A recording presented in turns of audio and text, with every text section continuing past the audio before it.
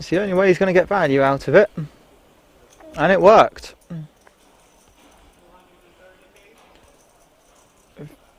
Fires off a 2/3 of the pot size bet, 230,000.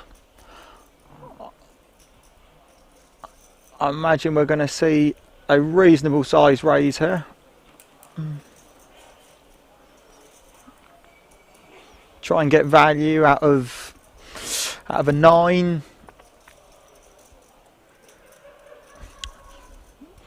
Obviously worst case for his ace queen as he's chopping.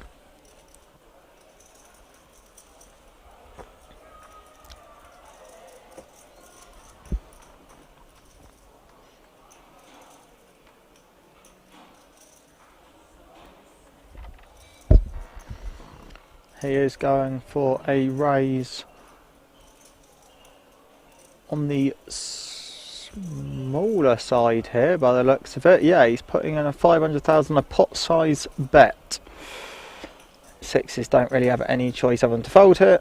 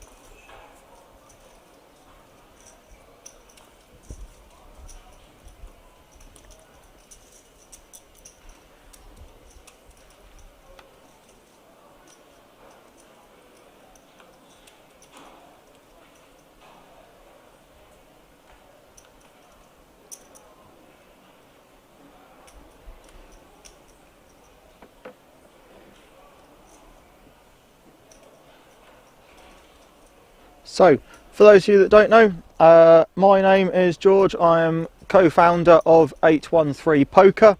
I've recently moved here to King's Resort and we'll be playing full-time poker and commentating at the same time on any events that I'm either not in final day of or chosen not to play in. Obviously during this World Series of Poker circuit there's multiple events on.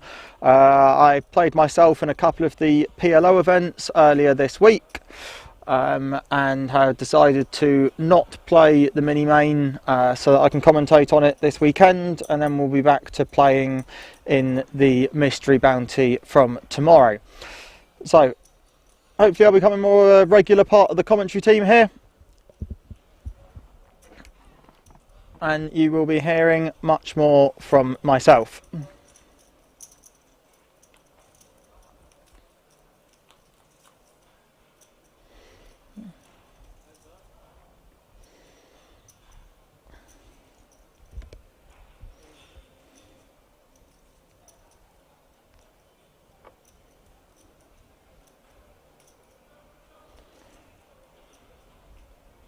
Good flop for Jack 10 of clubs there. Unfortunately, Paolo has missed quite heavily with 10-7 off. I mean, standard defend from the big blind, of course.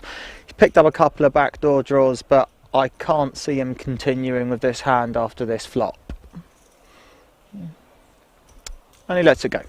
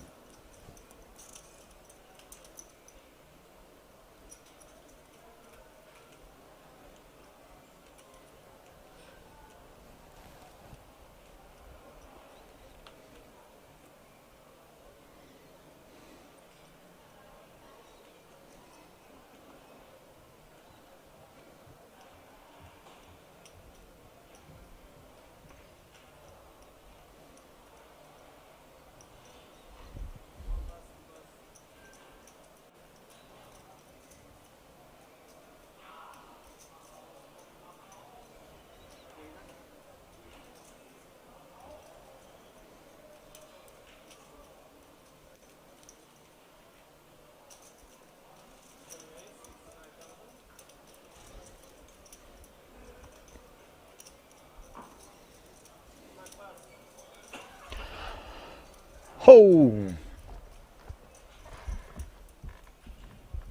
David comes in with the raise to pocket fives, runs straight into pocket aces, and he is going to lay in the 3-bet as well. Not going to slow play them.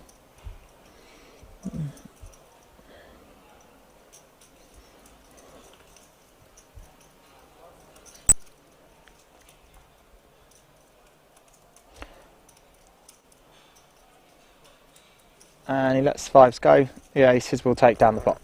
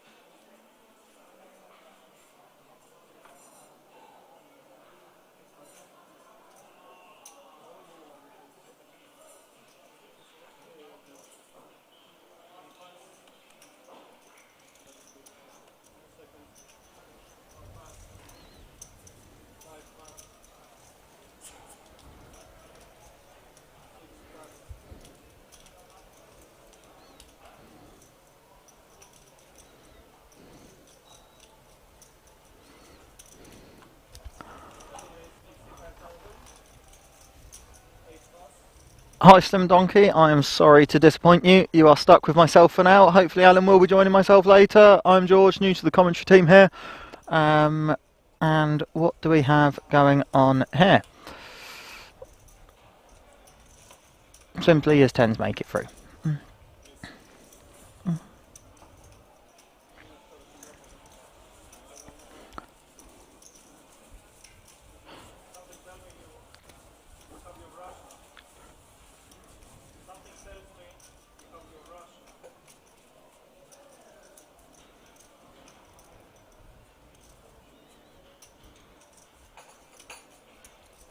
Ah, thank you very much, Slim Donkey.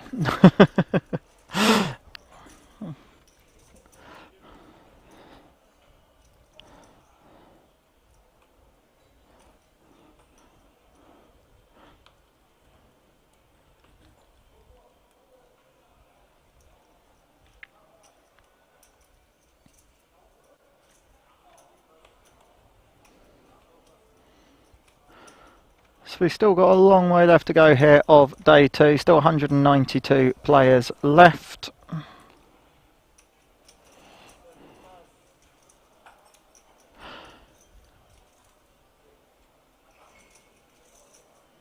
That's a very good question, Simlonki. One I don't actually know the answer to be completely honest with you. I was explaining earlier on when I first came onto the stream here that I'm a full-time poker player.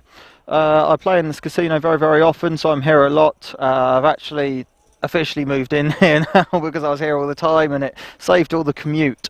I ended up just here one day playing poker, was sat around discussing the hands that had happened, discussing the type of day that I had had, and somebody overheard me.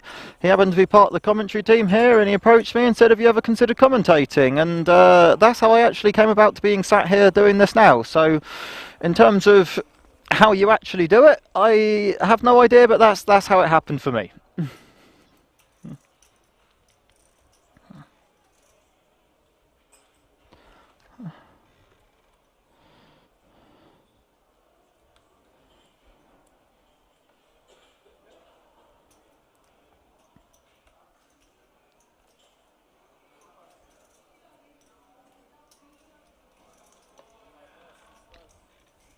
Yeah, absolutely, go for it. I know we've got a couple of remote commentators. I'm actually the only one who does it from Kings currently.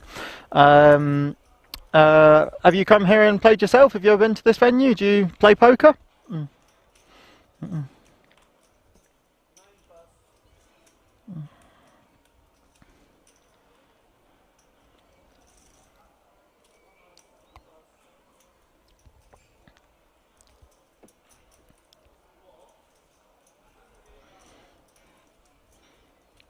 Oh, fantastic. Chances are we've probably been on a table together at some point.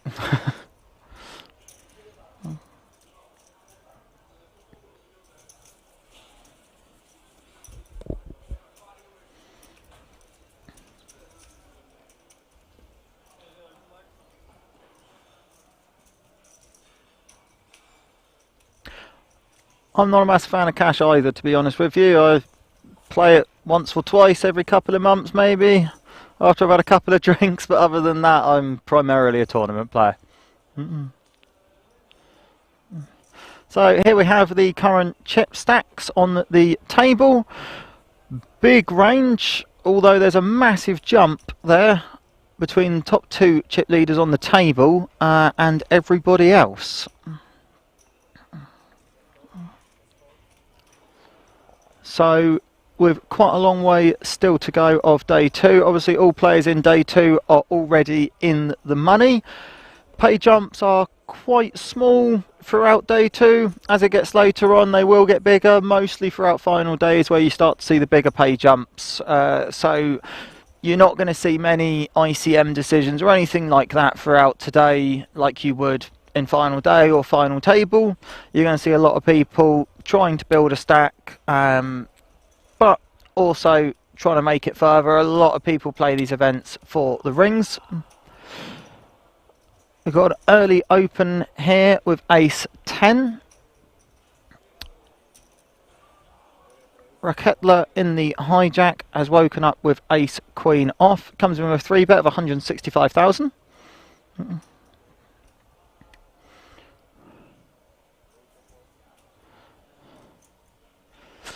Jack 10 of spades out the small. I imagine to the raise he'd be calling it to a 3-bet. Yeah, to a 3-bet. It's a standard fold there.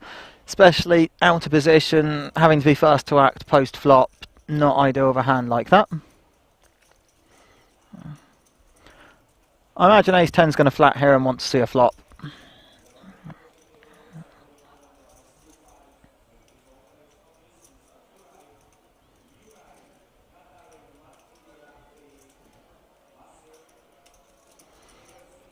Doesn't really know how much trouble he's in. He might be thinking of a 3-bet, a better ace. He might also be thinking a strong pocket pair, in which case his ace would be good. Again, out of position, having to be fast to act, he does choose to let it go and live to see another day. He's got quite a large stack at the moment. He's won the chip leaders on the table. Most likely won the chip leaders throughout the entirety of day two of a stack that size at the moment. So not worth risking too much of it once you've been 3-bet by a player with a smaller stack, which again does come into play there.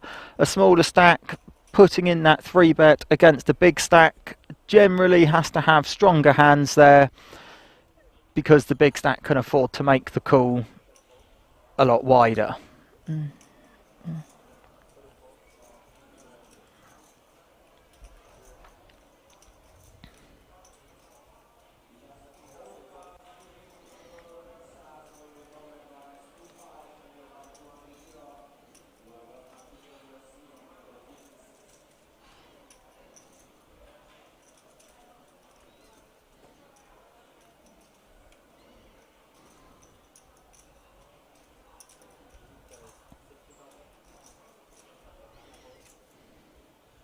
This time Raketla's going to open the betting. We'll raise 60,000 with King Jack off.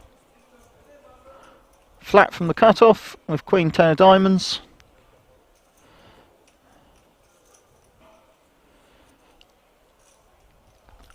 Jack 8 of spades is priced in to make this call here. I'd like to see him just flat this, stick in an extra 30k because it's a big blind anti-tournament. Obviously he's very much priced in there. Yeah, it's worth him seeing a flop. Especially with loose suited connectors, which could flop well, exactly like that. 8 high flop, perfect for the big blinds there. Now, considering neither of the other two, well, we know they've not connected with the board, but even from his position, you're thinking a raise and a call there, probably haven't connected with that board. In the big blind there, that is very much more his range than the other two. But obviously he doesn't want to get outdrawn on the turn or river, so worth putting in a bet here, seeing if he can take it down after the flop, which I imagine, as they've both not even slightly connected, I mean, backdoor diamonds is the only thing there. It's not worth continuing on, so that is why it's always worth calling when you're priced in from the big blind.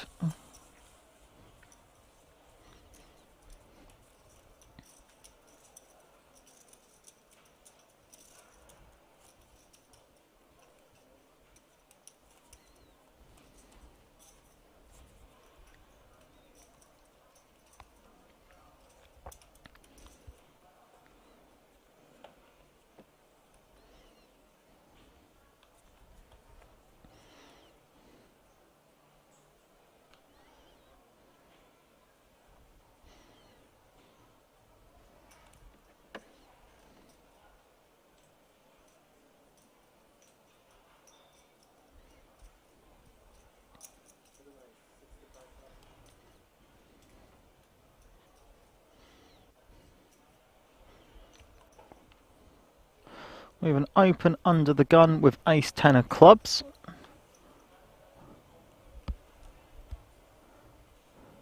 Early position, but a strong suited ace, of course. Whenever really you've got 40% of a royal, it's always a hand worth playing, of course.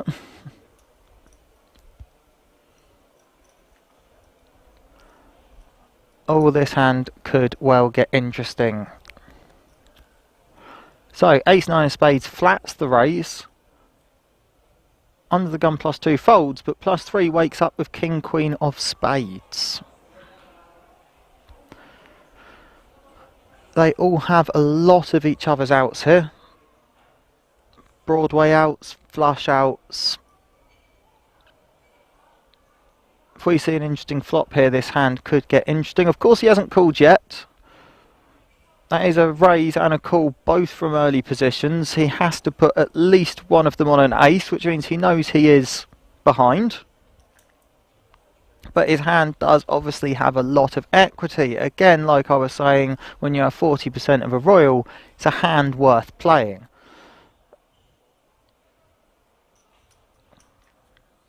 He does opt to 3-bet on the larger side as well.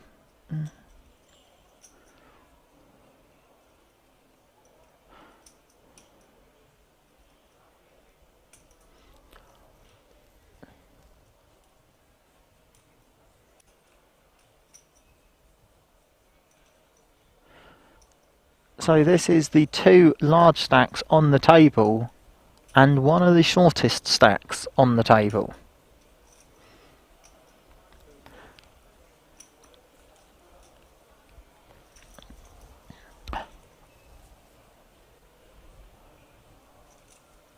I do like that decision to lay it down. He was obviously ahead with his ace, but a raise from an early position looks so strong, and if the other massive stack on the table then 3-bets you, generally they need a hand to be doing that, because the 2 big stacks on the table aren't going to want to be massively competing against each other at this stage, so it's not worth him getting into a massive pot. Generally you would have to put them on a better hand than ace 10, which is why I'm happy with that fold.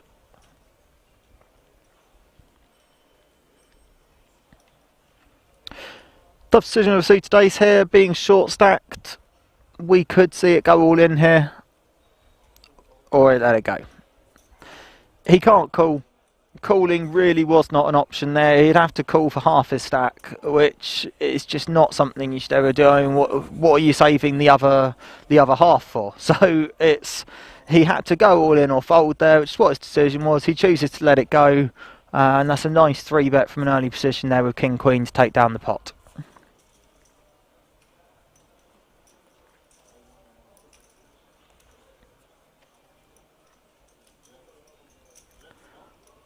Yes, the delay is 30 minutes on this stream from the casino. So coming through here to the booth and going out on any break, I'm going to have to make sure my head is to the ground so I do not see any spoilers at all.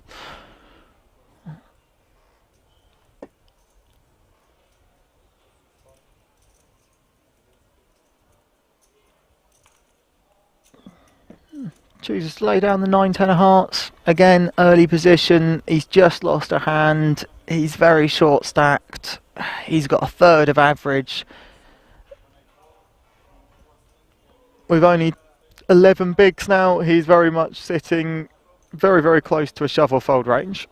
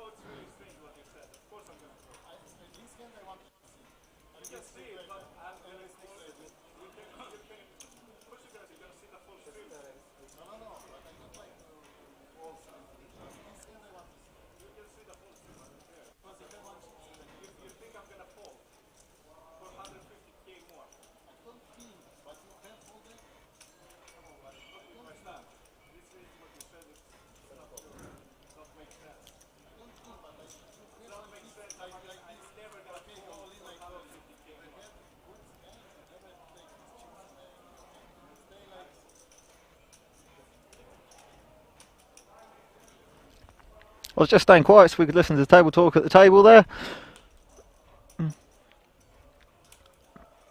Bit of obviously heat between the two chip leaders at the table at the moment.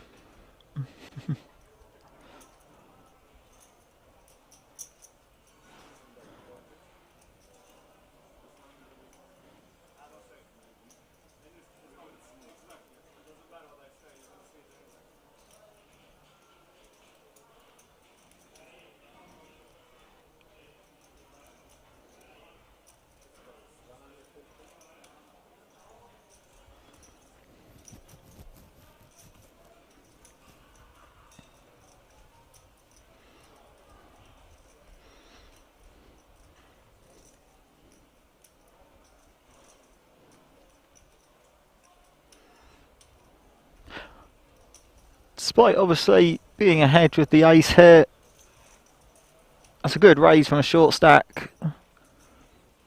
Almost, well, basically showing that he's pot committed to it as well, which makes his hand look even stronger.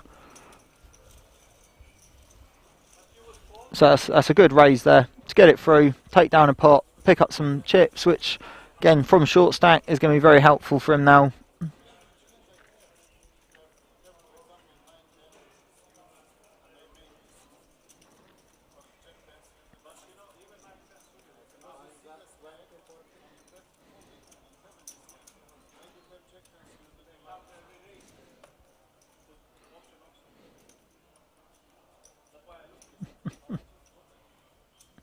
He's still not very happy about being 3-bet.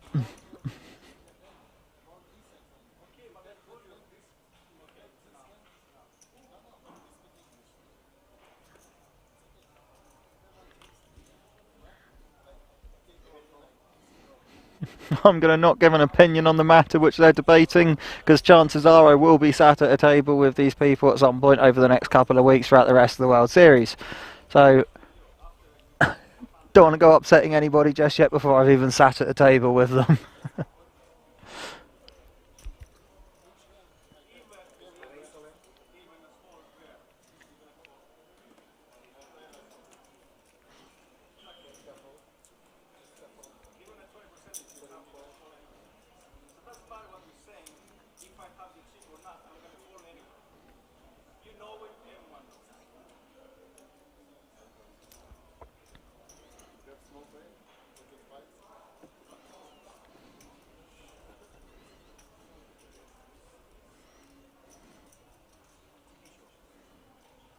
He's again facing basically the same spot he was in last time. He had ace-9 suited. Now he's got ace-8 suited, except this time, last time he was ahead, this time he's dominated. Again, chooses to let it go.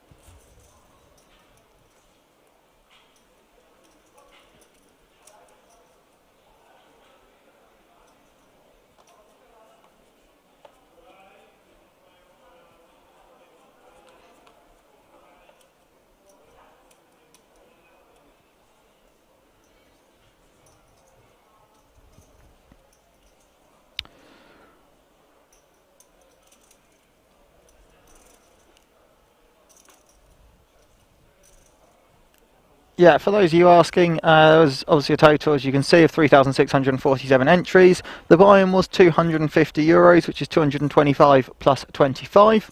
So 225 of that does go into the prize pool for all 3,647 of those entries, which has given us a record-breaking prize pool for the mini main event in the World Series of Poker circuit of €779,546.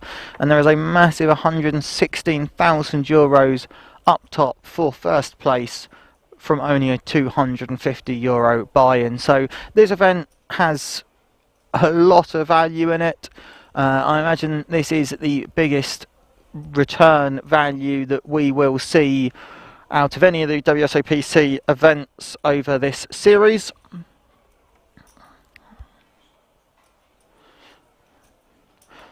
Just for making day two, they all got €400. Day ones were played down to the final 10%, and once you made the last 10%, you received your €400 and made it through to day two, where the ladder then starts.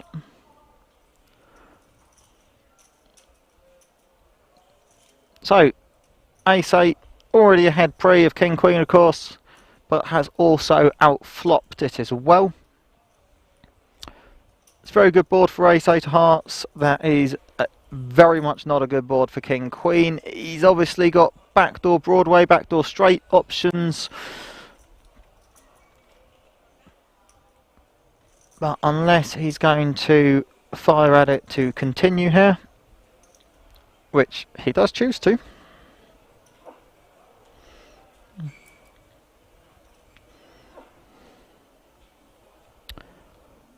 There's no way Ace-8 of Hearts can fold on this flop of this texture here.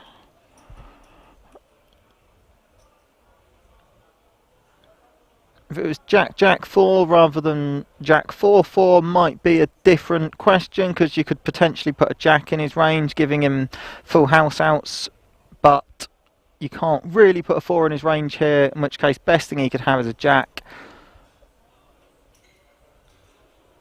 Great move there of the Ace-8 of Hearts. Unfortunately, as we can see, he was so far ahead, it wasn't overly necessary. He could have just called and let him continue, but if he has got a Jack, this puts a lot of pressure on him. I mean, obviously we're going to see a fold here from the King Queen, but in terms of what he's thinking there is, if his opponent has flopped a Jack, we've both got half of average. Let's take the 50-50 on whether my flush gets there or not.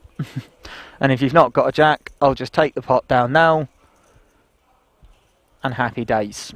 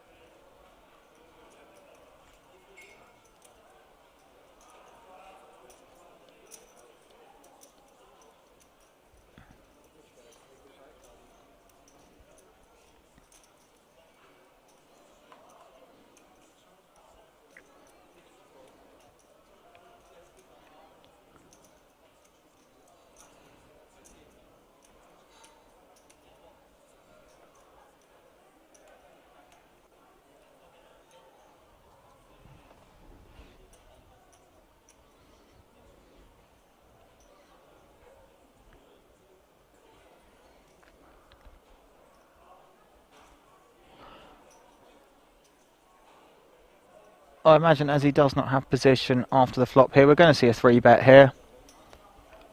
Oh, he decides to go for all of it. I can't see Ace-King of Hearts folding here. No. Which means we're in a classic flip situation.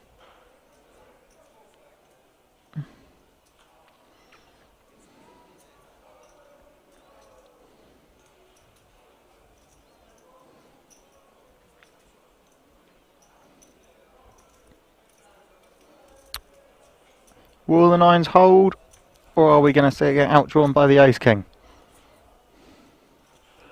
It's a very good flop for nines. No backdoor hearts either. No backdoor straight draws, which means he is now drawing to just an ace or a king. He definitely didn't want to see paint on the turn, but it is not a king. And the nines are going to hold, and he's going to double up off the big sack on the table, taking a big chunk out of him.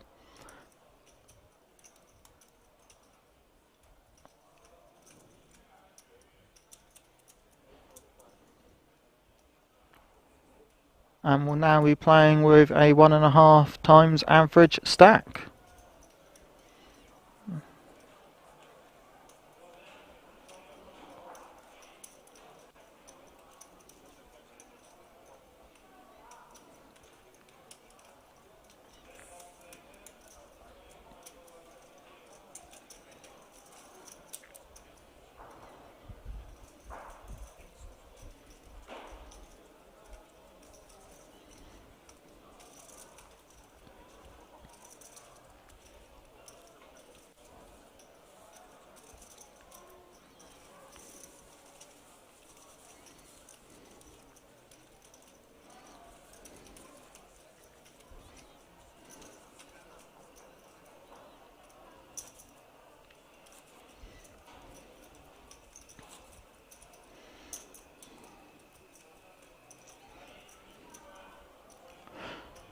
So we're currently running a promotion at Kings here. For those of you watching the stream, you can use the code STREAM10, that is STREAM10, to get 10% off your order at the Kings shop. I have a few of the tracksuit sets myself. I'm actually currently wearing the 20th anniversary black and blue one. They're very comfortable to wear at the table, nice and relaxed whilst playing poker. So you have less things to worry about there. Now, Stefan has woken up with the bullets. Is anybody going to have anything they can play against him, or that is worth seeing a flop?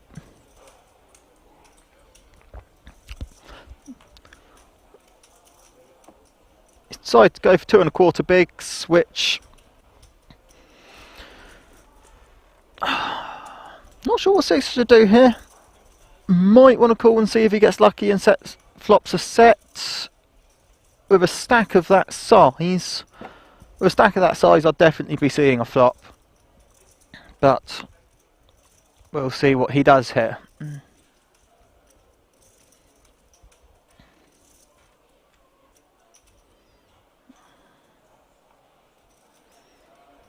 Choose to let it go. Disciplined. Big blind, there's nothing you can call with either. The aces will make it through.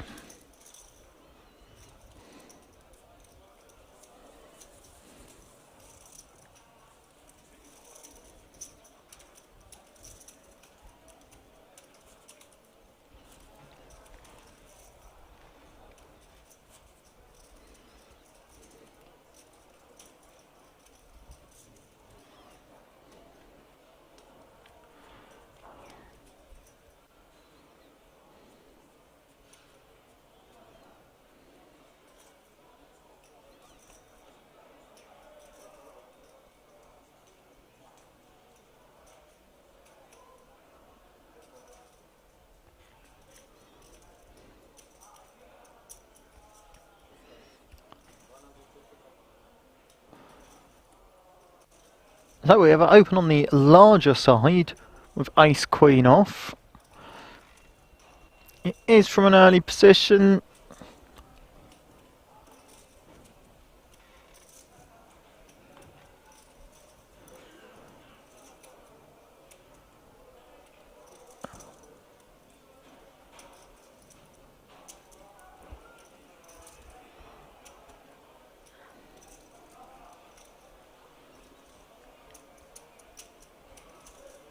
Now, personally, this is a spot where I'll be sticking it in the middle, and I'd like to see him do that here with 420,000. When average is 1.1 million, he is a pocket pair in the big blind. When someone's put in a very large, on the larger side raise, nearly 4 bigs, he does go for all of it. and he is called, and again we are in a 50-50 flip for a double up or an elimination.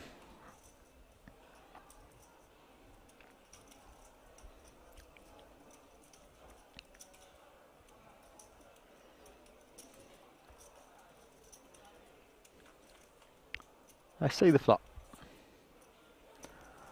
That is a great flop for the sixes. Ace Queen drawing virtually dead here. They will have to get runner King 10 for a straight as the only way that Ace Queen could eliminate the sixes here. And it doesn't happen. The sixes turn the boat. Full house, sixes over jacks. He gets the full double up and is now up to only around 10% off average. But of course that does only leave Mikhail with just under 6 big blinds. So I imagine he is now the stack on the table that will most likely be going all in next.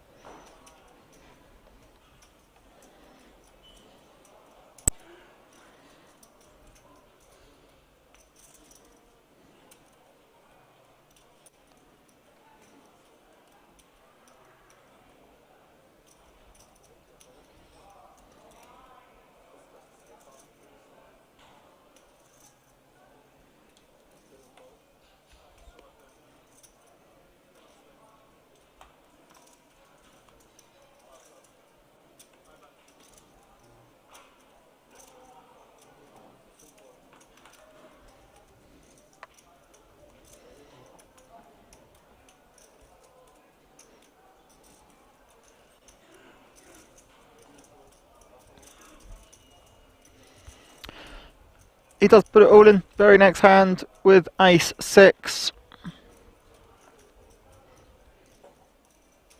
I imagine, as Stefan is probably thinking he's on tilt as well, he knows he's not going to be doing it with that strong of a hand. His range is very, very wide here, so he does make the call with the sevens and is a 2-to-1 favourite on knocking him out. But he still has 34% chance of doubling up.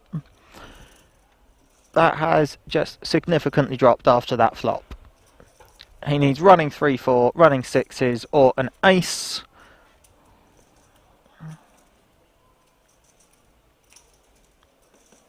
And doesn't get it. Sevens hold. And we have a player out.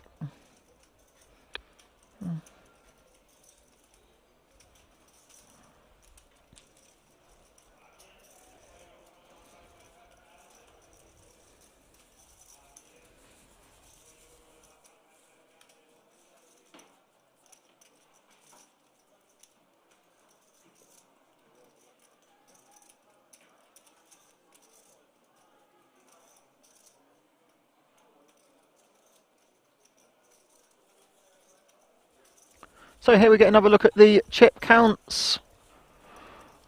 Corker has a large lead on this table with 2.5 million, and then all the way down to Paolo with 10% of that, 250,000. There are 4 players on the table, so half of the table that have more than average currently, and the other 4 with less than average. 3 short stacks who will be looking for a double up with 13 bigs and less.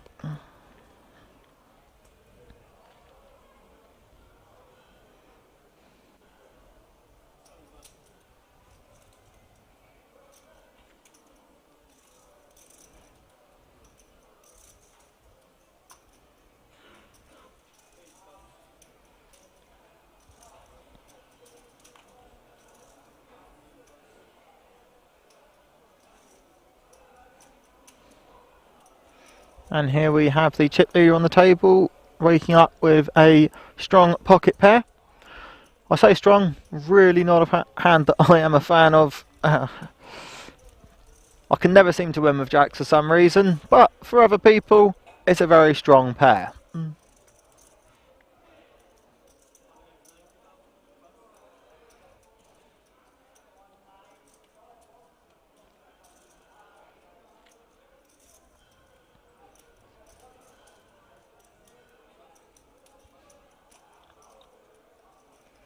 Although in saying that, whenever I'm at a table and I raise or I 3-bet and somebody pushes all in and I think about it for a while and then fold, and I usually say it's just a hand that never wins for me, and more often than not, half the table usually goes, was it jacks? So, must be quite a common thing amongst a lot of players that they look a lot stronger than they are. Personally, I actually prefer pocket tens to pocket jacks, even though statistically wise, pocket jacks are better.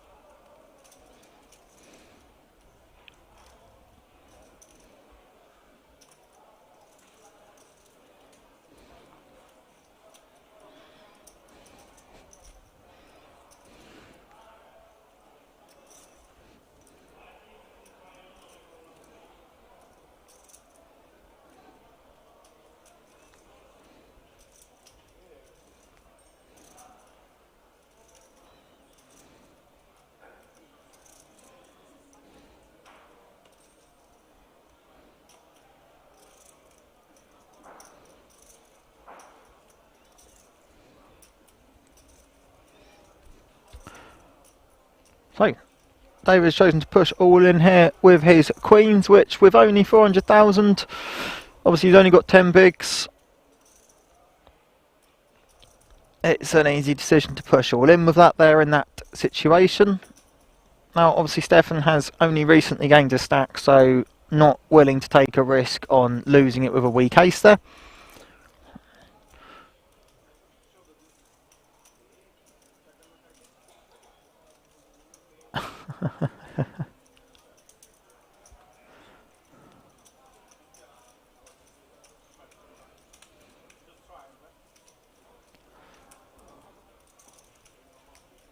Standard response to the table there, asking him to show the bluff.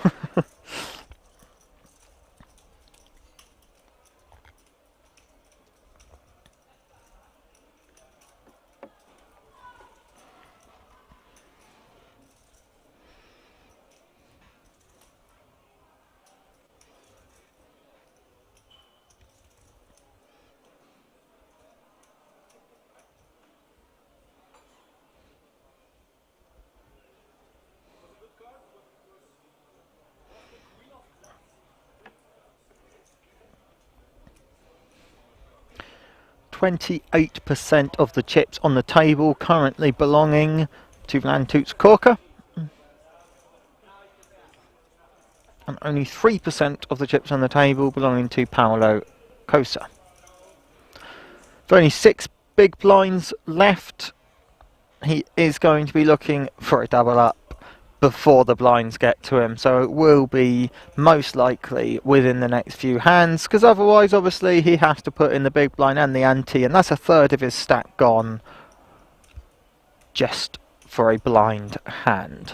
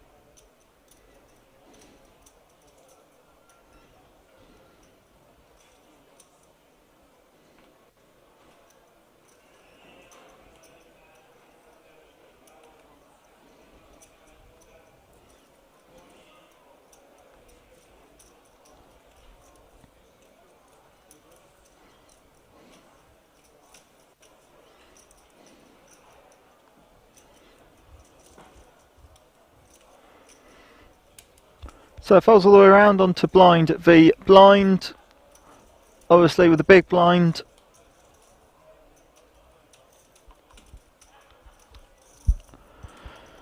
I discussed only having 6 bigs before this hand. It's a very easy decision for the small blind to shove there with an ace, putting him all in, putting pressure on him.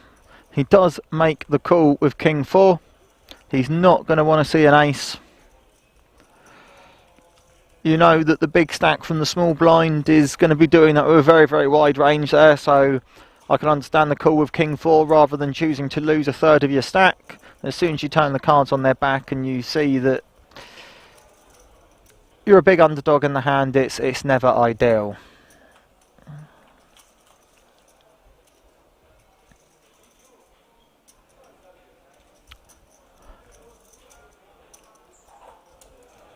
Neither players have any spades.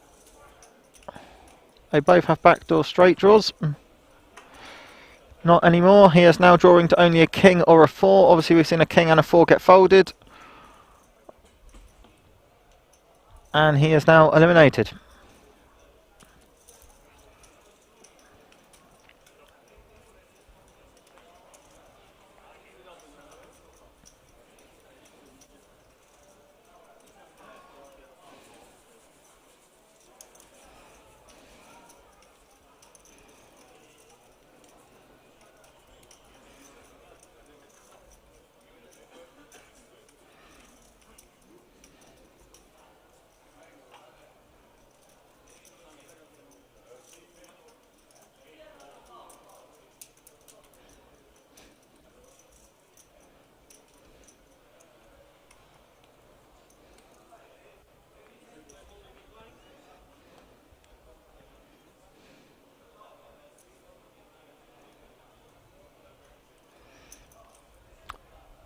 Oh wow.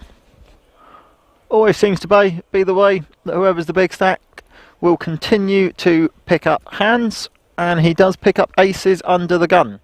Yes, they are in the money. They get €400 for making day 2. Only 10% of the field for every day 1 made day 2, so they were automatically in the money at the end of day 1.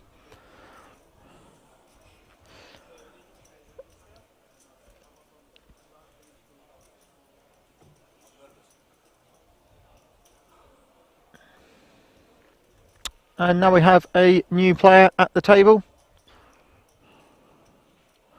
who, this is not going to be a good start for him. Wow. First hand sits down and picks up ace king when the chip lead on the table has aces.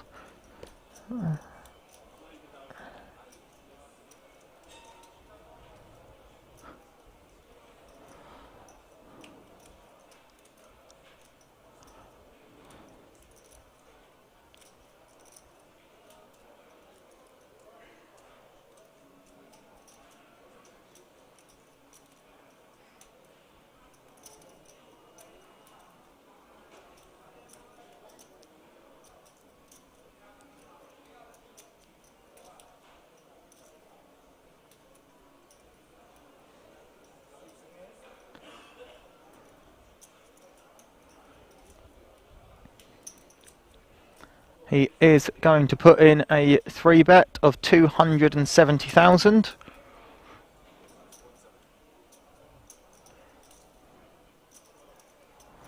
Big blind will get out of the way with queen 4 off and let the 2 big stacks go at each other. Are we going to see him slow play the aces here and just flat call, or are we going to see him stick in a 4-bet?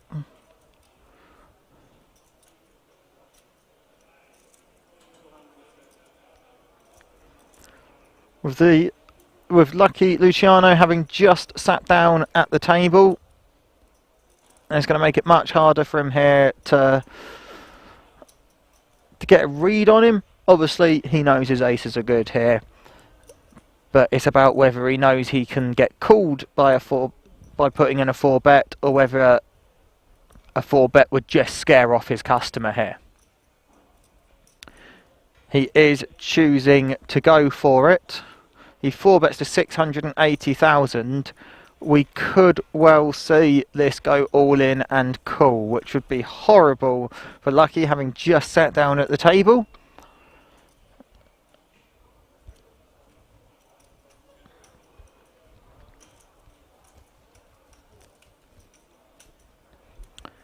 And again, obviously Lucky at a disadvantage here. These guys have been playing together on this table for a while, and being the new person to the table, again, other way around, he's not going to have a read either of how strong Corker is.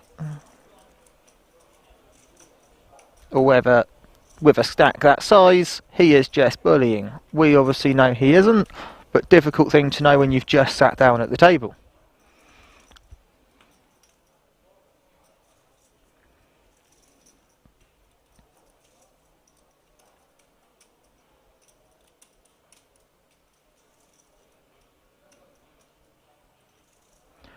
Oh, we do see him put it all in. It's going to be a snap call from the aces. One hand. Sits down, one hand, runs ace king into aces. He has a 1.5 times average stack. And he could be about to lose it all first hand on feature table. Obviously, this could be huge for either player, whoever wins this. Ace king is obviously still live. It's looking very slim now. He's only drawing to running kings.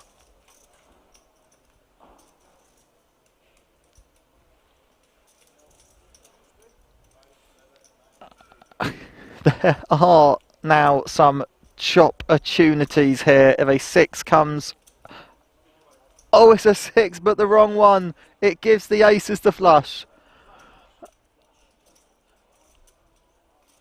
And that's it. One hand on feature. Ace king into aces. And his 1.5 times average stack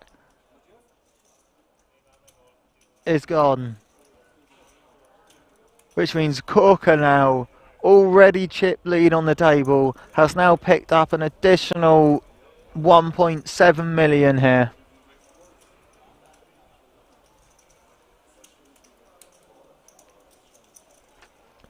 Extending his chip lead, putting himself in a very strong position. Bad news for the rest of the table. No one wants to see the guy that already has all the chips get given this many more.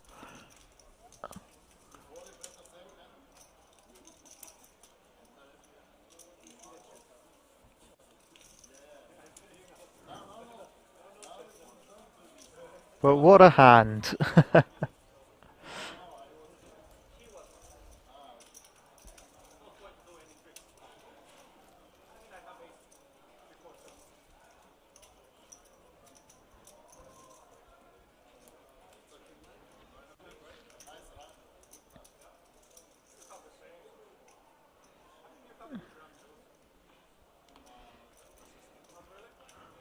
I'm guessing he is eventually going to sort out those masses of chips. Because they are currently quite sporadic spread out.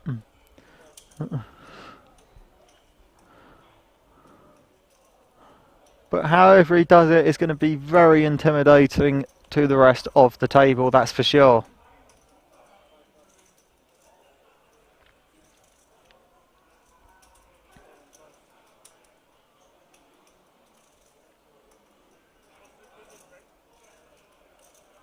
I'm not sure who current chip leader in the whole tournament is. Unfortunately, we only have chip counts for the feature table.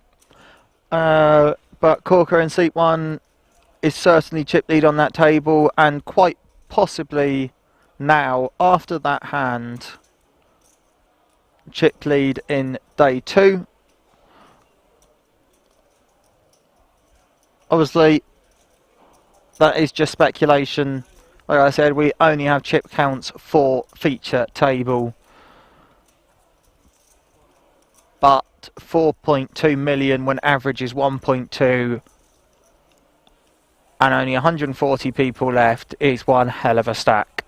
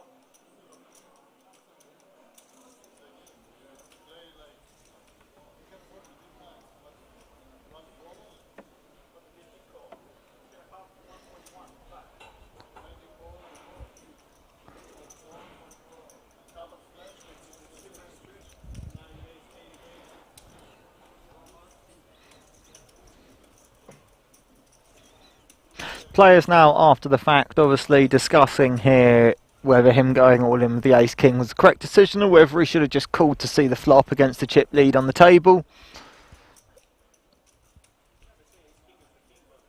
Obviously, it's easy for anyone to say what they want after the hand, after they see the outcome and what he was up against.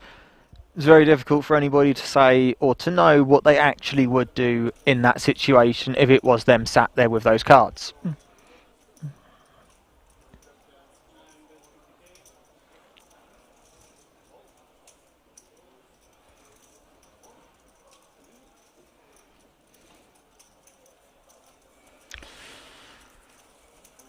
Slavic getting shorter in chips there.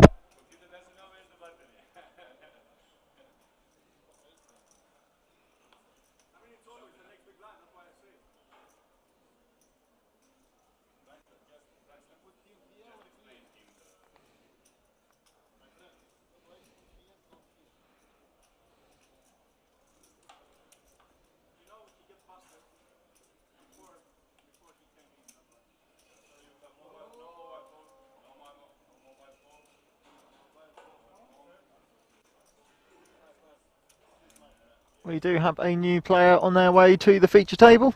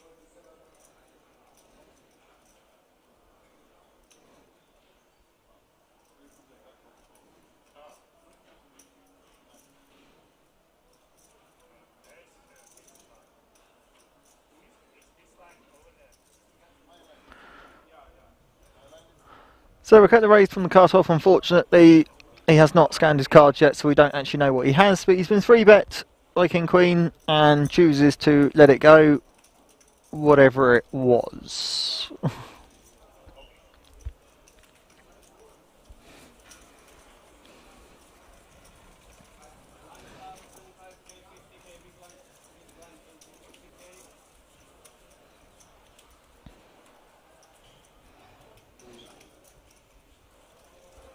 Now this will be the new players at the tables first hand as these cards get dealt.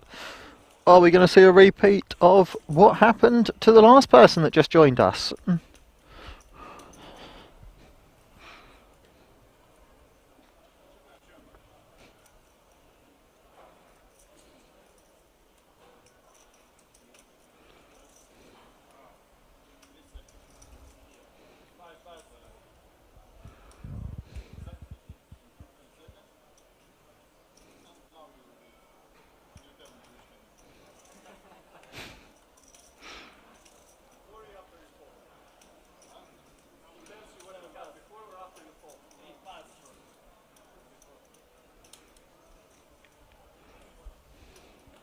No, it's going to fold all the way round to Ricetta in the hijack.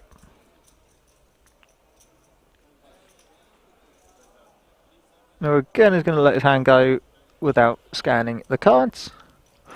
Now chip lead on the table, woken up with a suited ace in the cutoff when it is folded round to him. Now we're going to see a raise here. The question is how big. I'd like to see it on the smaller side to try and get a call. I'd like to see 125, 130, around that sort of size. But he is looking at what the chip stacks are in some of the other positions to potentially try and target them.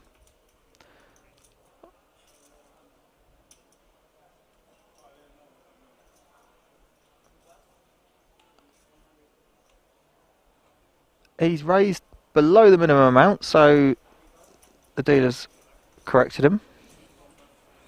But it made it through anyway.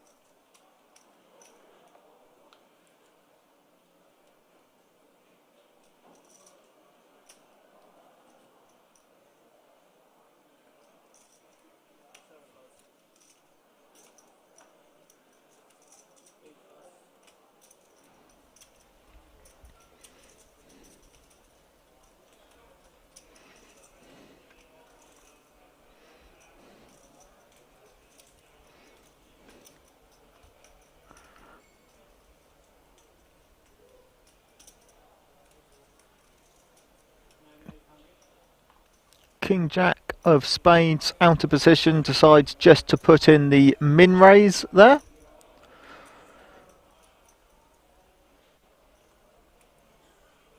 It's going to fold to the blinds.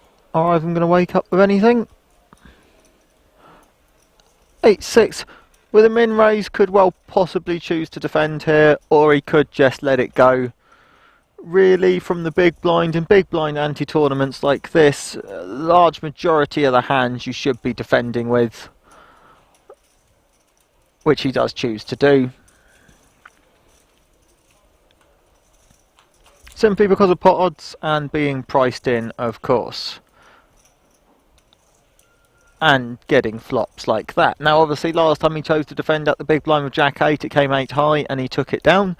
This time he's chosen to defend, he's flopped the open-ended straight draw. However, the King Jack is still ahead with King High and has also flopped the second nut flush draw.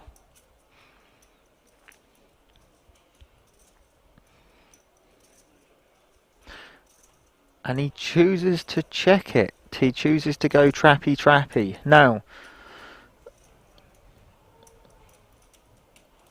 I imagine he will rep the ace here and take down the pot.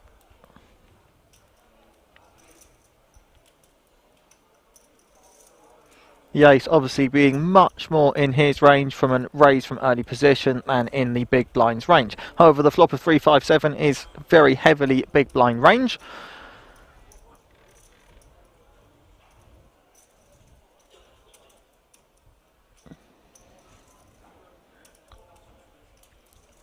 For 160, is he going to choose to see if his straight gets there? He is, which means if we do see the 4 or 9 of spades come out, it could be devastating.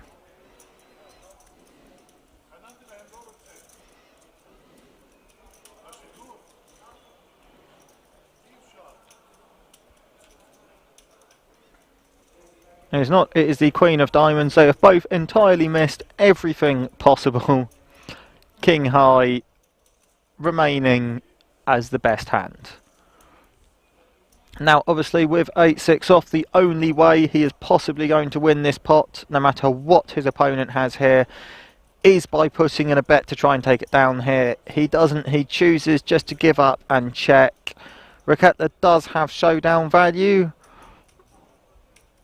But if he does think that Stefan from the big blind has hit a 3, 5 or 7, because that is very heavily in that big blind range, he might choose to turn his hand into a bluff here to take it down, or he might just check with showdown value and hope that it's good. He is going to turn it into a bluff.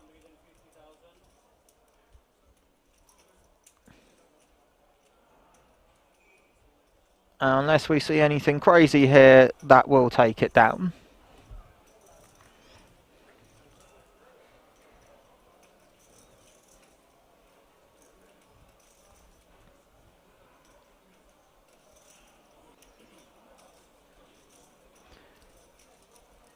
Yeah. He opts not to go for anything crazy. If he did choose to raise there, it probably would have been good. Probably would have got the King Jack to fold there. But way too risky. Chooses instead just to let it go and live to see another day.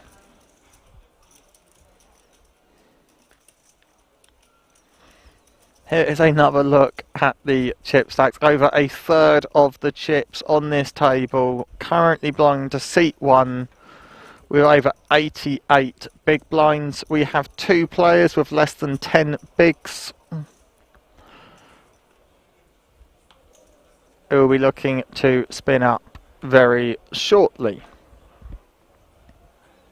And as I mentioned earlier on, obviously the ladders are fairly insignificant. The pay jumps are fairly insignificant at this point in the tournament, so there's no need for them to hold on to their 7 big blind stack, 8 big blind stack to try and get a ladder, try and get a pay jump there. They're much better off trying to find a spot and making a move. Here we have, of course, the chip leader at the table, again waking up with an absolute premium. He's had queens, aces, and now ace king.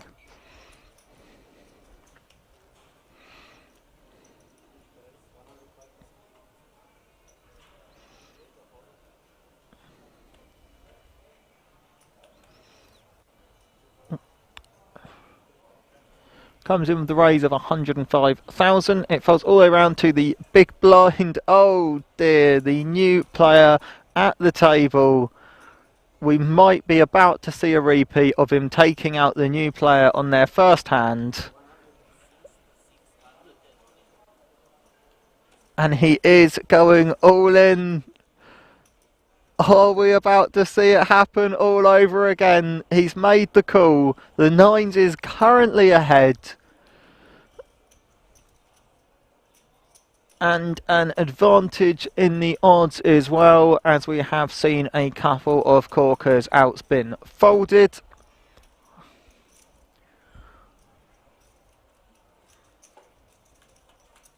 But let's see the flop. Oh, the king is there, but so is the 9. He's now taken a massive majority chance, and that's it. Ace king now drawing dead. First hand doubles up. It's a good start from at this final table. He's doubled up to virtually exactly average, which means we're going to see him for a bit longer and actually stick around. And he's the first person to take a noticeable chunk out of the current chip leader at the table's stack.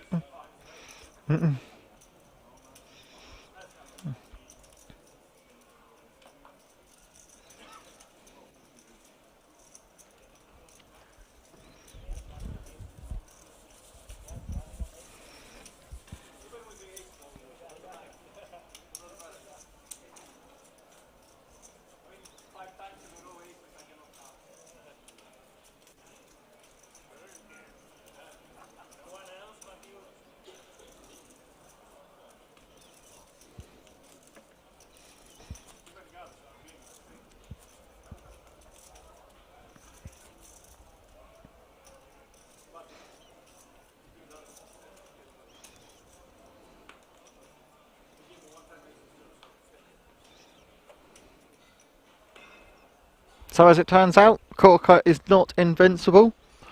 He has now lost a hand.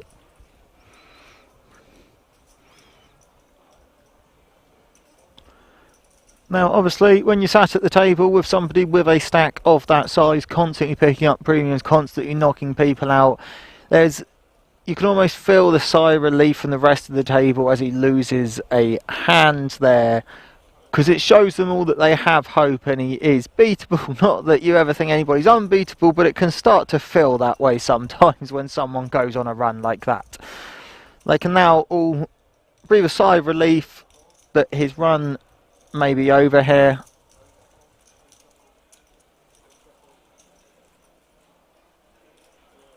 But obviously his stack is still 2.5 times average, I believe. So he still has a huge stack and will still be using that massively to his advantage at this table. Now Slavik is all in for his remaining 7 big blinds. Unfortunately, we don't actually know what his hand is.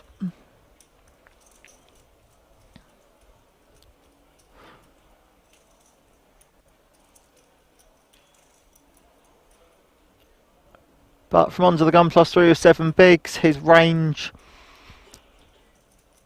is going to be a bit wide.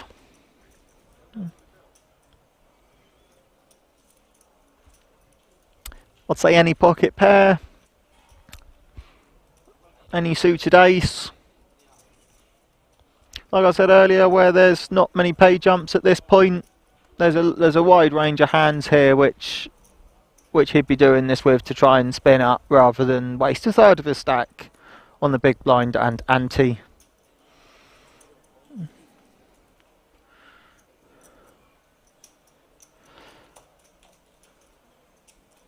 Now, whatever it was, made it through.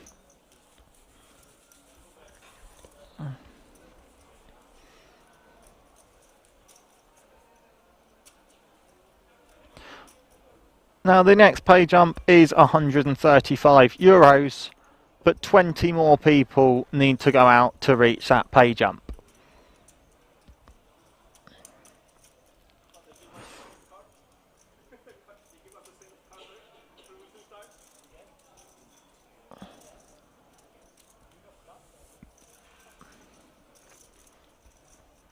So the chips have spread out a bit more evenly over the table. We now have 6 players over $1 million. Only 1 player with less than 10 big blinds now, 1 with 10 bigs. And Corker still sat on 75 big blinds. So as you can see, he actually has 3 times average still. And has only gone down from 88 to 75 big blinds. So still a massive chip leader on the table. Will still be heavily running that chip lead position.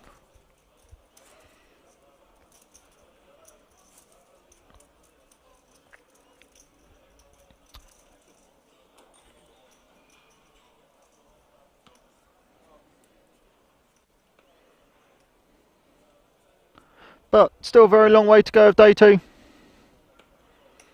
He will very heavily be looking to maintain that stack at the moment.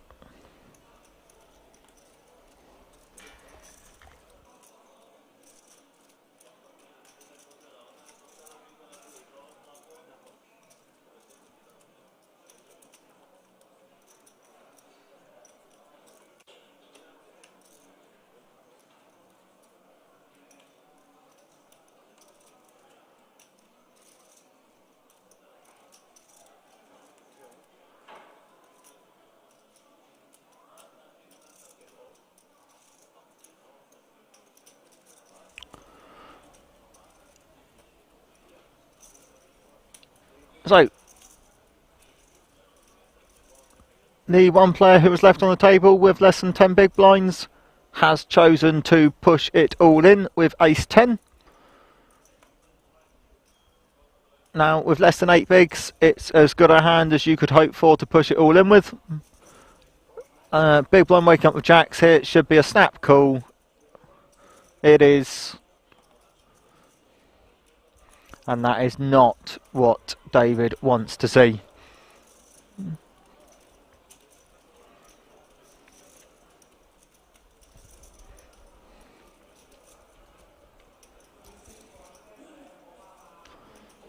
Obviously, still live, still is just shy of 20%. 1 in 5 times he will be winning this.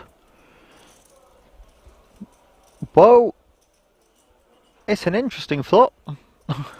So it's 10, which means he now has a couple more outs. He's now only drawing to the 1 ace left in the deck or the 2 tens left in the deck. And it is a deuce on the end, meaning the jacks will hold and eliminate David in 137th place.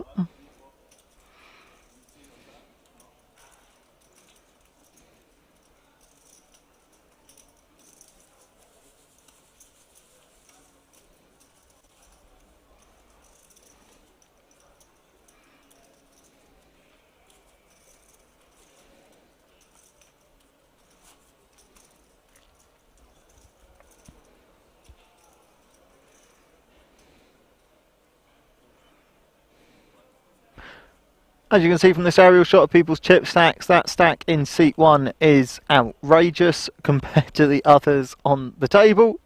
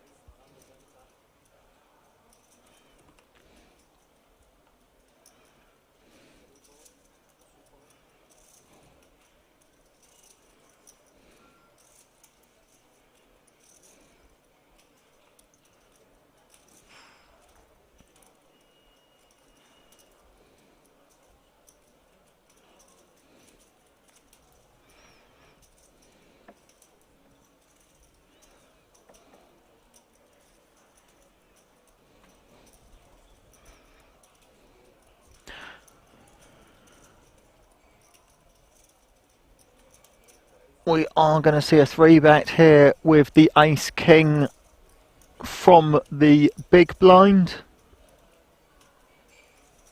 And an easy fold with the jack-10 off.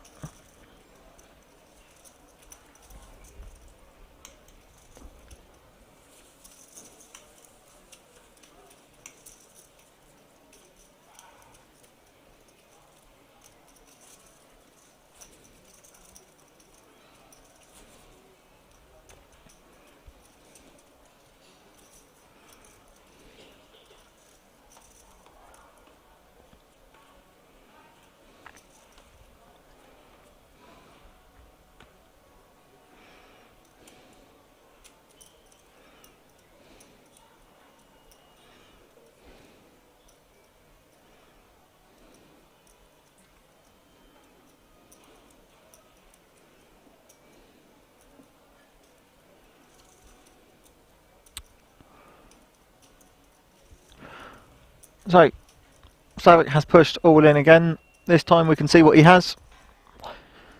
Pushed all in with King Queen, which with less than 10 bigs under the gun, you're about to be big blind. Easy decision to push all in. Now, if Ephraim was last to act, this would be a very easy call for him. Unfortunately, with the rest of the table to go, it does leave him in a bit of a tight spot. And he does choose to lay it down, and I'd imagine for that reason. There are too many players behind him. If he calls, he's opening up for somebody else to go all in which case he'd have to fold his ace-jack. And of course, if he pushes all in and somebody else wakes up with aces, kings, queens, ace-king, ace-queen, then he's going to end up losing his whole stack just because somebody else went all in before him and he was left in a tough spot. So, I can see why he chooses to let it go. Chip leader on the table has woken up with a pocket pair in the big blind. I imagine we're going to see a call here for less than 10 bigs. It's just over 10% of his stack.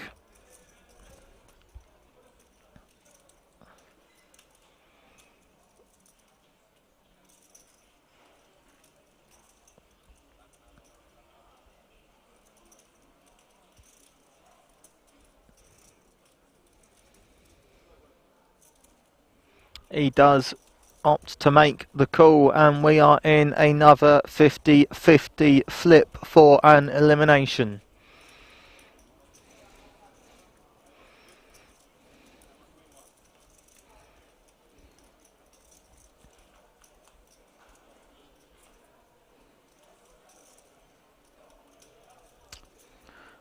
So far, 8 are good. He's now picked up extra outs, although most of the hearts have been folded. And the 8s will hold, and he eliminates another player and extends his lead on the table.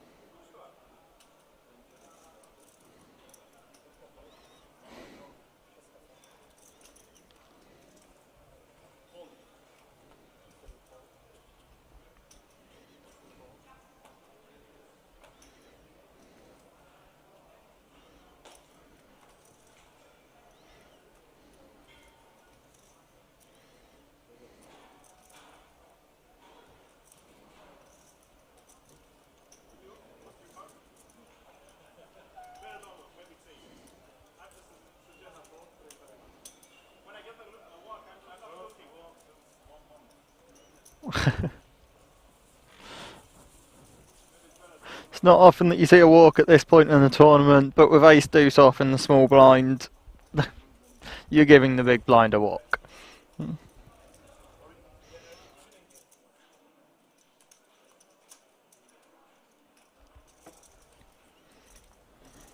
I have to say that man has a fantastic beard going on as well.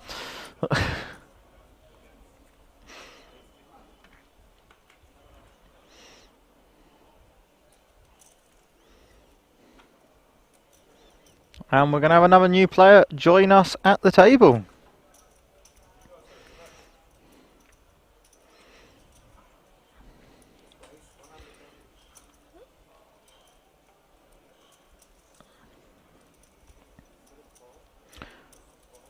So we will raise under the gun from Alexandru with queens.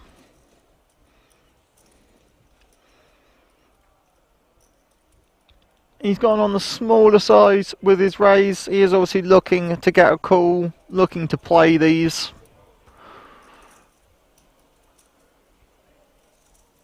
And the raise makes it through.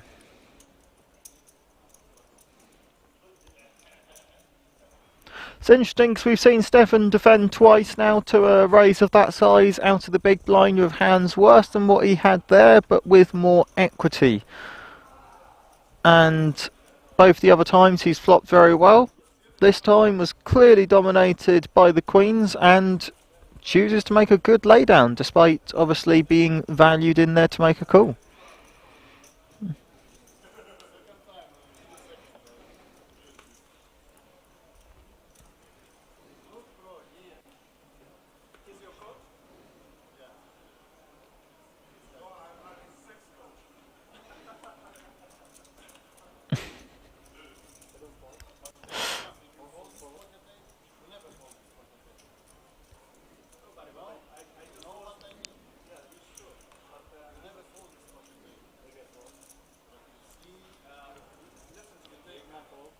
So they're still debating how long he took to decide to make that call. The pocket eights out the big blind to the short stacks all in for 10% of his stack.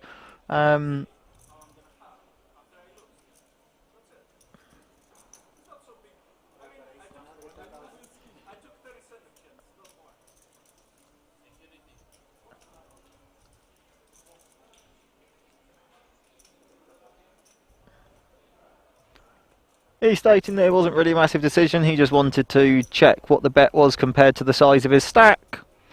Wanted to make sure that he was doing the right thing. Like I said, for 10% in the stack, obviously we could see that information. He was surprised, didn't know instantly.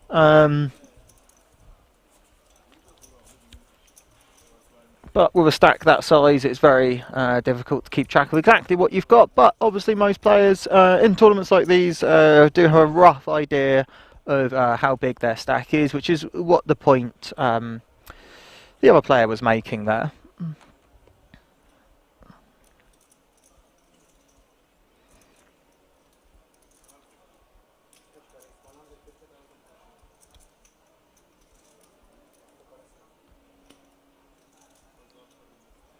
Azam is choosing to raise under the gun with pocket sevens.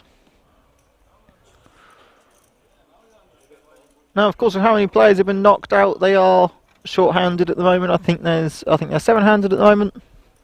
There will be more players joining them shortly.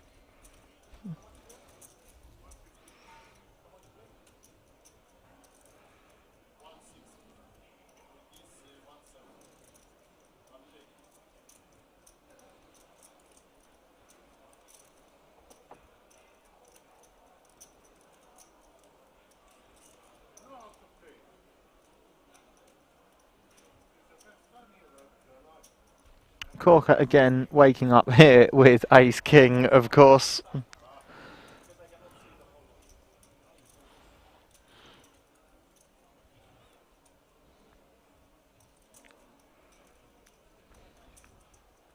Now the question is, how big is the 3-bet going to be? He goes for 410,000.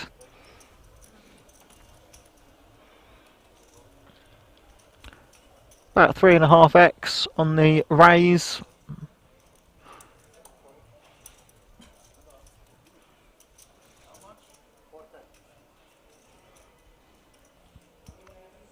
Now this is the problem with raising from an early position with a small pocket.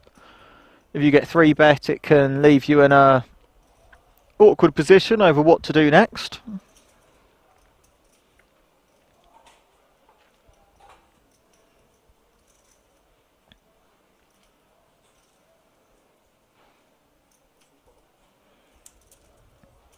He does make the call. We're going to see a flop.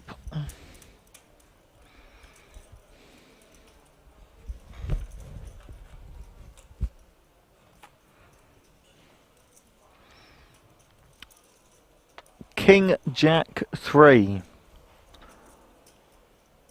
Not what the pocket sevens want to see here. As obviously we know he has Ace King, but a lot of hands that are going to 3-bet you from that position with the stack of his size are going to have a king or a jack in them. So the 2 paint cards is not what he wants to see on the flop. He does choose to lay it down to the C-bet from Corker with the Ace King.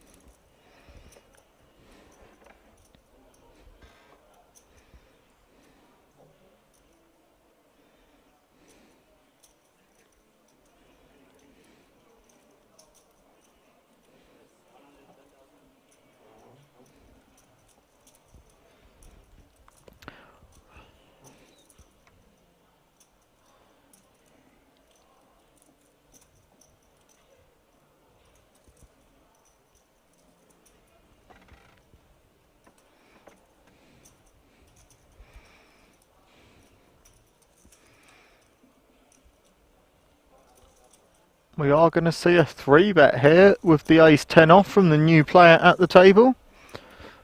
On the larger side as well, opts to go for 400,000. From a virtual min raise to 2 bigs to a 3-bet of 8 bigs. And now in the big blind has woken up with ace-jack of diamonds.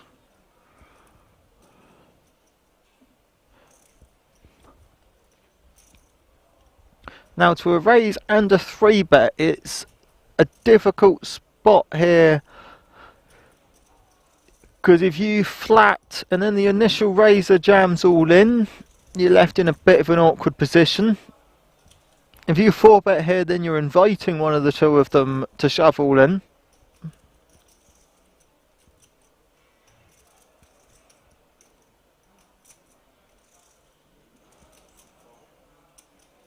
He does go for the flat call. Now, sixes really should be getting out of the way here to a 3-bet of this size and then a flat call from the big blind. He does opt to get out the way. Leave it to the two players with similar stack sizes as well. They both had around average before the start of this hand. An ace could make this interesting.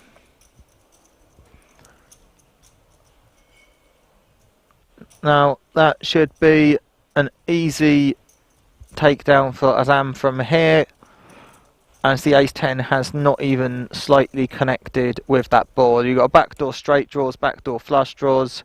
He pushes all in with his nut flush draw. That will be enough to take it down.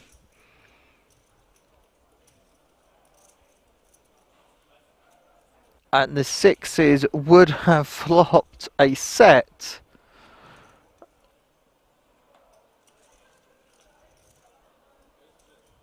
Which could have got very interesting, because he would have called the all-in.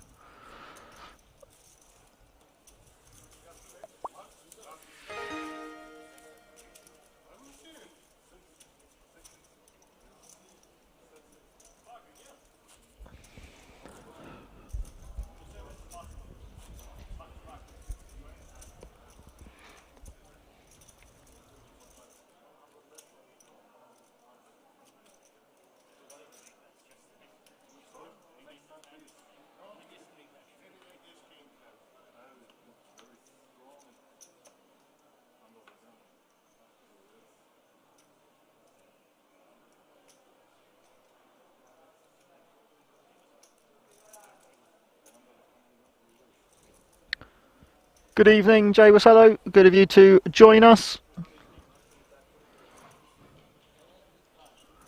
Please correct me if I said that incorrectly.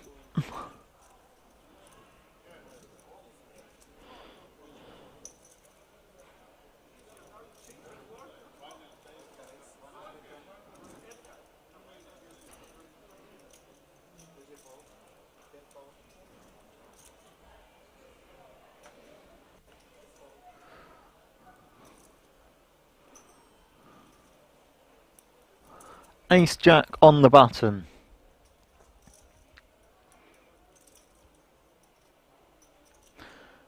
He's not got involved in many hands for a while. This could be the first time he gets back involved here. He's been quite card dead for a while, but has also had a lot to say for himself in hands he's not been involved in.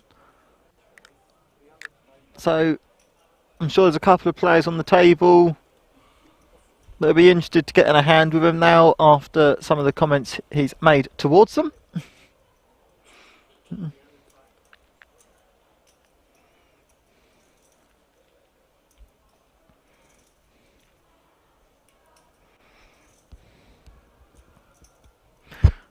Now, what is Ephraim going to do here with his king queen?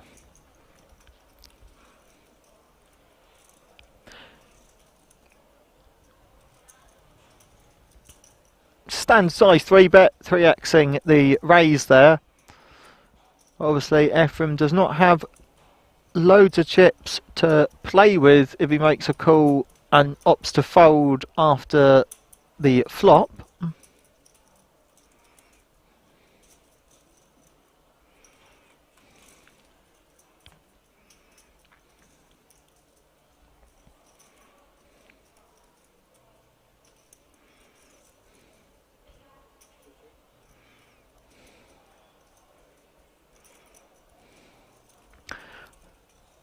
Now, it's a great flop for King Queen. Also a very dangerous flop up against Ace Jack, because if he now makes 2 pair here,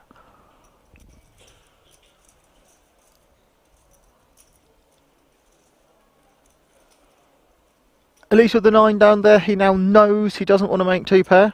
So he knows if the king comes, it's way too dangerous.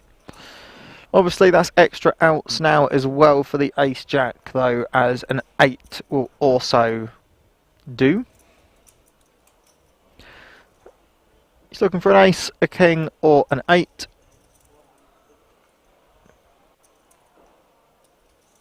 He chooses to effectively put Ephraim all in by putting in the majority of his stack, knowing that there's no way he can call that. He either has to shove over the top or fold.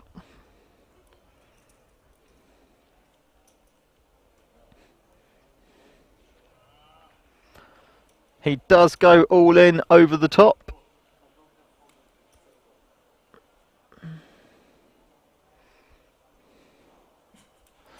He's looking for an ace, a king, or an 8 to eliminate Ephraim, or he will double up.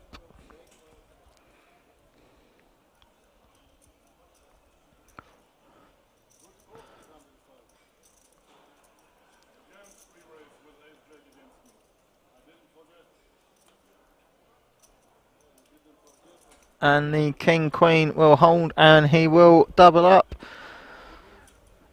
Even the ace jack very short stacked going into the break.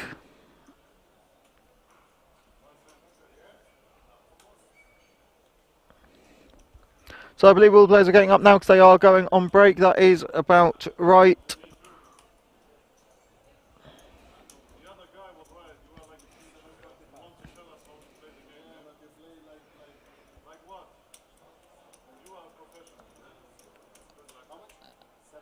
And they are now reminding him exactly what I said at the start of the hand. Everything that he's been teaching the whole table, all the comments he's been making, is exactly what I said at the start of the hand. There's a lot of players that are going to have their backs up a lot about a player like that, and chose to take him down. So these are the chip stacks going into the break.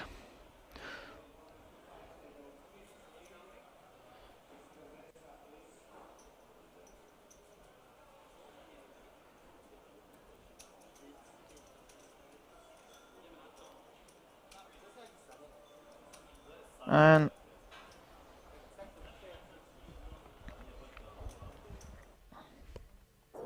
I will see.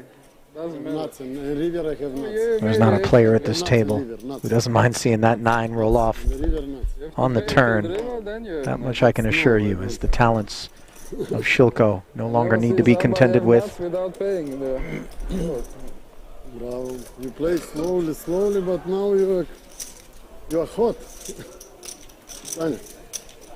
Давай, брат.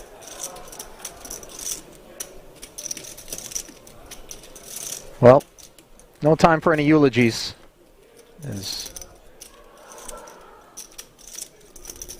we march on here, absent Shilko, 45 remaining. King Queen suited from the hijack, not all in, but mostly in.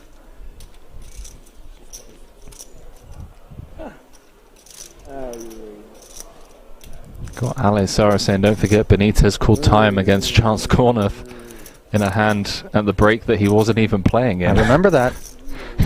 Chance had some choice words for Benitez after that one too. That was at the World Series of Poker main event in Vegas this summer. Oh, Volkov.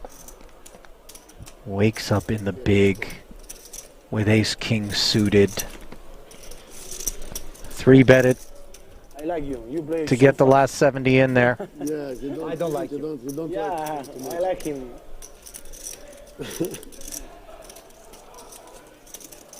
No stress. No, I like him. I play fast too. Ace, ace, 5, and No, king no queen suited. possible combination. So few outs. Running spades, running 10 jack. I knew that was GG. And that's it. Ace is full for Volkov. Chip leader here No more possible. has Only, 2 casualties in short order here at the feature.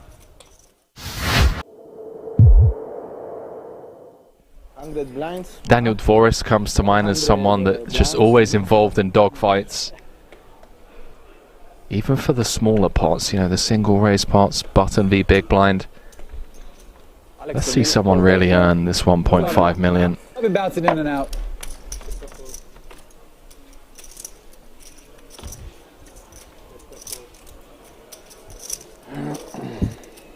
Twitch chat, by the way, speculating that perhaps we got some vowels jumbled up with respect to Benitez's online screen name, because if it is indeed Temato, as opposed to Tomate, Temato is I kill you. And that would seem to be a little bit more. Yeah, I don't think it's... If it isn't, you know, but I could see Temato, you know what I mean? If you're a boss out there, kind of an aggressive warning to those brave souls that would seek to take him on. Shilko showing bravery, this time with King 10 offsuit in the cutoff. Getting 3-bet. How much is this? 60? 60. By Volkov. Up to 165, now the Ducklings losing flight feathers.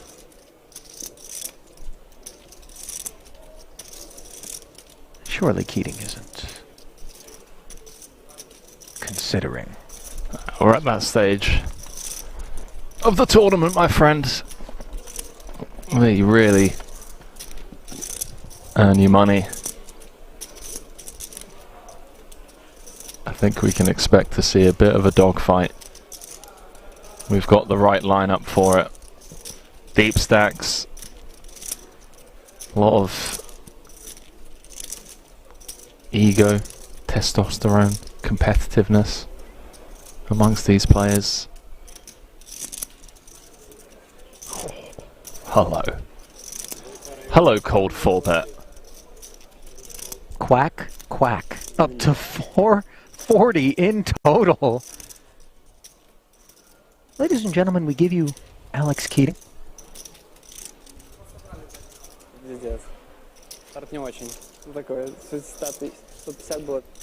This is like when you pay a visit to the salsa bar at your local Mexican restaurant and...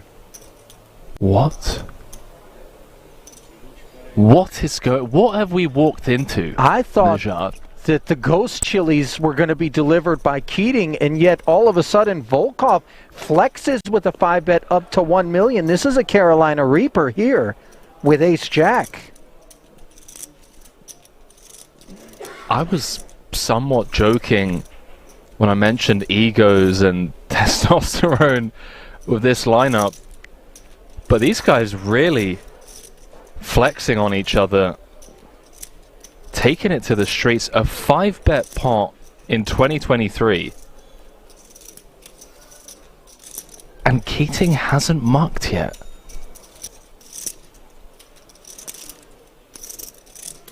This has nothing to do with the deuces at this point, and everything to do with whether or not Volkov's out of line. Ultimately, the fold does come in. Bit of an exhale, of course, from Volkov, who has to believe the ace-jack is always beat in that spot, but perhaps not as marginally as it was.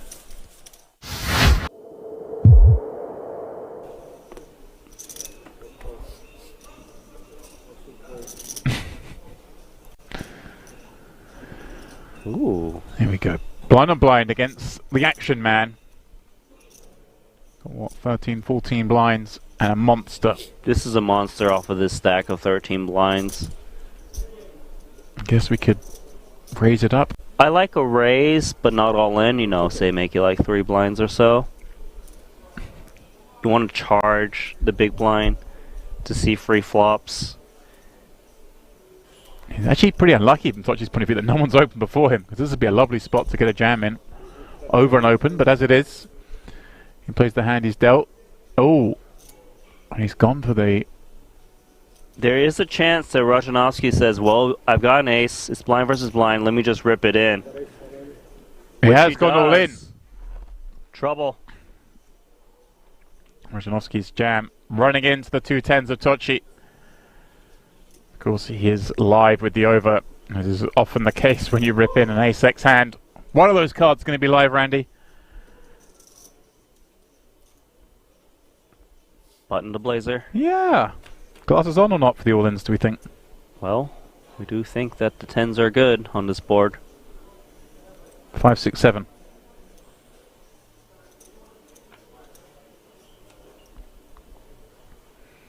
A heart, a very bad card from him to see, reducing his outs to just the black aces.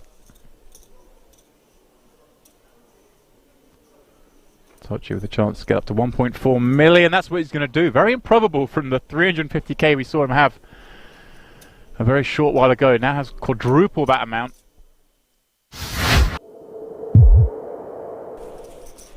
Did you catch a glimpse of Shilko's glass, by the way? I don't think that's on offer here at King's. That may be a personal receptacle there. That copper. Well, he's not working a Moscow Mule. No. Venti. Is he, or a mint julep? It's the entire fit. He's got the Rolex Yacht Club polo shirt on. He's got the Breitling Aquamarine Super Ocean timepiece on his left wrist. You know, he's got the Triton scarf, copper flask. I dig it. He's trying to go for the old Dad's hedge fund is funding my poker career look. Don't believe me when I go all in kind of vibe. Oh, we know differently. His talents are funding his poker career. And 7 suited is funding the Hijack Open from Tabakaru. Oh, remember, 3-bet from the small showed the ace king. Obviously looking to buy some table image. Ace 9 suited. We pause upon Kuru.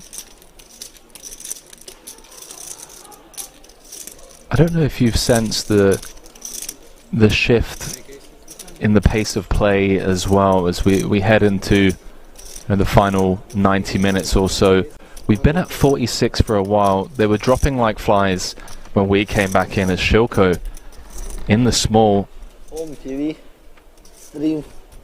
with the decision for 10 bigs.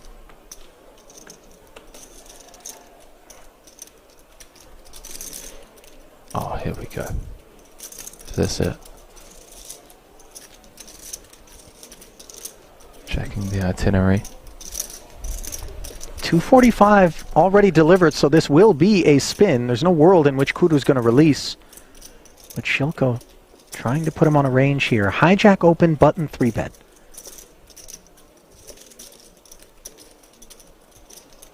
When you have the ace-queen, you're focused more upon the 3-betters holding than the opener, correct?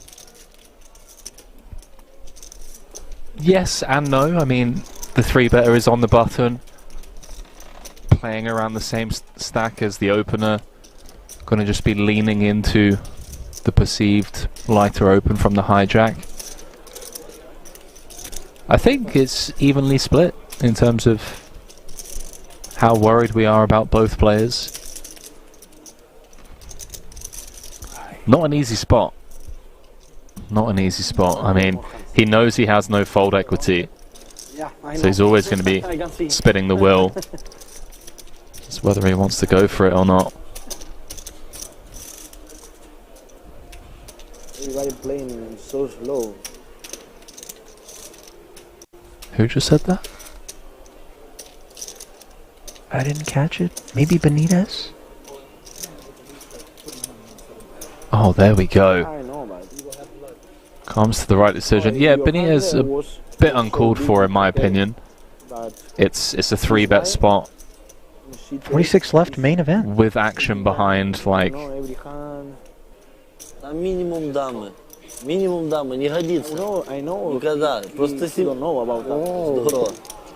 Well, Первый раз он исполнил, прикинь. comments aside, За что я говорю, да, да, we're going да. to play Я for бы сколько 760. заработал такую Look карту. at the class. Здорово. Kura's giving it, by the way. Kind of just like, Why you do this?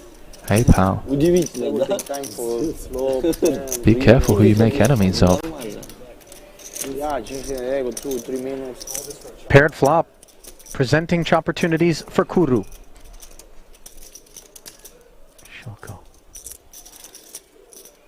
Nervy moments for his ace queen and the 9 on the turn.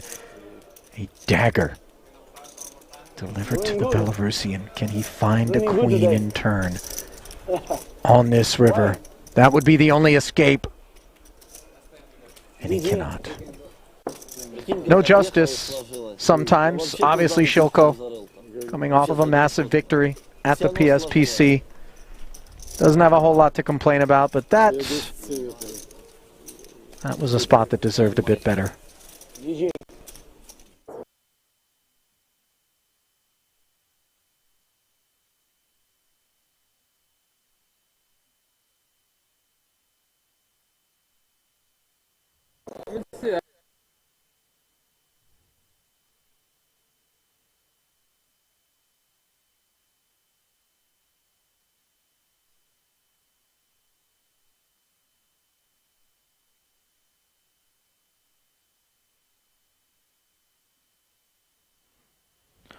Hello and welcome back to day 2 of the WSOP Circuit No Limit Hold'em mini main event. Here's a look at the current chip counts on the feature table. I promise, however tempting, during the break I did not go and look at who was still on the table, although I did have to walk past feature. I just had to make sure that I was facing the other direction.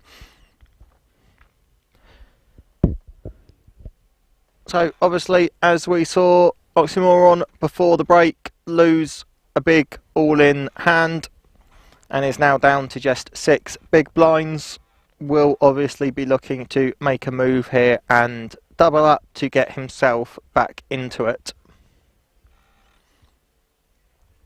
Crocker still sitting strong as chip lead on the table with nearly 4.8 million in chips, which is 80 big blinds, a more than playable stack at this point in the tournament.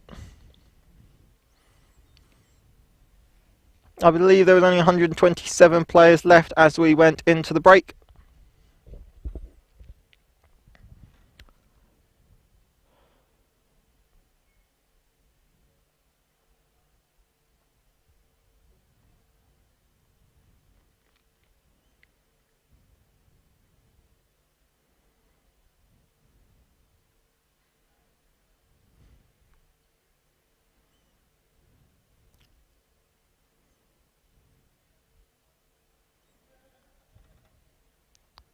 Right, and shuffle up and deal.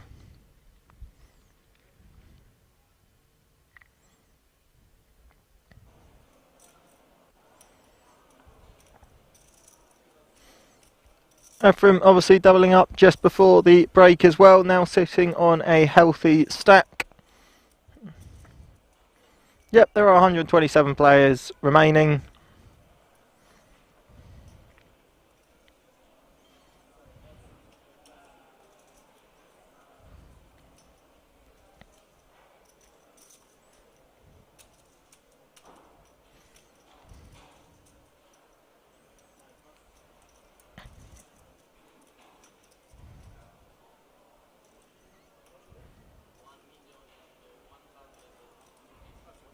For those of you only joining us now after the break or only joining us recently, I'm George.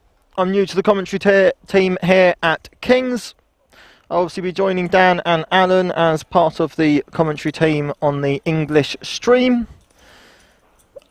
I am a poker player who has recently moved here to play here more regularly and will be commentating as well as playing.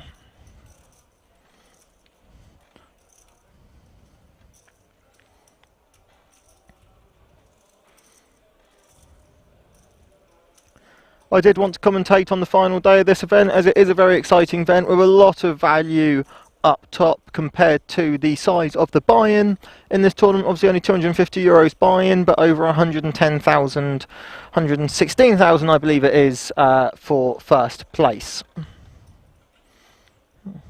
But the day one of the mystery bounty is on tomorrow and clashes with the final day of this event. And I cannot pass up the opportunity to play in the mystery bounty, as it is always a very exciting tournament to play. So I'm here with you guys today.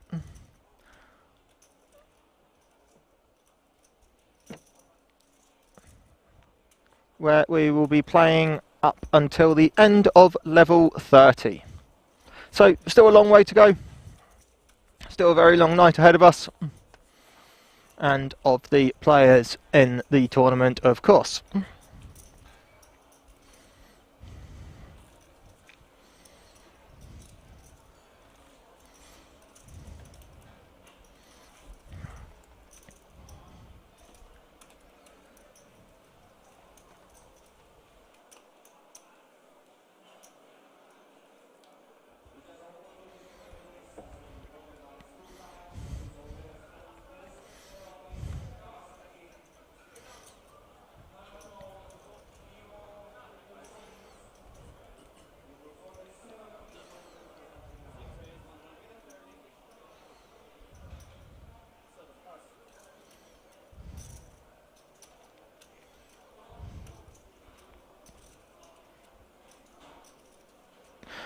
Oh dear. So, we've erased my early position, base turn off for Alexandru, and Azam in seat 8 has woken up with pocket kings.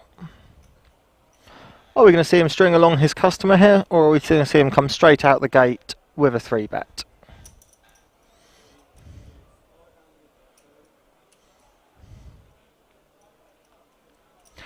He opts 3-bet, and on the larger side at that as well. Goes to about 3.5x with his 3-bet.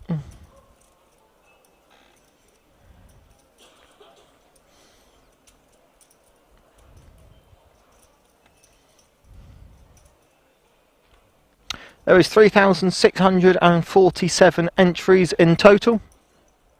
124 players still remain. 10% made it today too, and were all paid their €400 for making it to day 2.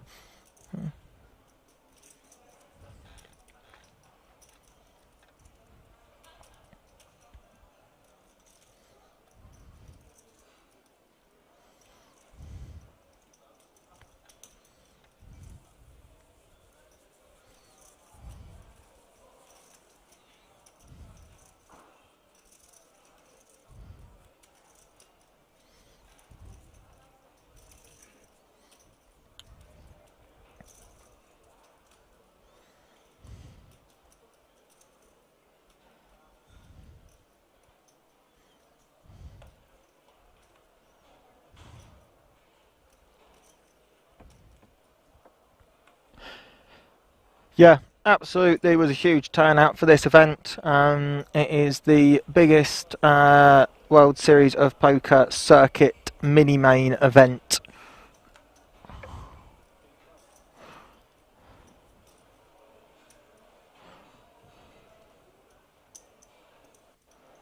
I believe they set the record here last in end of September at the last World Series of Poker circuit when it last came to Kings. Which again I did have the pleasure of playing most of the events in, and they have now beaten that here. I believe it was over 3,600 again last time, but not quite as many as 3,647.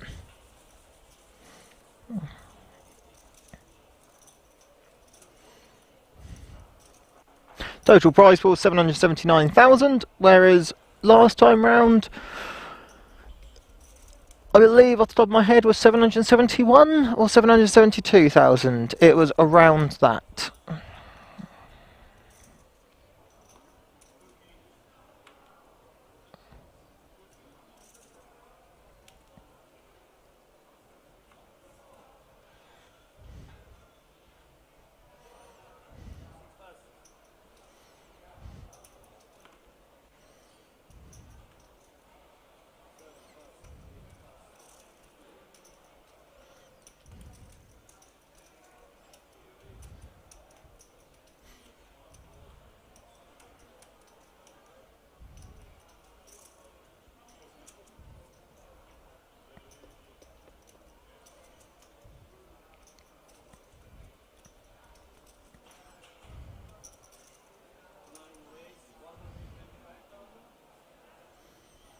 So we get the ops to raise from the hijack here with suited connectors.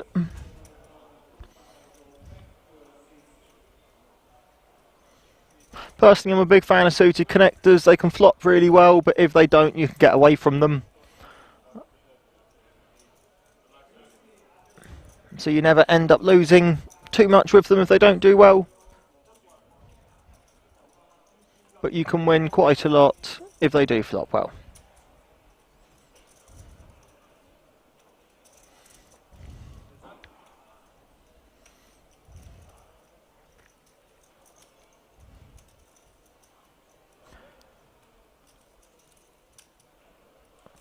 I imagine he'll continue here, putting a standard C-bet after hitting middle pair. At the end of the day, it was only the big blind that called his raise, which is going to be priced in with the majority of hands, so most likely does not have a queen in their hand. So your 7 is probably good at this point, but what you don't want them to do is outdraw you on the turn or river, which, as we can see by their cards, is exactly the case here. A 9 or a jack comes out, his 7's no longer good. So whilst it's second top pair, get a bet in, take the pot down. Nice and simple.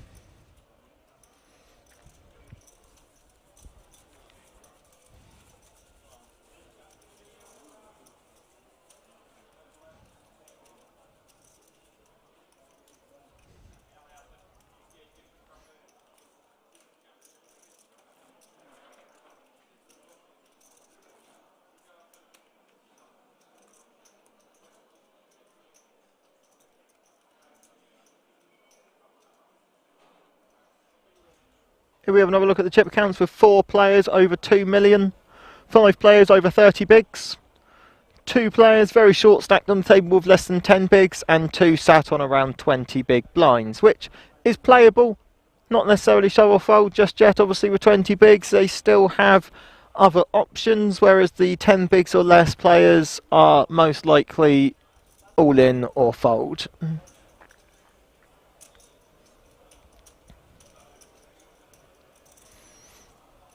Now, straight after picking up the last pot, Raketa wakes up with ace queen off here.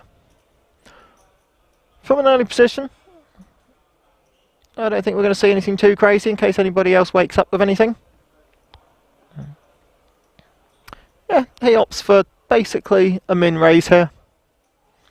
Just over 2 big blinds, 2.1 bigs.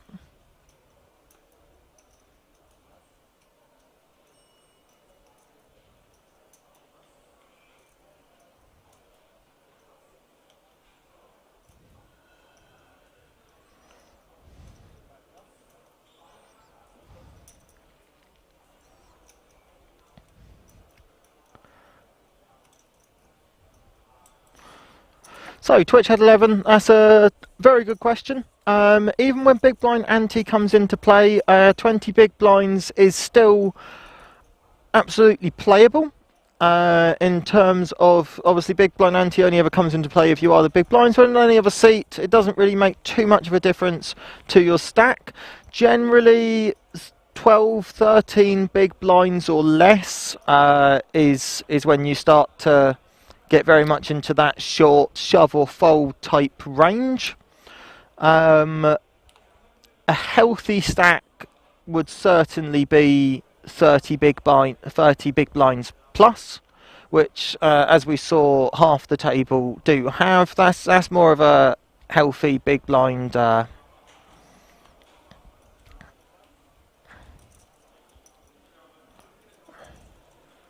certainly playable.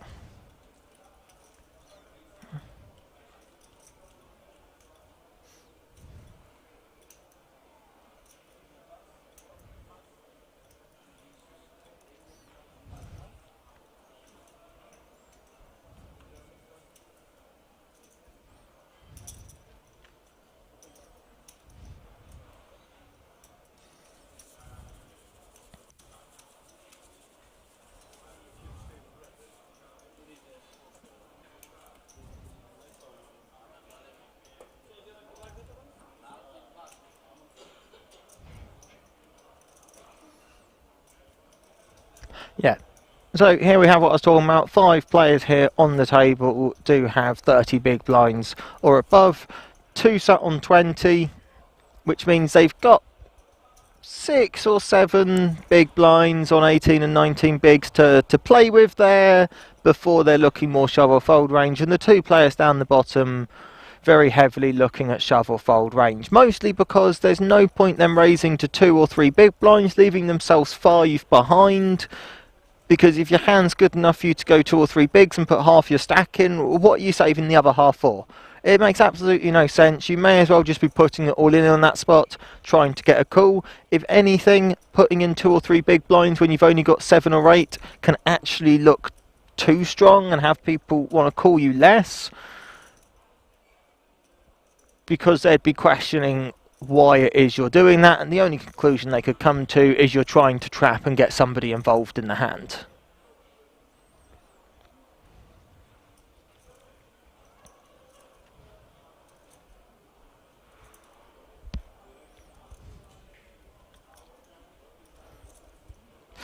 So again, nice suited connectors here on the button.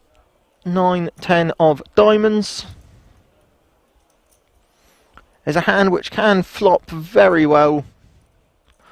10, 9 suited, Jack 10 suited are both hands that have a lot of equity going to a flop.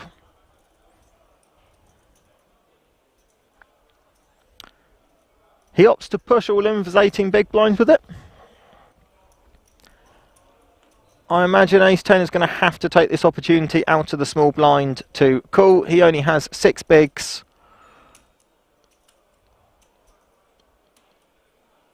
He does make the call. Big blind gets out of the way.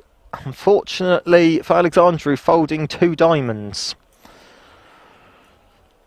which with his 10 being dominated, his only outs being 9 straight outs or diamond outs. Those 2 diamonds being folded are obviously going to have an effect here at the odds.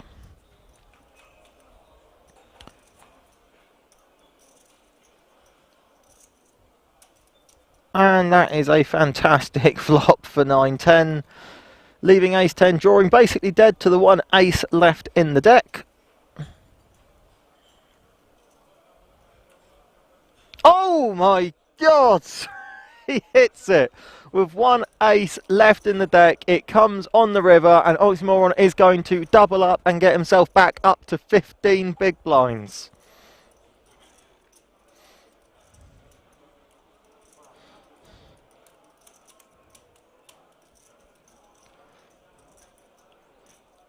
Devastating for Alexandru with the odds that he had there on the turn. He's going to be devastated losing to that ace there. Unfortunately, even more so when he watches this back and sees that there was just 1 ace left in the deck.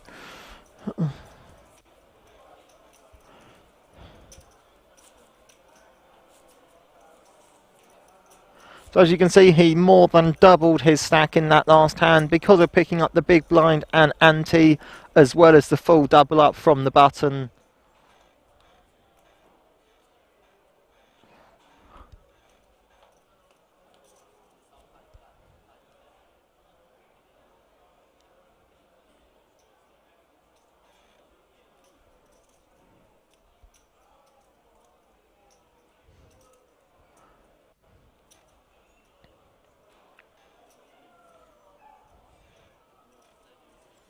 Always a sweat indeed. I don't think I ever feel comfortable until the river is out. Even if I know they're only drawing to 1 out, I am still very, very uncomfortable in all in situations, because anything can happen when you play poker.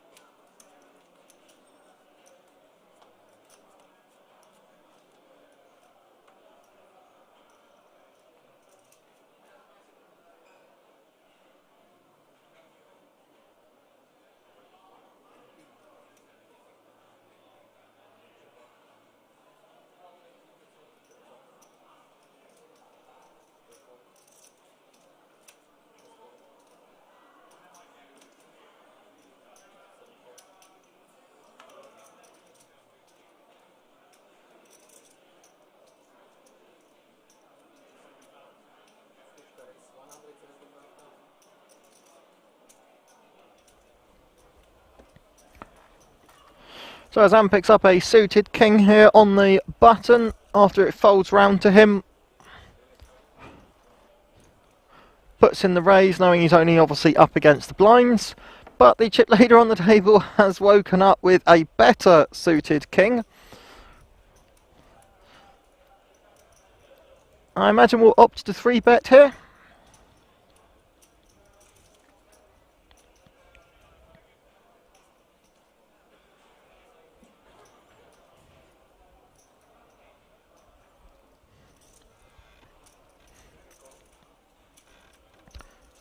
No, he does choose to just make the call. Doesn't want to lose his customer too early on.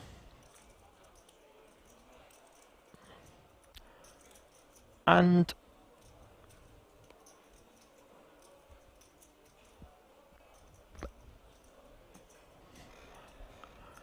certainly an action flop with a gut shot for Corker and the flush draw for Azam. Both have a piece of that. Neither one will be disappointed to see that. Obviously Corker with the 2 overs and the gut shot, which is currently still ahead. Azam does push all in. Very bold overbet there compared to the size of the pot.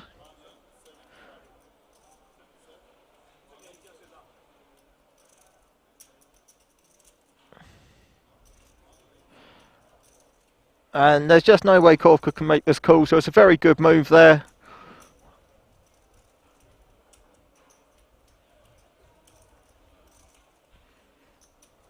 Means he's, especially with the bet on the flop from Corker, he's taking down a decent pot to increase his stack size.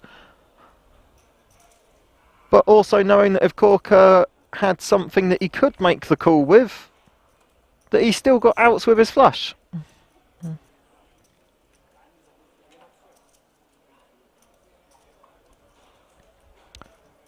And he shows, so Corker is now aware that he was at that point ahead, but obviously very, very 50-50 on who was going to actually win if he did make the call.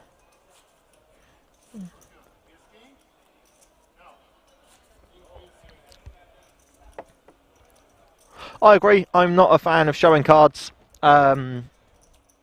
It's way too much free information for the rest of the table. This is the second time he's actually done it. There are certain situations where every now and then it might be alright to show one hand or something like that because of something specific. But when you do a push all in like that of, well, 4 times the size of the stack, 4 times the size of the pot, and the other player tank folds, you don't want to show them what you had. I mean, it's different when you're on a feature table, because obviously in half an hour anybody could tell him, he can walk over to his rail and ask what it was, and someone on the rail could be watching this live stream and see and tell him, but you don't want to give him that information for free in the moment. Yeah, exactly what I'm saying. Quad, straight flush, royal flush, something like that. You show just because it's something everybody likes to see. Other than that, I wouldn't be giving away too much free information.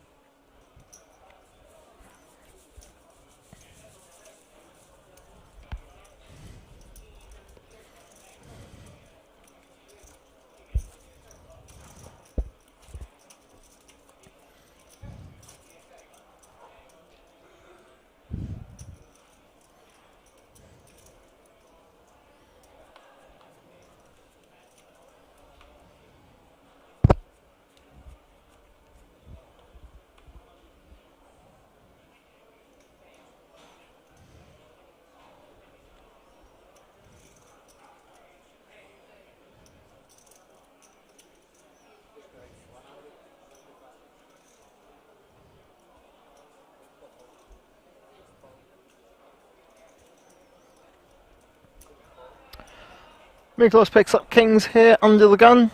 Goes for not far off a min raise.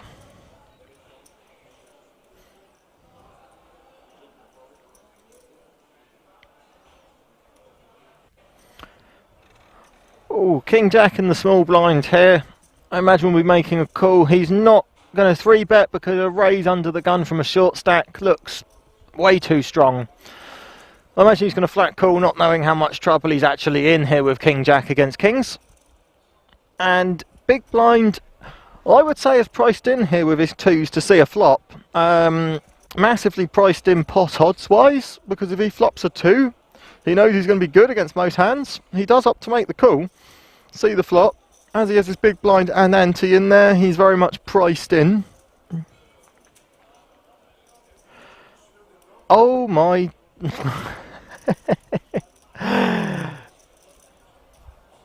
So King Jack flops the nuts, as you do.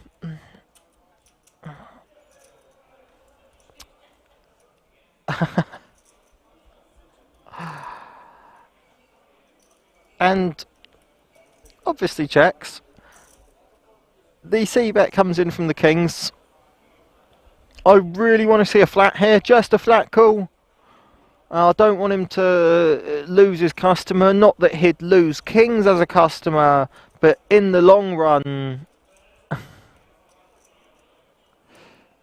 you don't want to be scaring them off. He chose to check to trap. Now keep that trap going. Just make the flat call. He does. Fantastic. 2s is very easy to get away from on that flop.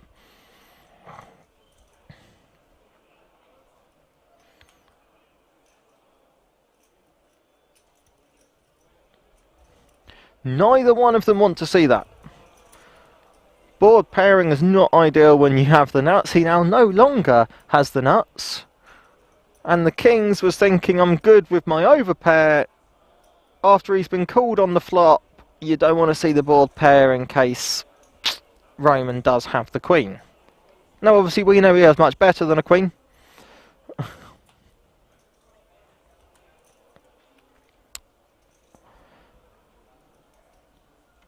It's now unfortunately very difficult for Roman to get value out of this hand.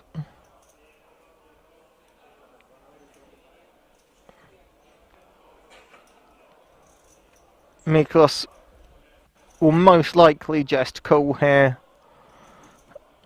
He's beaten by a jack, he's beaten by a queen, he's beaten by 2 spades. But 175,000 is a good value bet. It's a very, very slim value bet into a pot of that size, which might look a bit suspicious. Question is, if he does choose to push all in here, can he get Roman off his straight after the run out that's come out on that board? I don't think he will push all in, but it'd be interesting to see the outcome if he did.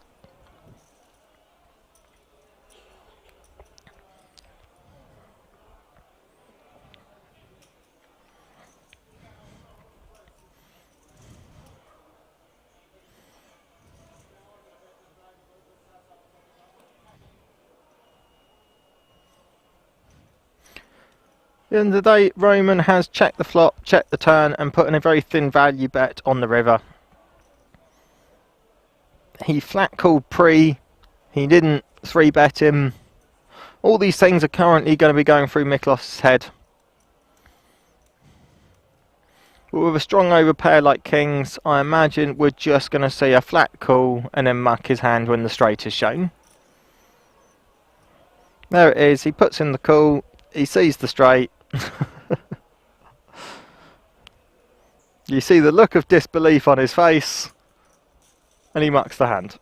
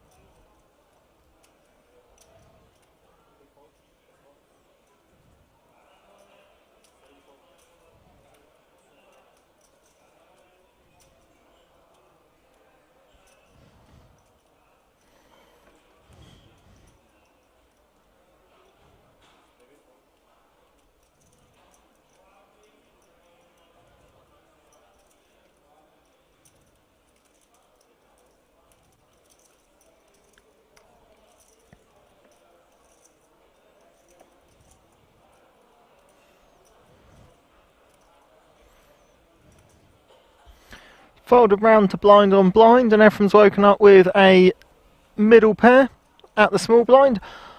After, obviously, big blind has just lost a big stack as well, so he does choose to go for all of it, putting maximum pressure on the short stack with only 8 bigs left, forcing him to let it go.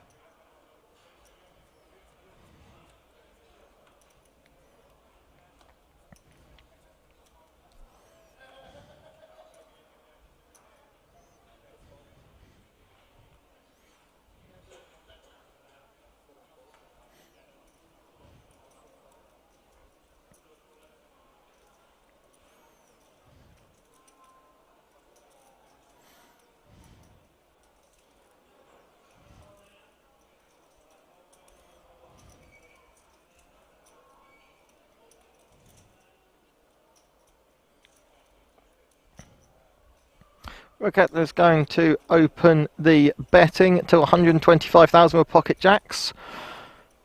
Oh, Corker is picking up some hands. We've seen him have queens, aces, ace king, and now queens again. But as we all know, it's not just about picking up the hands. He's picking up the hands when other people are picking up something slightly not as good. If he kept picking up aces and people had nothing, he's not going to be picking up any chips. But somehow, every time he picks up a big hand, someone else has one that's just a little bit worse. And here comes the 3-bet. 410,000. He's gone on the larger side, but that'll be because he doesn't want ace jack, ace 10, anything like that to call and hit an ace.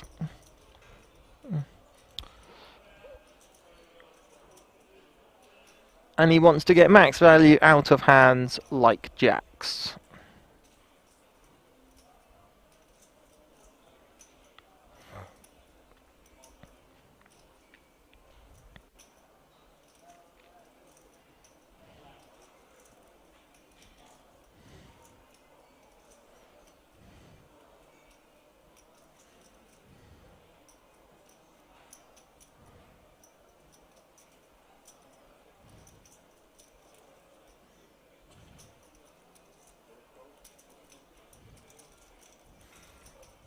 Choose to flat call with the jacks and go to a flop.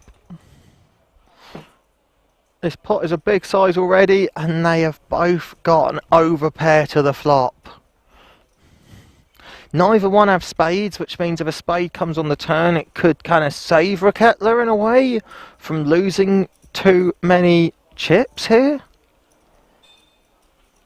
But the problem is, if he's calling that 3-bet pre, there's no way Corker isn't c-betting this flop. And there's no way that he can call a 3-bet and then fold with an overpair to the board.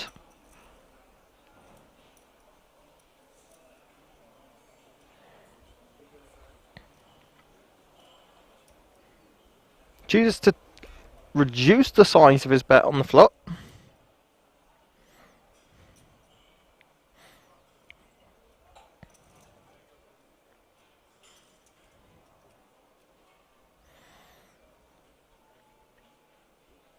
Now, Raketla obviously has to call in this spot. If he chooses to get a bit tricky here and raise, he could get himself into some trouble. He does opt to just make the call. At the end of the day, against a massive stack like Corker that has been hitting everything, you want to be a bit wary of getting into a pot size too big with him. But this pot is now the size of his stack that he has left behind, which is an average stack size as well. He is doing maximum pot control here. He flatted pre. Check called the flop. Check the turn. And now they both have a full house. Now, the 10 on the turn, neither of them wanted to see in case the other one had the 10 because of the way the hand was bet. But the 10 on the river makes it so unlikely that your opponent now has a 10 that with an overpair to the board like this, you have to feel good in this position.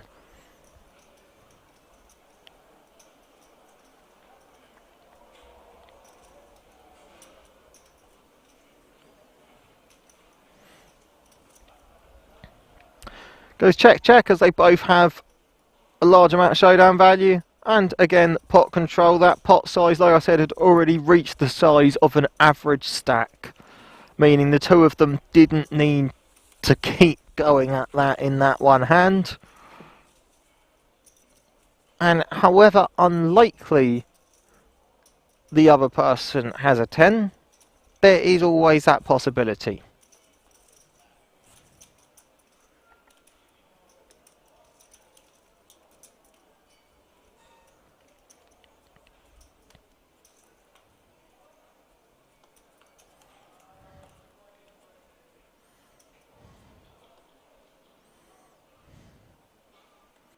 Now obviously on that river the jacks there knows that 9s and under is unlikely to be there in that spot and to call him as well, which means if he was to put a bet in there with his jacks, he is only going to get called by better, especially with how it was played pre, the 3-bet there, only really queens, kings, aces, jacks, which would be chopping, or a 10 would be making a call there on the river if he did push his stack in, as the remainder of his stack was the size of the pot. So it would have had to have been a bet of around that size.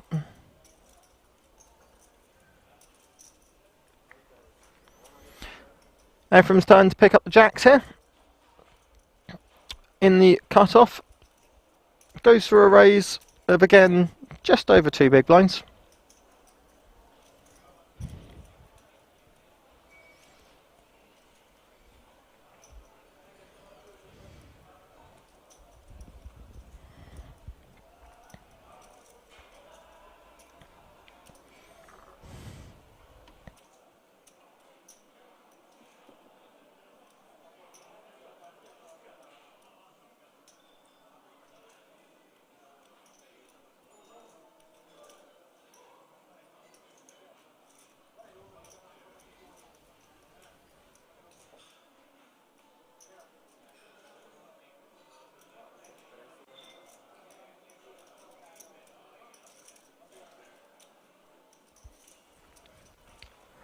Small lineups to push in here with 9 big blinds all in. Ephraim's going to have to make this call here with the jacks. He's going to be happy to see what he's up against.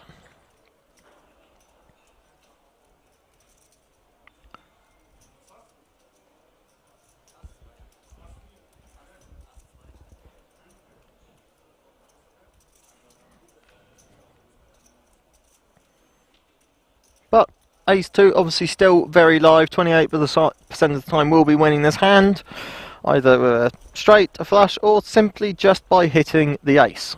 Let's see the flop. Wow, that's a lot of outs. Now any ace, any deuce, or any spade. It's now become a 50-50 flip after the flop. It's a good turn for the jacks. Outs still the same for the ace deuce, but one less chance to hit. But he hits on the river and gets a full double up.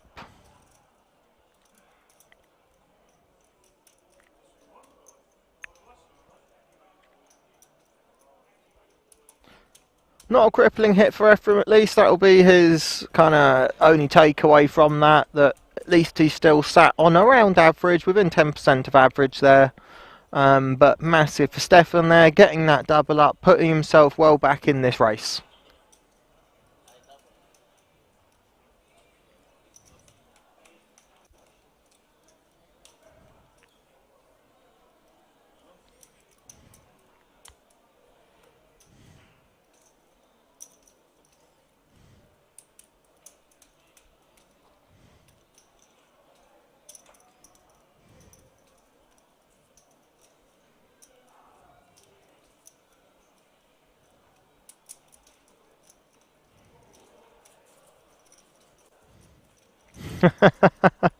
Good evening, Bloomers. Good of you to join us here on the stream.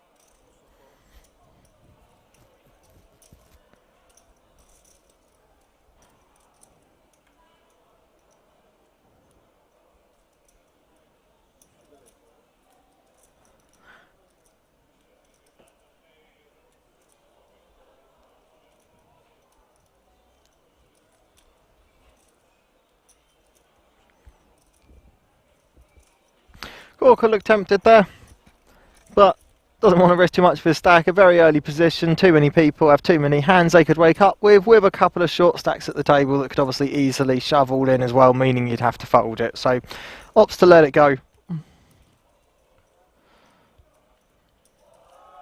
Exactly like this.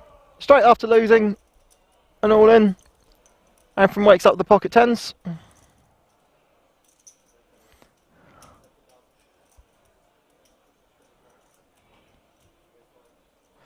Raises it up, folds round to the blinds.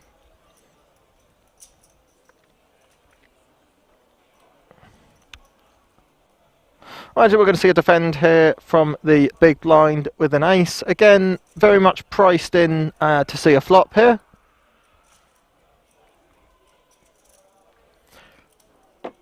Especially right after Ephraim has just lost that previous hand as well. You never know if someone's on tilt or whatever when they then raise the very next hand, so their range can sometimes be a little bit wider. Obviously, with tens, he's very strong, but Oxymoron does not know that. He opts to shove his ace from the big blind, which with only 10, 11 bigs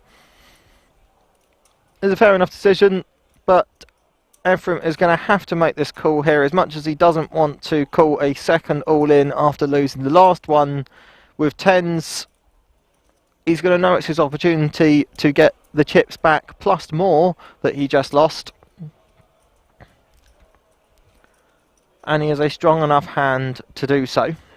He does make the call, and is a massive favourite in the hand. He was obviously a massive favourite in the last hand. Unfortunately, in a very similar position. He had jacks against ace deuce. He's now got the tens against ace four. This time the ace four is not suited though.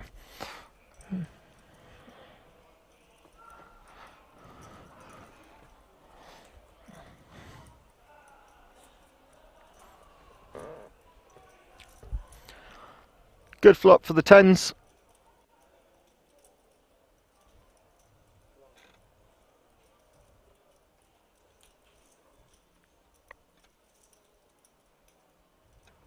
He's now picked up a gut shot, and he hits it. Wow! Ephraim is not having a good run. That is 2 losses from ahead, back to back, calling short stacks all in, and has now put himself in the short stack with less than 8 big blinds. Horrible 2 hands from him. You can't help but feel sorry for the guy. He's going to be struggling with that. He's going to need a double up to get himself back in it.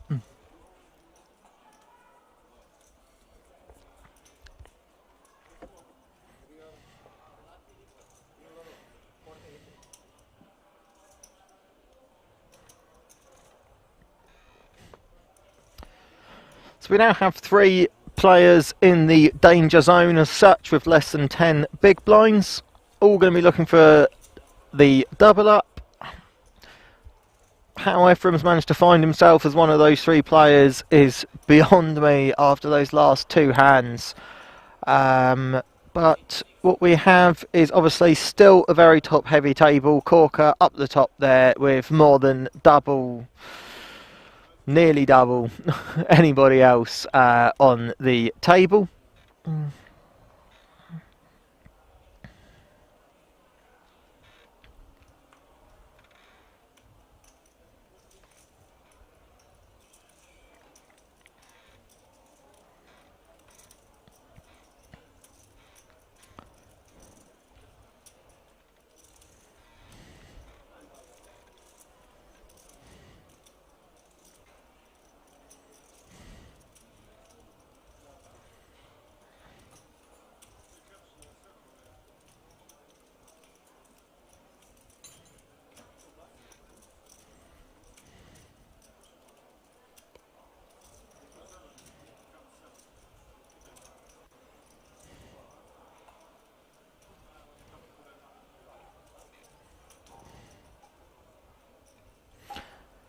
Loomers, I'm pretty sure Kens only do half-cooked chicken. I don't think they've ever actually given anybody chicken that's been cooked properly. So why don't you put that down, get yourself on down to Kings, and come play on the cash tables here.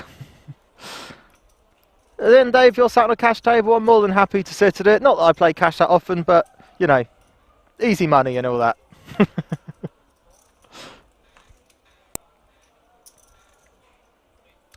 So, Alexandru pushes all in here from the button with King 6.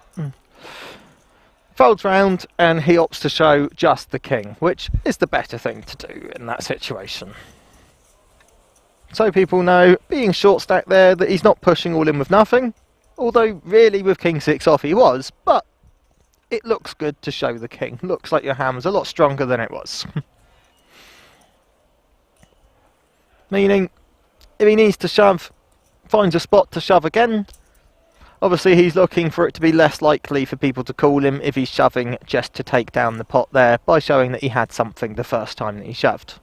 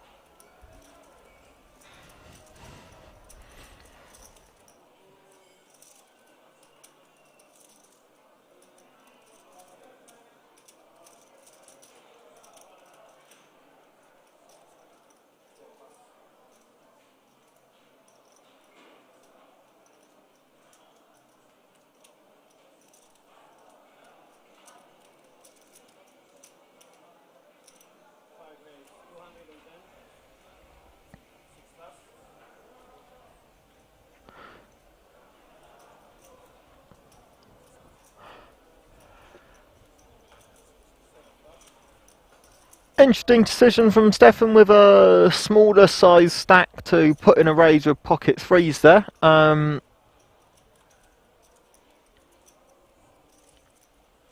Riquetta should be defending here out of the big blind with pocket sevens.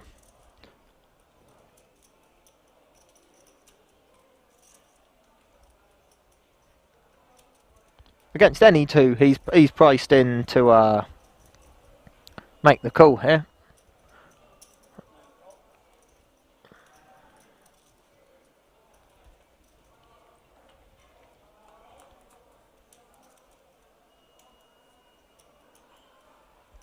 Well, small pair on small pair, neither one of them want to see that, but it was always the most likely thing for 3 overcards to come out. Goes check, check. The sevens now pick up some extra outs.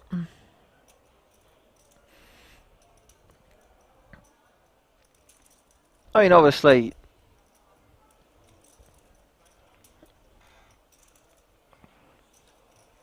the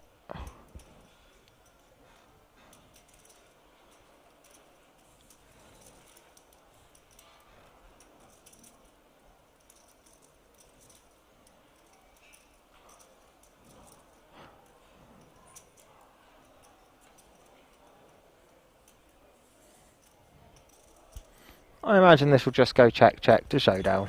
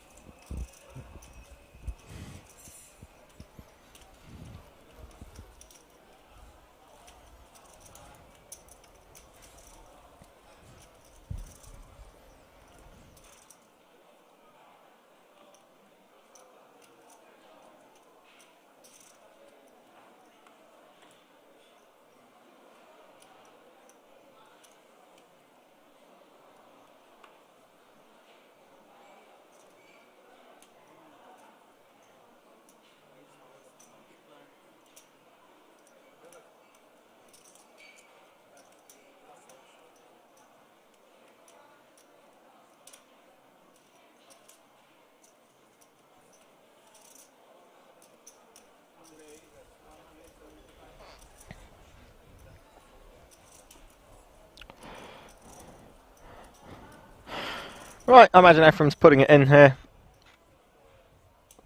Obviously he's down to less than 8 big blinds at this point, under the gun +1, so in 2 hands he's going to have to put in a quarter of his stack for the big blind and ante. A hand like Ace Queen is more than you could hope for in that situation for a hand that you can shove with. I imagine the 9s will call if it folds back around to him with the stack size that he has, for obviously only 440,000 more. Oh!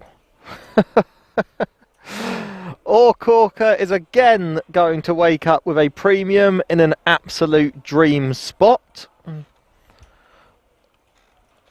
We could see a rejam here to isolate, knowing that Roman will have to let go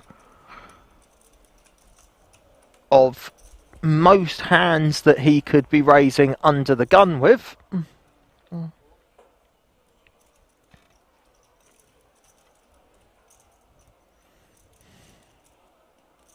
But obviously that would still be a huge risk for Corker in case Roman did wake up with aces or kings under the gun and choose to raise with those, but the chances of that being so slim,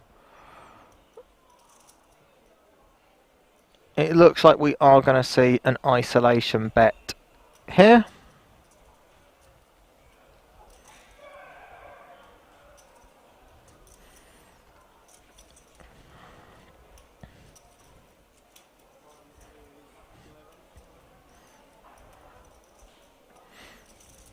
He's put in the 4-bet. He's decided instead of going for all of it, just in case Roman has got aces or kings, that bet sizing does the exact same thing of getting him away from it because he doesn't want to go up against a massive stack, but it also isn't risking the entire nearly 3 million that he had in case he did have a complete monster there.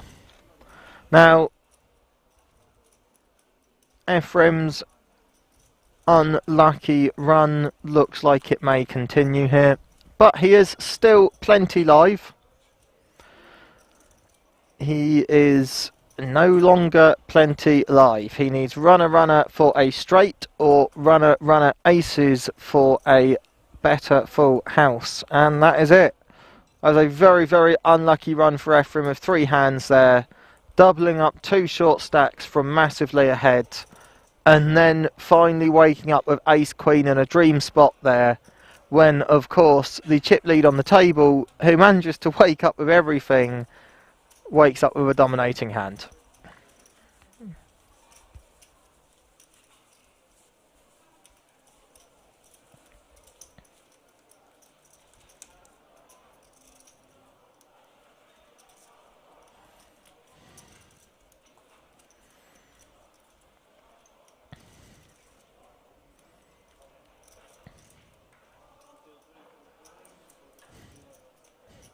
Yeah, of course, not that he needed the queen anywhere with the queens, but with pocket queens up against ace queen, that was the case queen. One out there to hit his set, and it came on the flop. I mean, there's no doubt that Corker is on one hell of a run at the moment. He's going to be a very difficult man to beat if he keeps going this way and keeps picking up hands like this in dream spots. And not just picking up the dream hands in dream spots, but actually having them hit and hold up as well.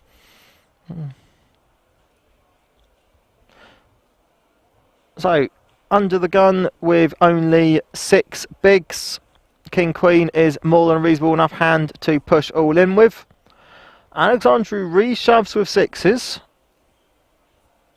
Oh, with only 700,000. Okay, so with 9 bigs, yeah, he's got a pocket pair. He's hoping to be up against an ace, a king, something like that. Obviously, Miklos doesn't need a huge hand to be shoving under the gun with 6 big blinds left. So Alexandru is hoping that his 6s are good there. Corker is going to get out the way from the small blind. And, wow, Roman Hannes would actually be favourite to win this hand if he does find the call here. But he gets out the way to 2 all-ins. You can't fancy your 7s 2 all-ins. He's not going to want to see that he was up against 6s and King Queen, because he'll know that he had a chance of taking both players out. Now, again, of course, it doesn't mean that he would have, but he would have been favourite to do so. Now, we have again a classic 50-50 flip against two short stacks. And of course there is always a sweat. He has now picked up extra outs, being the three extra jacks, one of which has been folded.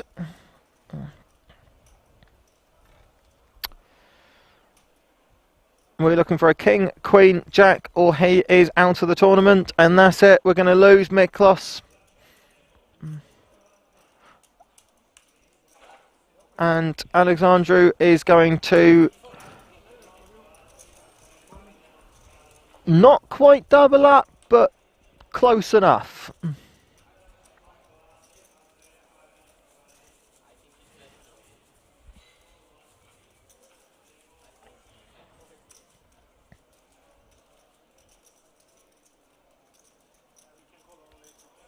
Of course, the sevens is now also going to know that his sevens would have eliminated both players, and that he would now have 1.5 million chips more than what he currently has, but in the long run it is still the correct fold.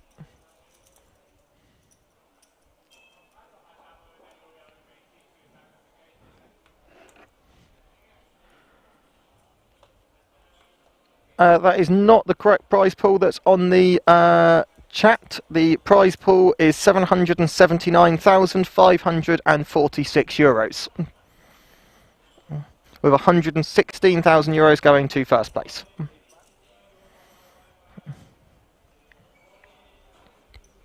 Plus the initial €400 they get for making day two, so 116,400 if you include that.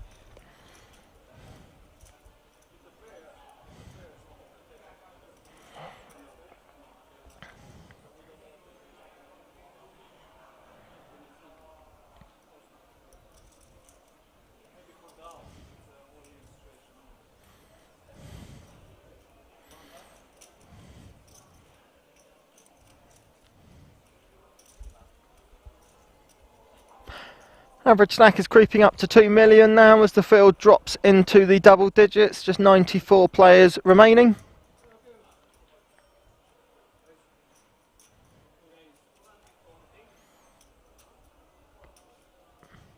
All players being guaranteed €1,030 currently, including, that does include the €400 they got at the end of day one for making day two. Once 4 more players are out, the next pay jump goes up to €1,200. So, €170 pay jump. Like I said, people aren't going to be focusing on ICM at this point in the tournament. It's going to be very much final day where the pay jumps actually become significant.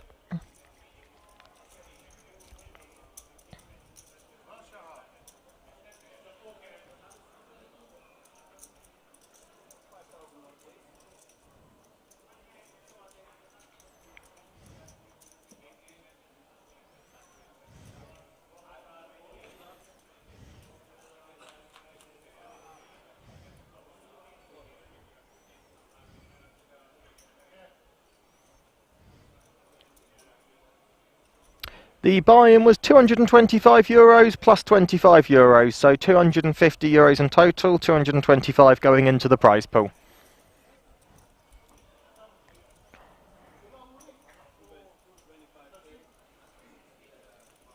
Stefan has to just fold here. Not much going on in that hand.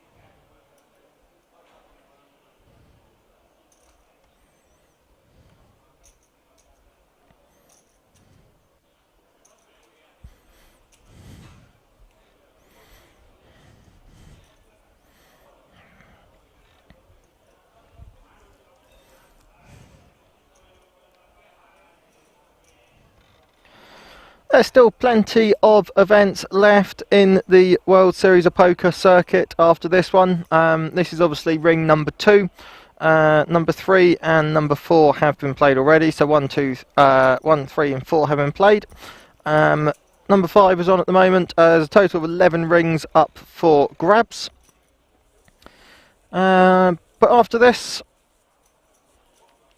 at King's here, there is the Czech Grand Prix, the Dutch Classic, and then the Italian Poker Sport at the end of the month, running over into February. Now, for PLO players, there's the Big Rat PLO coming in February as well, which smallest buy-in is €2,000. So, biggest buy-in is €10,000, I believe. So, some very big events in that. Next tournament with the best value coming up is the IPS, the Italian Poker Sport. I played in it last year. It's an event that plays very, very well. I'll be playing it again this year, which for €380, it has a €1 million guaranteed prize pool. So, Bloomers, if you fancy coming down and playing some tournaments, come along for that.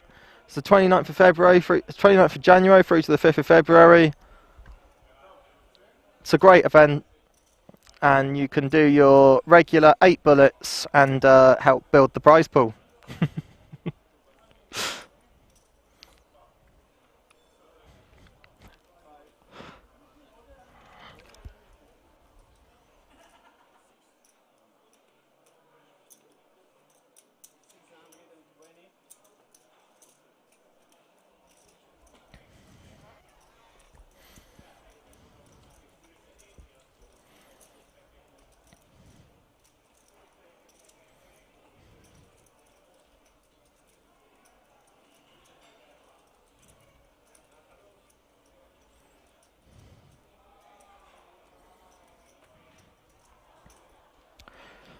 Oh, Stefan's put in his last 8 big blinds with Queen 10 suited here.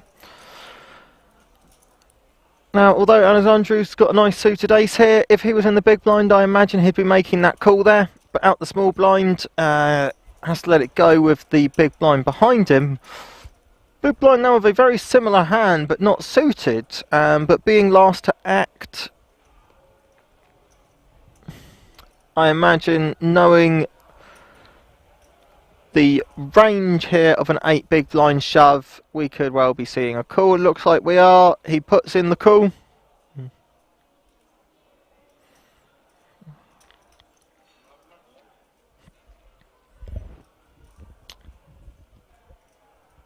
And it's 50-50 going to the flop.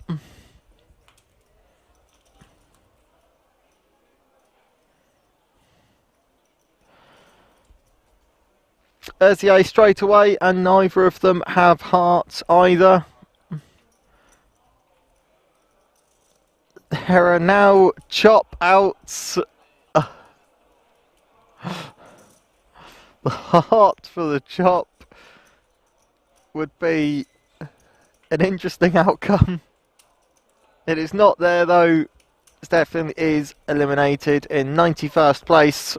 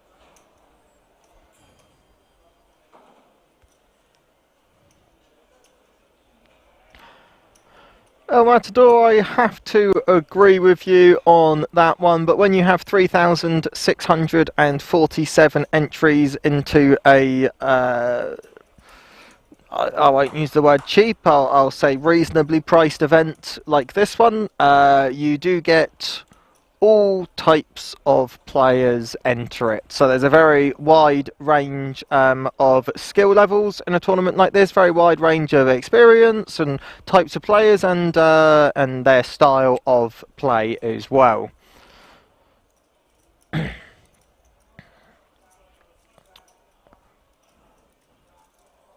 Generally, between this event and when you then watch the main event, which is in a week's time, you will see a difference, usually a significant difference in the style of play.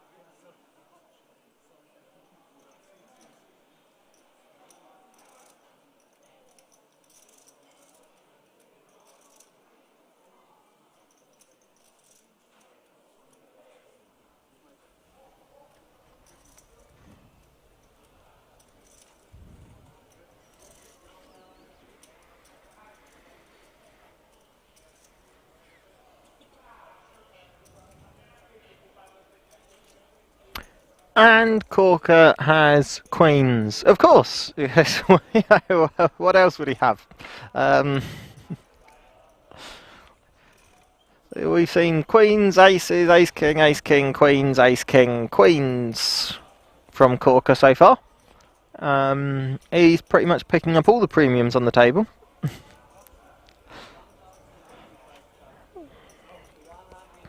So he opens the betting to 185,000.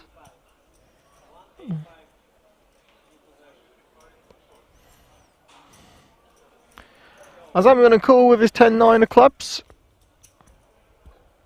It is a hand that can flop well. And obviously out of the blinds as well, he's getting a little bit better pot odds than if he didn't already have chips in play.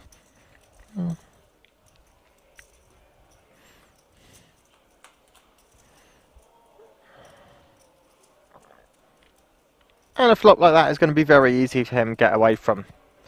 This should go check, bet, fold.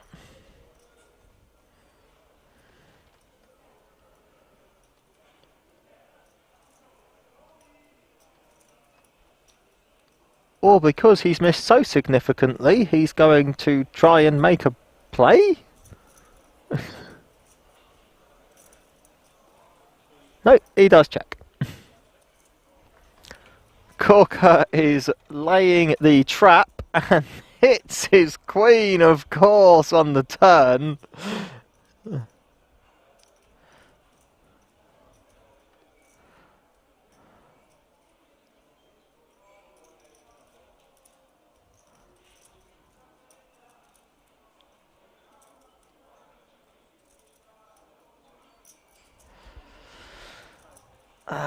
If he checked the flop, I would have wanted to see a check on the turn there. If he started laying the trap, he should have continued the trap, because it's too much of an easy fold now for Azam to get away from it.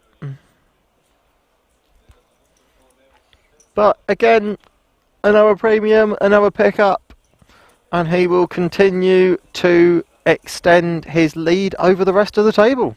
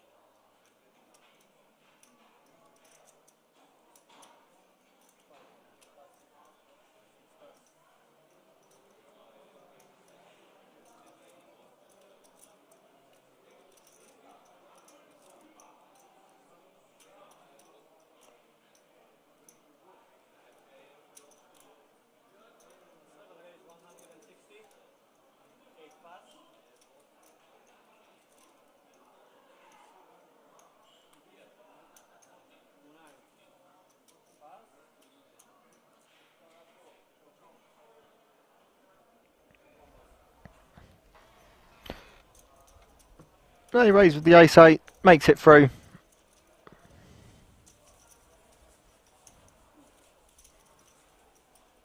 Nice little takedown. After losing a big all-in before the break, since the break he's managed to get himself back into this race and build up a decent stack again. And as you can see, he's now third chip lead on the table. I was just saying he went into the break bottom on the table with less than 10 bigs, is now sat on 32 bigs. There are 5 out of the 8 players with over 30 bigs and the other 3 all over 20, so we don't have any short stacks on the table anymore.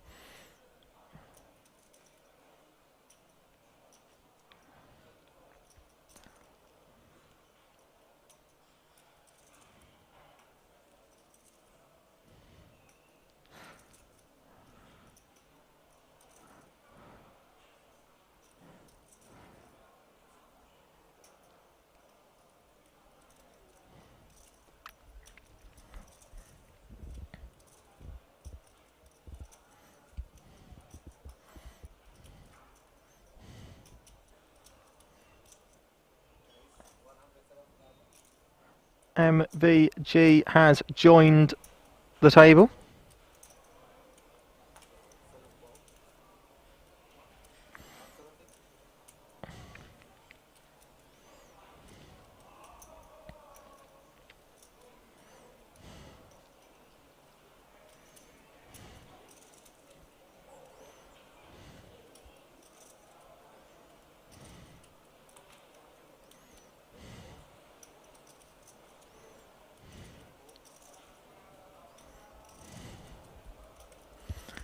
And Ben has now joined the chat as well.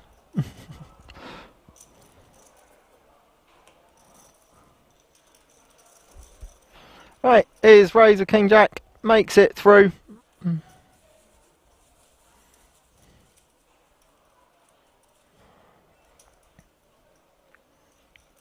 Nice, easy little pickup.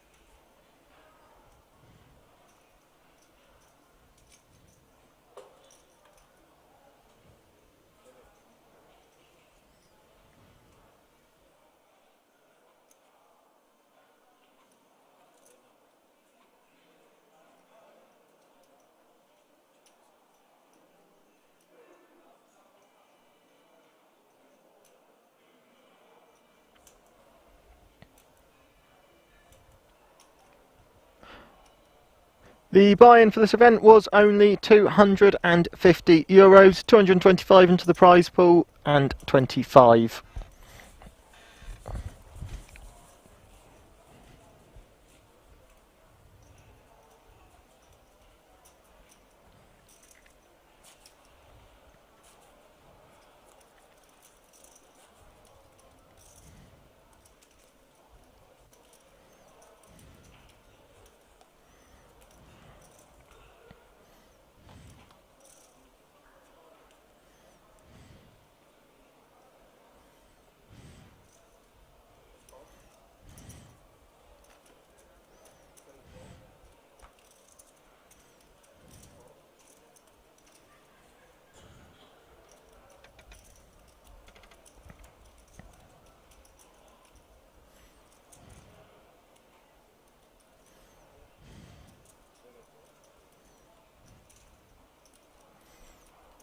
So it folds all the way around to Corker, who's picked up another pocket pair.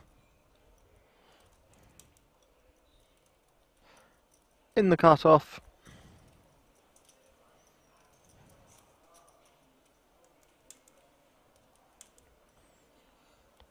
He's going to raise it up with his pocket sevens, because you know what they say, it's always coming 7. So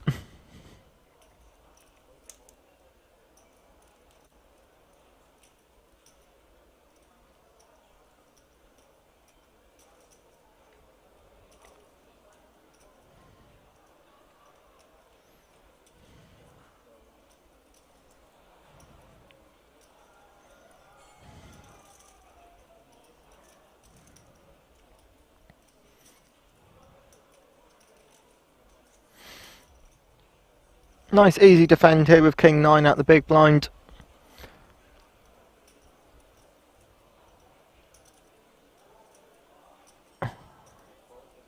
He chooses to let it go.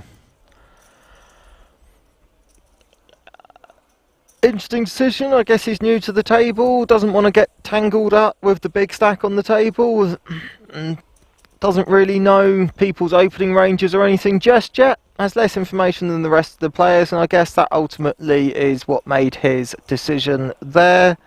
But still, you've got to be priced in at the big blind with King 9. I would have wanted to see a call there, at least.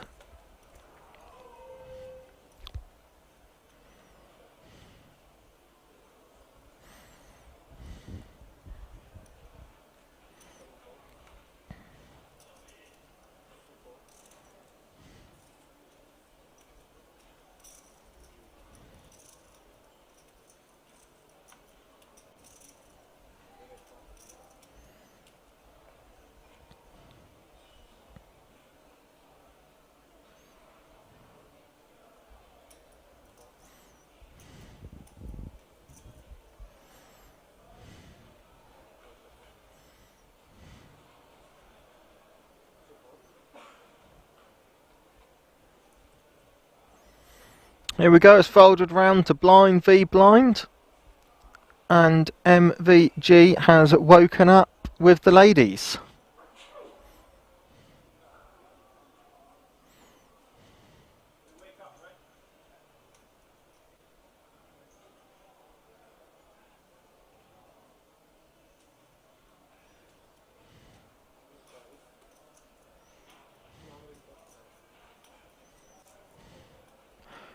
Race is 3 big blinds, which blind v blind is the kind of sizing that Alexandra would be expecting here, with a very wide range of hands. He can't necessarily put anything big there because he's put that raising. Means 9-6 suited. Probably going to defend, see if he can hit a couple of clubs or a 9 or 6 on the flop, and if not, just get away from it. But again, I want to see a defend here from this position. Out the big. Oh, he chooses to just let it go.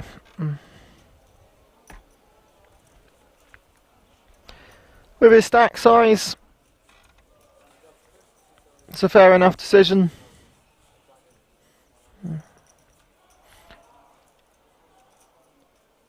If he had more chips, I imagine we were seeing a call there to go to the flop.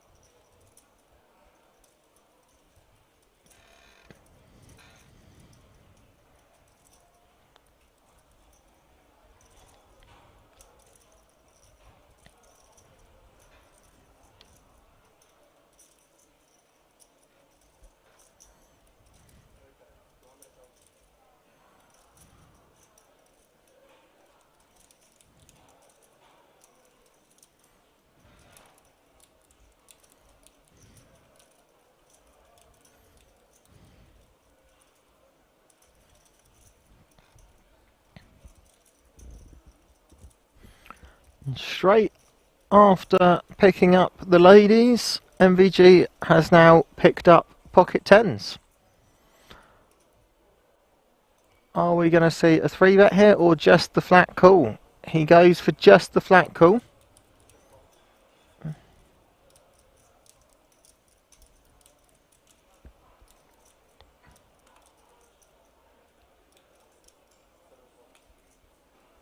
Very wary style of play. He chose not to defend from the big blind and now choosing just a flatter raise on the button with pocket tens.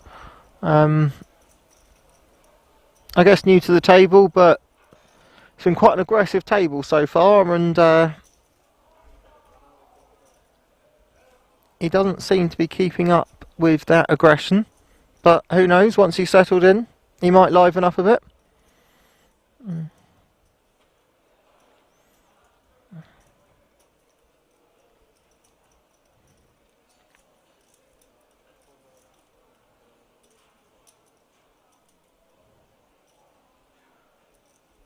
Here it comes.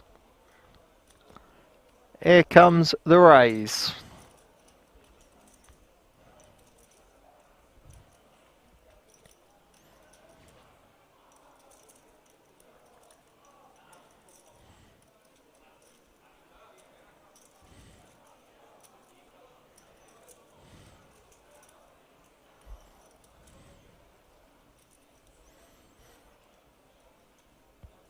Now, of course, Dominica has connected with that board with the 7 as well, so he currently has top 2 pair, top kicker. But MVG is ahead with his pocket tens.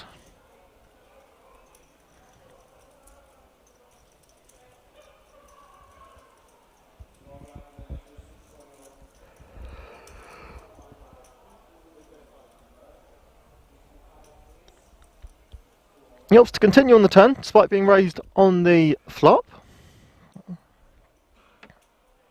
He still feels his jacks and 7s with an ace is good, which you would in this position.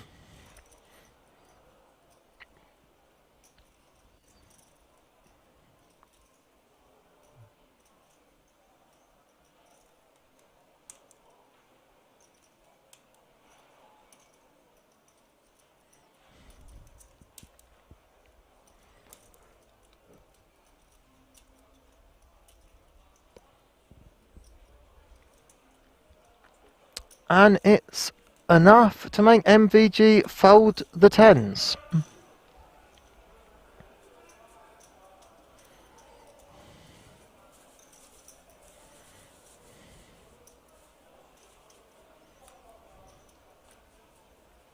Huh.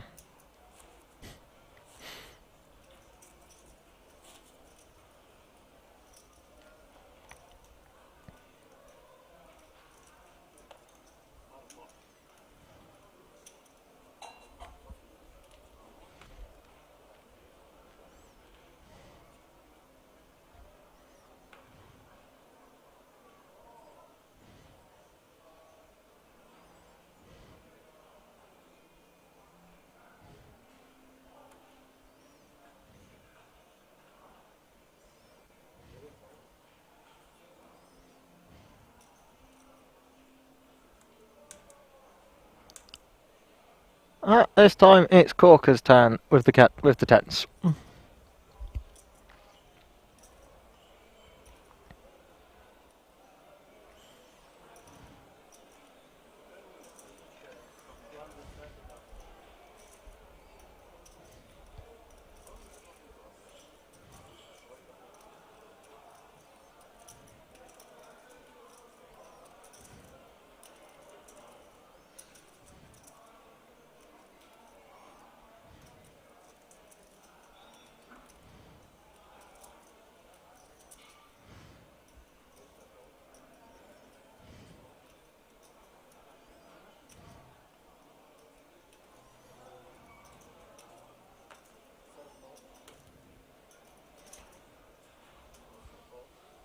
Raises it up, gets it through.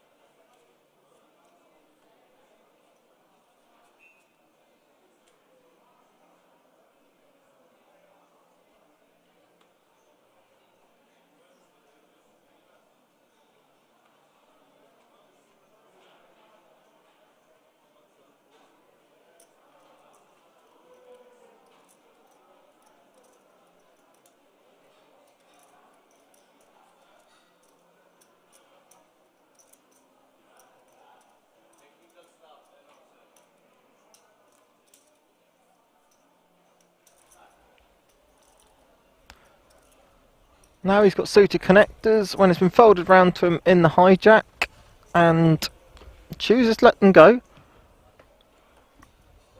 Ends up being the right decision, as a suited ace of the same suit then goes all in behind him.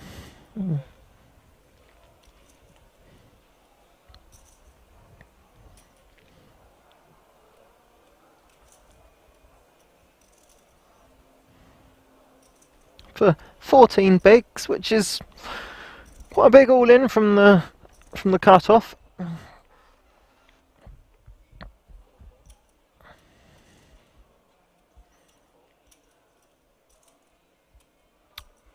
And it will make it through. Okay, they won't call off 90% of his stack with Jack 7 off.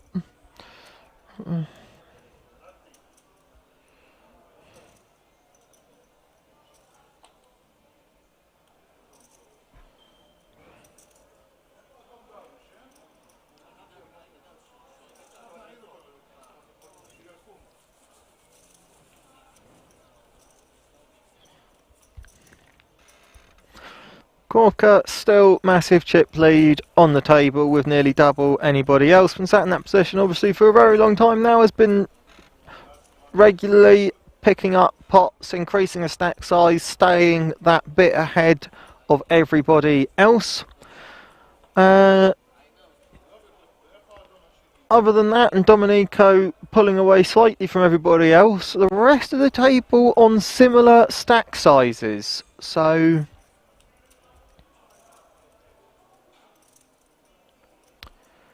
yes, Miklos did get knocked out earlier on. He went down to 6 big blinds, pushed it all in, and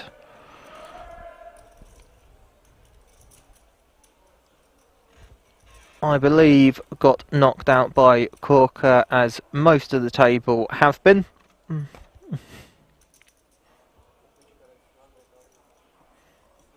But I might be wrong with that.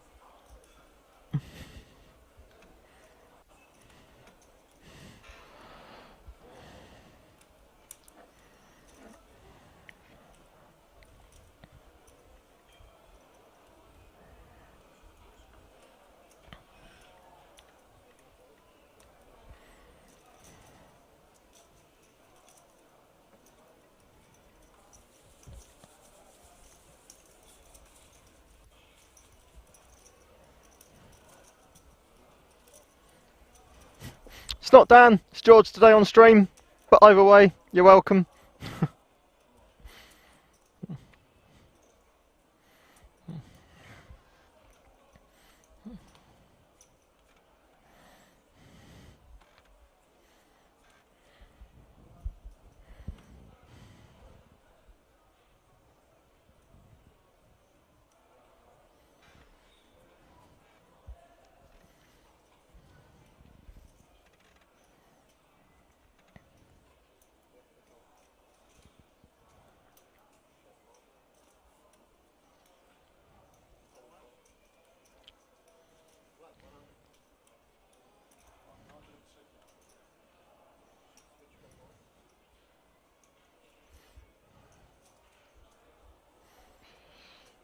Table's gone a bit quiet for a while, but I guess with everybody on similar stacks, no one's really been picking up hands against each other, so not much has been going on recently. All just kind of maintaining a not far from average stack.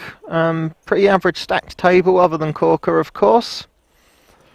Only 81 people left in the tournament now, so down to the last 9 tables.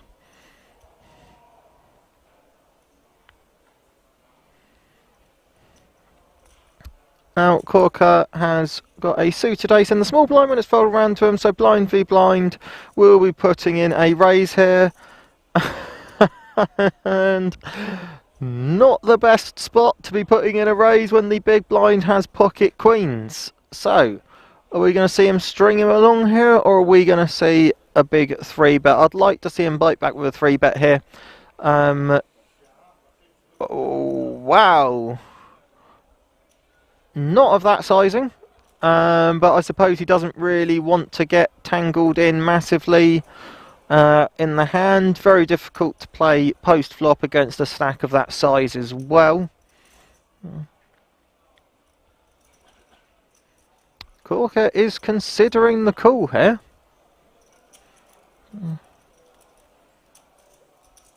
It's an entire average stack he's pushed in with his pocket queens. And Corker will let the suited ace go. I thought he'd let it go a bit faster than that, but he has been taking his time on his decisions. I'm not a fan of the average stack shove with the queens there, to be honest with you. I wanted to see a 3-bet, 100% bite back when the small blind raises at you, but a decent size 3-bet would have done the same job as an all-in, getting him to fold a hand like that, without risking the same amount in case he really did have a big hand. It also means that if he had any other decent hand, ace 10, ace jack, something like that, he would have got a call from a 3-bet and could have got more off him as long as the ace didn't come out. So I feel there was better ways he could have played the queens there than an all-in for 22 bigs.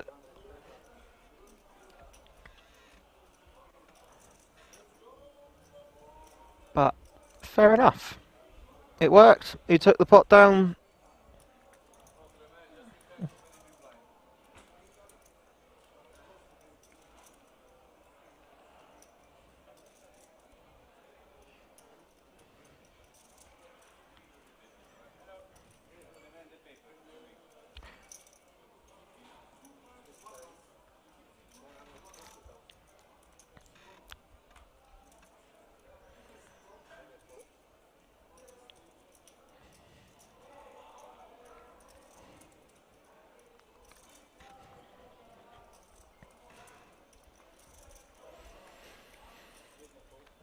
We have a hand that could get interesting here.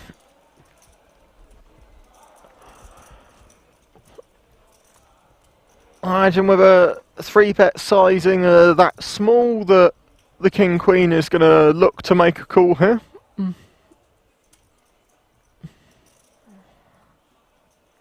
He's going to want to see a flop.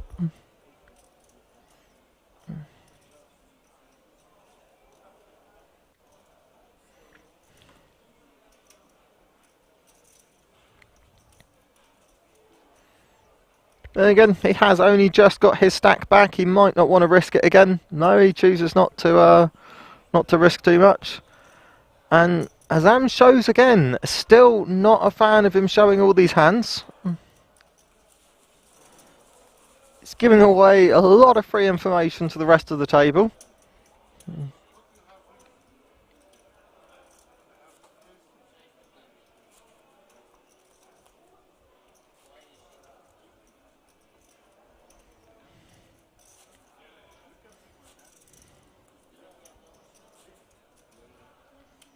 Oh, okay, he didn't show it, he just told him what it was. Okay. I thought I saw him flick it over.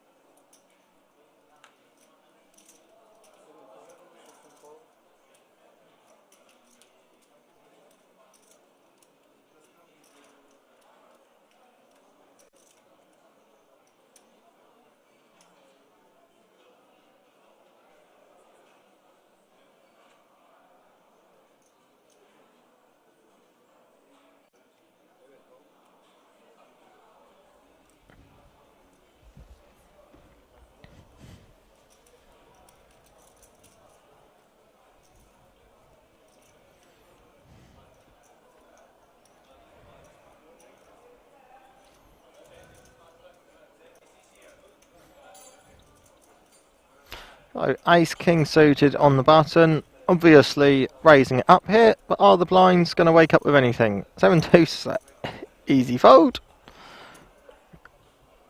Queen 6, now I know I say about defending out the big blind, but with such an awful hand like Queen 6, he will probably let it go.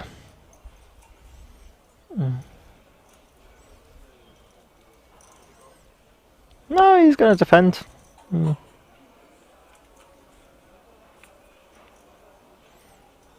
That's fantastic flop for Ace King of Hearts.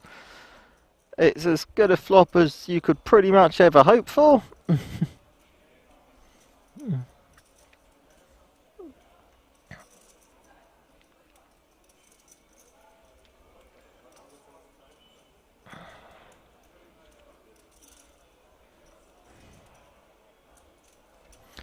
You're so far ahead though with Ace King of Hearts over whatever range the big blind could be flat calling you with, that I would have liked to see a check back.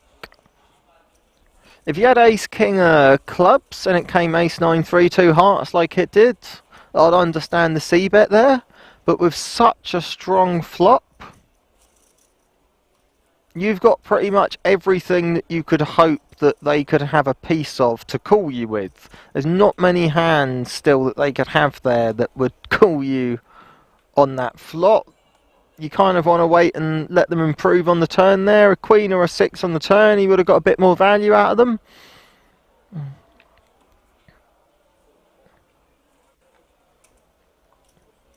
But there's also the flip side of the coin of if the heart comes in on the turn, he knows he's not getting any more value.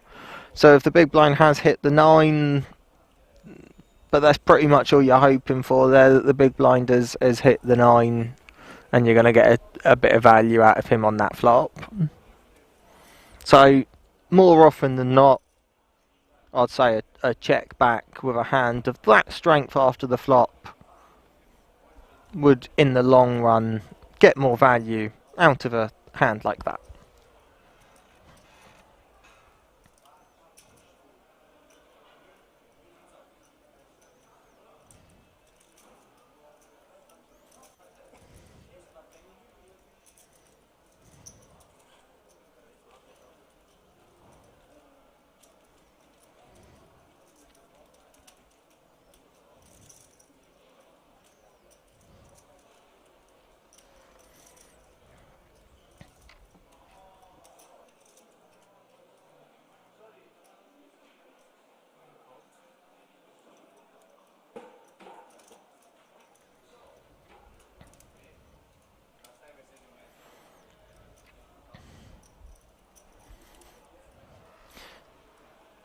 MVG, of course, priced in with the majority of hands out of the big blind to a min raise, but probably going to let it go. He's a very passive player since joining the table. Not had much aggression, made some interesting folds, isn't defending his big blind.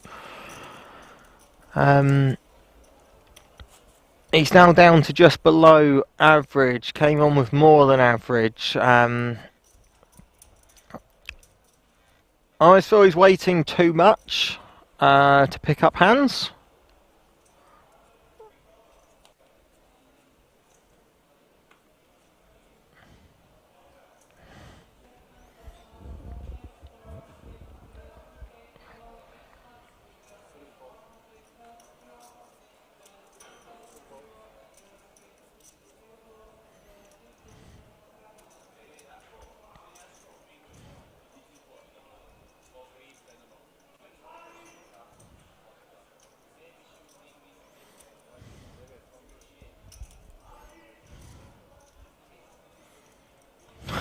Corker, of course, with the aces once again. His run of cards just will not ease up, it will not stop. He's been on an absolute blinder of a run today with the hands that he's had and the fact they've all hit. Now, will this continue in classic style, as it has all day, with other people waking up with a premium that's not quite as good? Or this time, is it just going to make it through and take it down pre.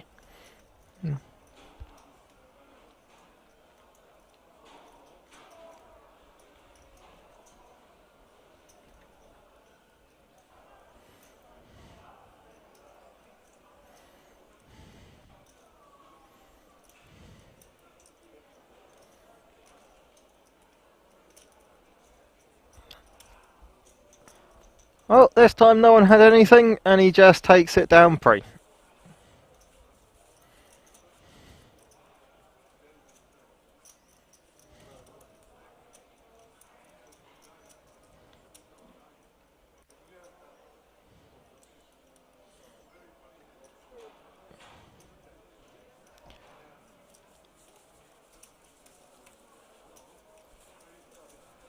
So we have two players down the bottom starting to fall into that short stack range there.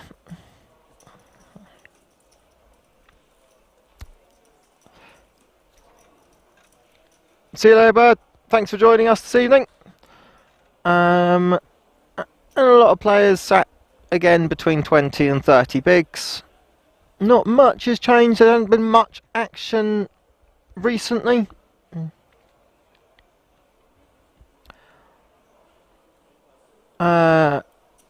Except the new player on the table, the French player that has just joined us, actually has second in chips. He's sat on 40 big blinds.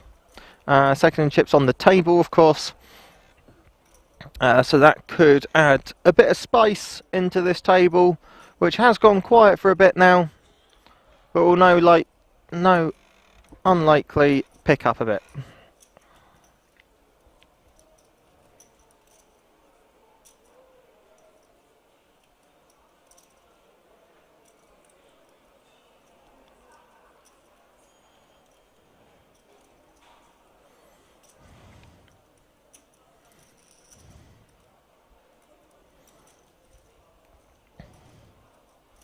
MVG fold around to him on the button, a suited queen.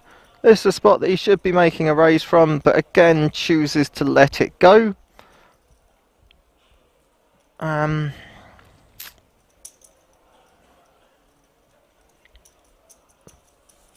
looking at what the blinds had, if he did make a play there, it would have made it through. A spot like that, I feel he could be capitalising on a bit better than how he is so far.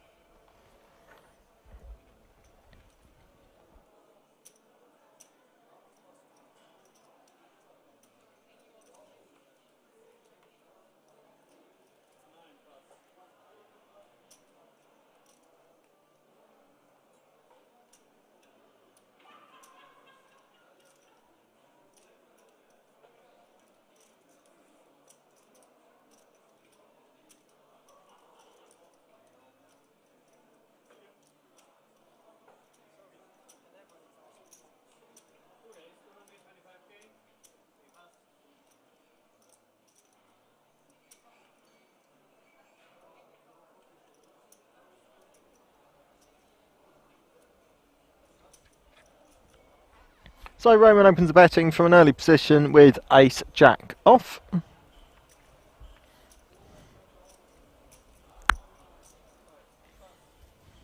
Folds round to the blinds.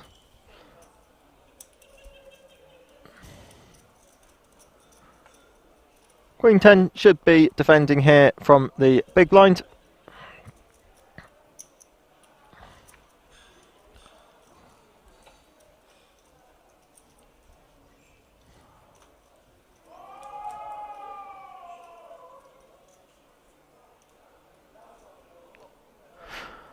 Well, that's an interesting flop.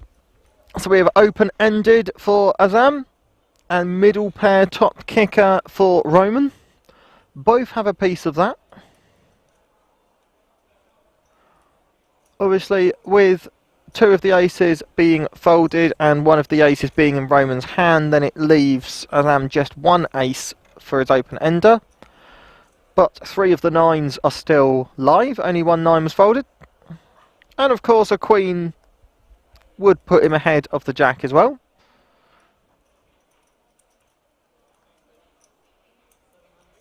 So he has 7 outs. He's going to feel like he has more than that, but still nonetheless has 7 outs.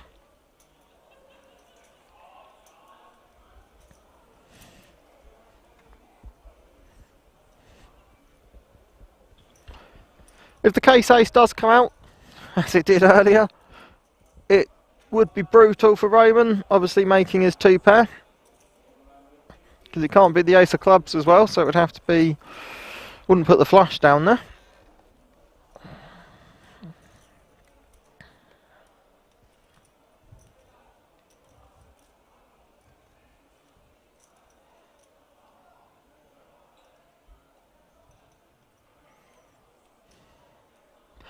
$700,000 is on the large side. It's bigger than the pot. Yeah, Roman does let it go.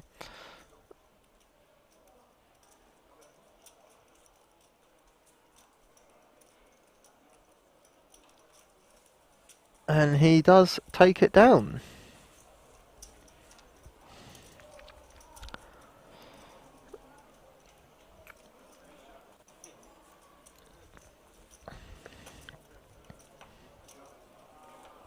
Not sure on the bet sizing, but it worked, so...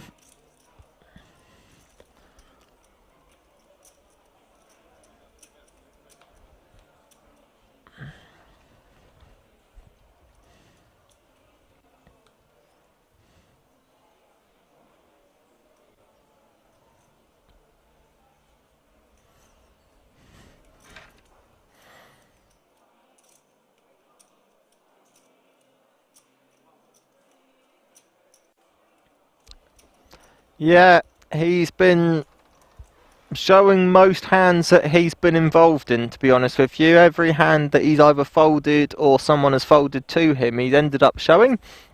Which, I've said a few times on this stream, I'm not a fan of.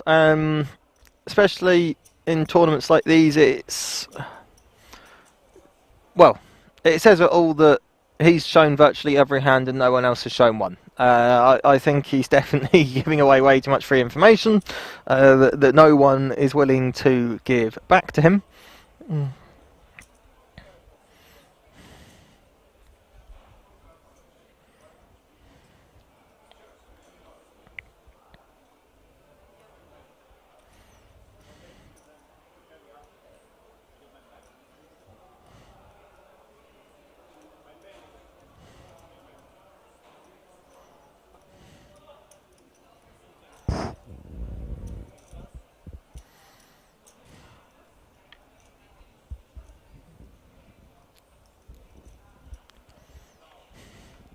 If Raketla had a bigger stack, I imagine he'd be defending here with suited cards, but with a stack of his size, he probably has to let this one go here.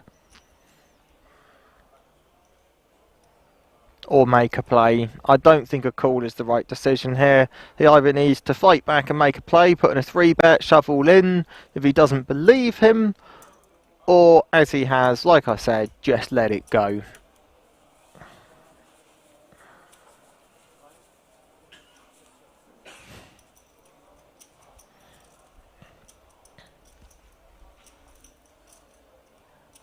And he's now got himself some smoothie or cocktail or whatever the hell he's got, and returned himself to the table. I think that's his, got himself a little cocktail to celebrate his bluff, and he's back at it.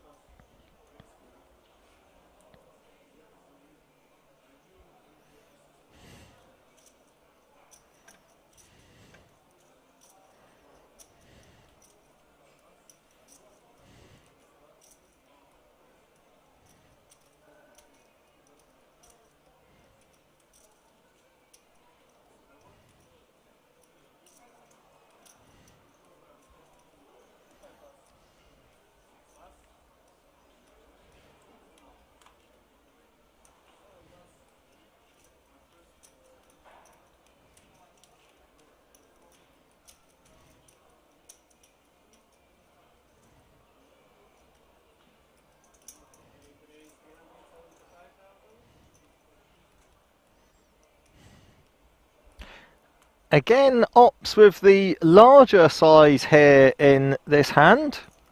It's going to make it through. Let's see if he shows this one as well. No, he's finally chosen to actually muck one of his hands once he's won, rather than show it.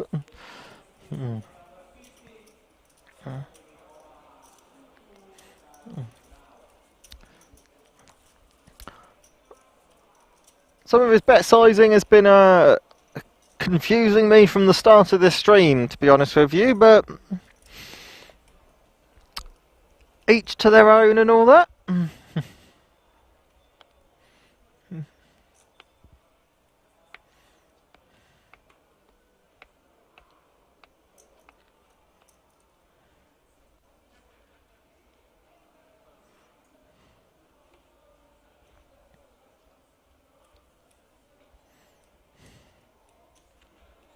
So we've got a break coming up in about 5 minutes. Before the last break, we saw obviously 2 crazy all-ins within the last 5 minutes, making a big difference to people's chip stacks. I wonder if we're going to see any action like that coming up towards this break, because it's been a bit quiet for the last hour. But obviously, as time goes on in day 2 as well, it gets to this kind of weird stage where people are approaching final day, approaching some of the bigger pay jumps, and want to... What is going on? So he's decided to go for 8x this time. I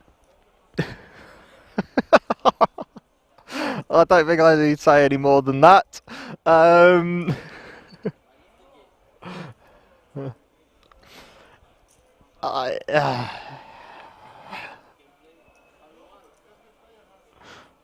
Roman has the same hand in the big blind, but he looks just as confused as the rest of us to a 8x raise.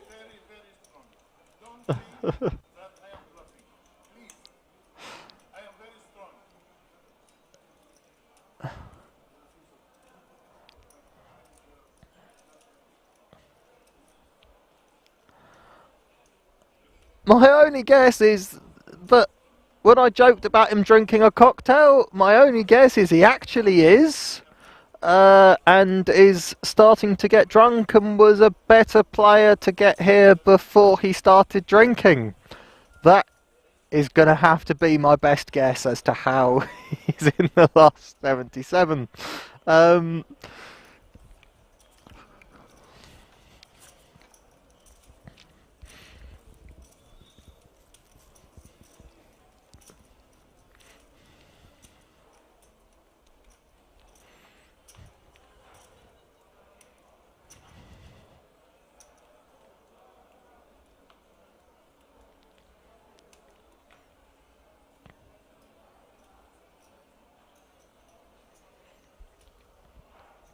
Clement's picked up his first hand since joining the table. Unfortunately for him, massively out of position after seeing some crazy raises as well. He's going to be a little bit sheepish raising too much under the gun. Yeah, he's gone for the min raise. I'll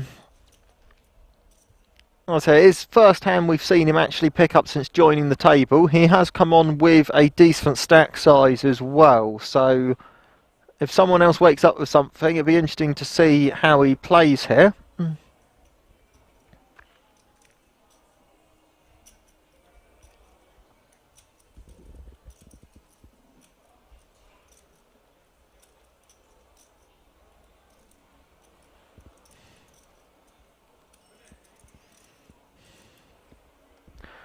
Not sure what Alexandru's thinking about here with 6-4, unless somehow the card reader is making a mistake over what hand he has. But this would be a strange move if he does anything here. Yeah, he lets it go. I'm not sure what the long tank was for on that hand, but especially as the other players around the table must see the same thing I've seen. This is the first hand that Clement's played. or at least you'd like to think the other players around the table have picked up on this as the first hand that he's played. Here we have Raketa with queens and 11 big, so this is probably going all in. He does push it all in.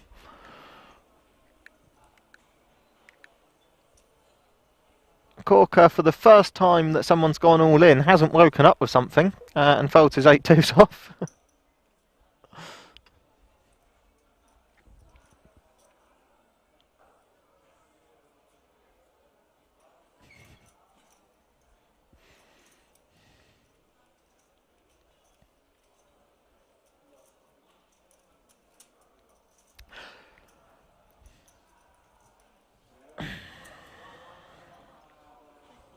Clement opts to make the call.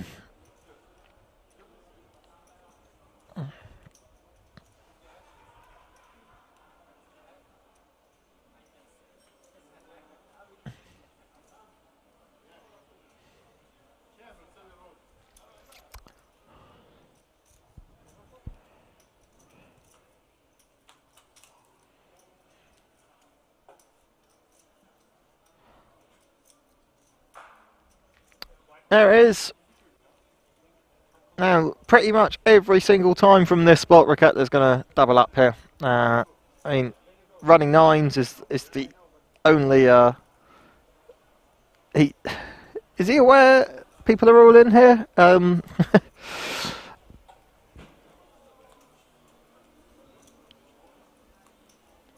Yeah. Raketa gets the double up. Last hand before the break, like I said, there was an all-in and a call last hand before the break last time. I wanted to see something like that again this time, and there you go. He has a double up. It's unfortunate for Clement. First hand he plays since joining the table. Sits there for ages, finally picks up a hand and loses with it. But he's still above average, still sat in a good position. When you look at the chip stacks, obviously quite even. Only 6 big blinds difference between second and 6th on the table. And only 1 shorter stack. He's getting down towards shovel fold range, not quite there yet, but Corker obviously still with that massive lead out in front, still nearly double second on the table, playing very well.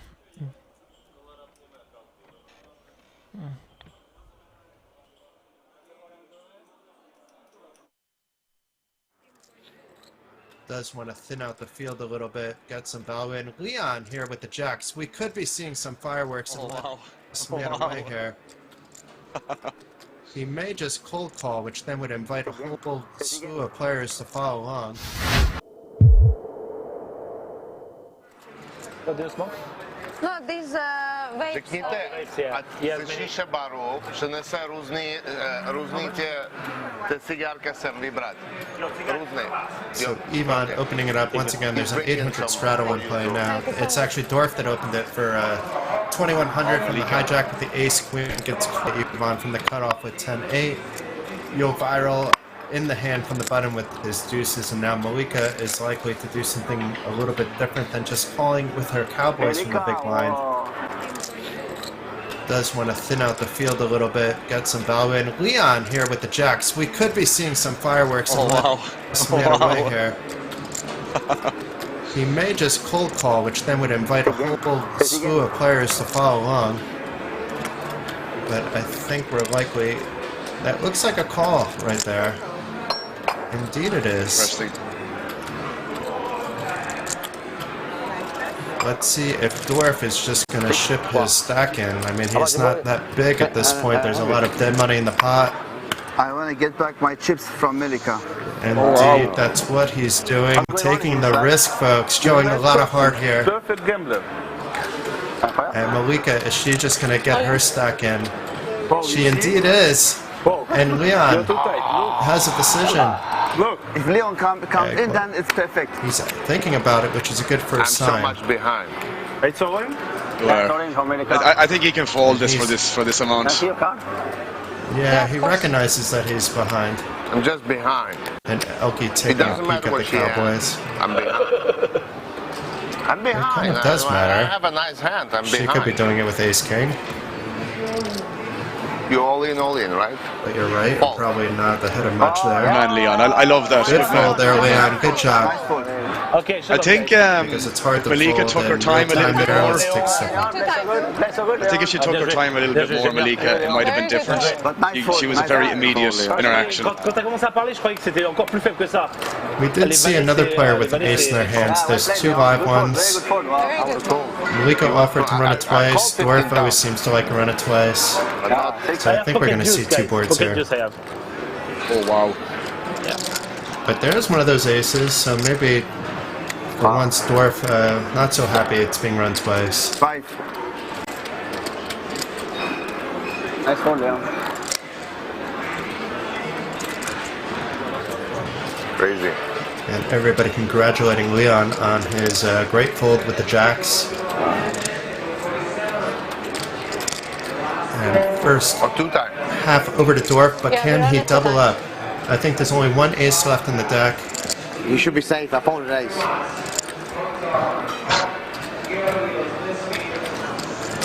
So no miracles so far for Dwarf. It's looking more and more like a chop.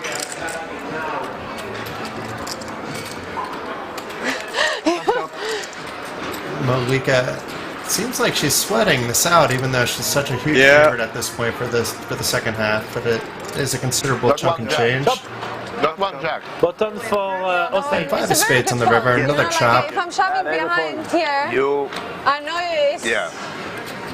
Very hard for you to lose that twice, but I've folded an ace. Nice hand. Nice hand. Thank you. Pull It it. would have been interesting to see what would have happened if Malika just cold called with her kings there, Very good fold.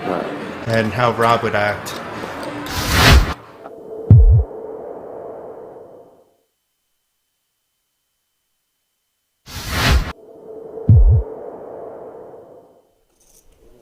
You could maybe put some mayo on the wheel, Henry. Just, to take the heat off of pizza. Let's just, ease our way into the booth.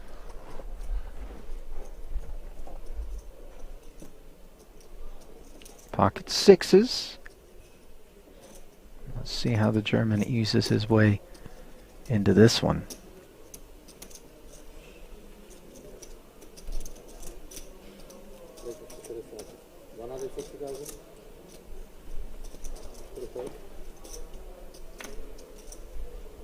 $160. Min raise here with the blinds at 40, 80, and 80. Yeah, we do have about 10 minutes left on this level. So we worked our way down the final two tables. Vela, Italian, currently 14th in chips. Just going to proceed with caution by the looks of things.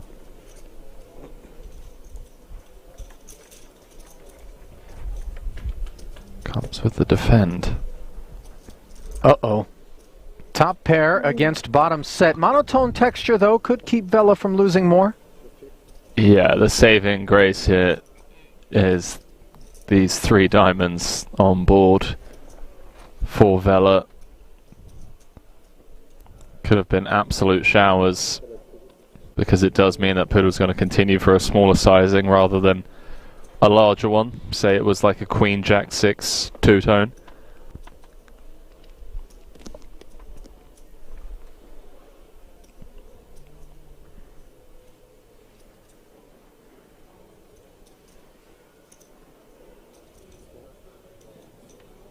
Another 200 into the middle after the check call of 100K.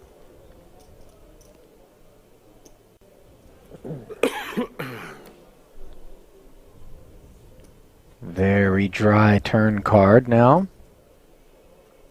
The type that rates to keep ace-queen very involved.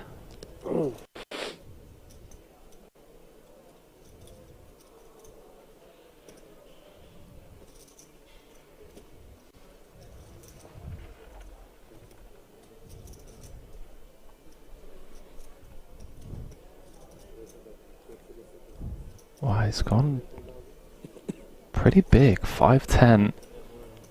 Trying to get all of the money in on the river.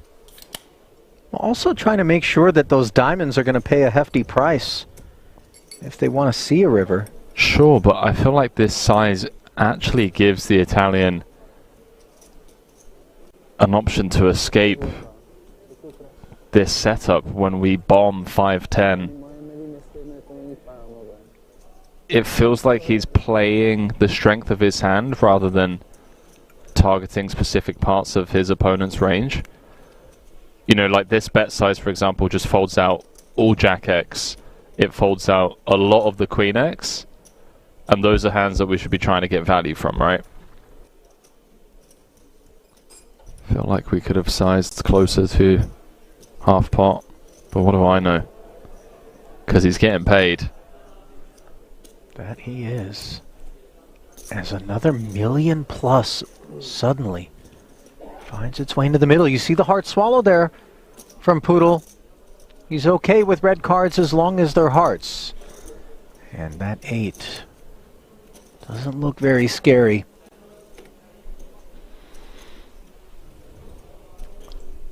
But maybe it's like, okay, now I want to target one pair hands.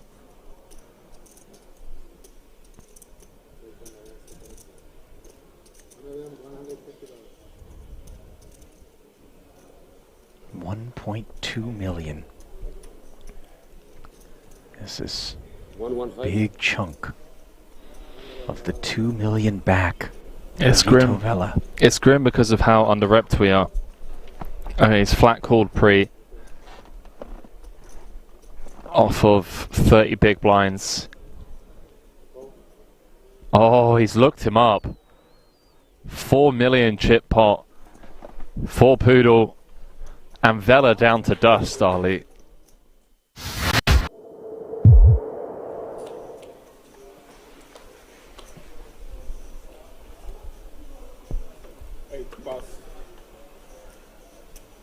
Bogdanov's watching this going, how come Martinson can't have all the fun? I'm the chip leader here. Yeah, but he still has 6 million. It's okay. Martinson, once again, 2 10s. He's got the firepower to fight. His arms must be getting tired, Randy. Just kidding. I don't think he minds it. We might have to relay the felt. 100. Excuse me, can I pitch my top one? Yeah? Looks like he'll be raising, taking this one. Yeah, Chateau with King 3 offsuit. Such a poor hand. No chance he's playing this.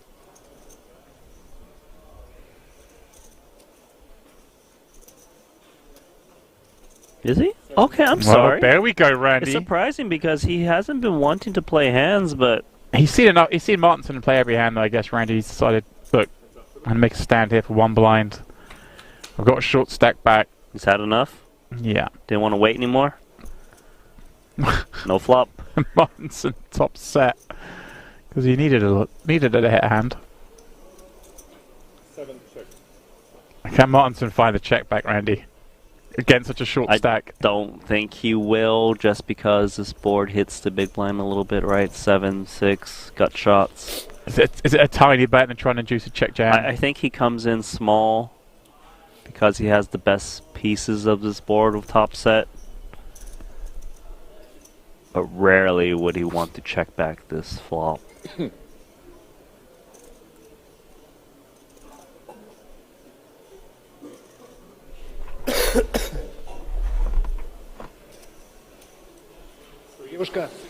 $65,000. The bet very small. And a switch Oh my check. God! What is going on here? Made a move with just King 3 high, no backdoor hearts, and he's pretty much dusted. Looking for an 8 or 9 and a 9 to kind of chop this one up. Wow, Randy. He knew it was the big blind's board. And he took advantage of that situation, or at least he thought he was going to, but instead, Martinson has him all but dead. Randy, what are we seeing? Well, that's it. That seals it. Chateau out in 27th. I mean, I always give credit to someone giving it a go, Randy, but that was spicy.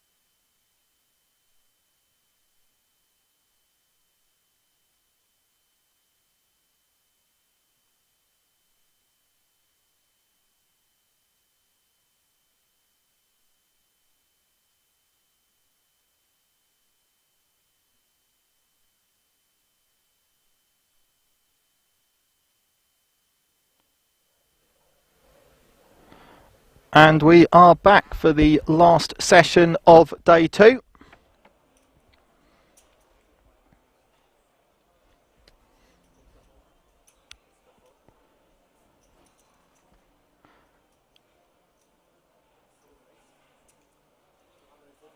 We have 5 30-minute levels left of the day. Then whoever's left at the end of that will be in final day tomorrow.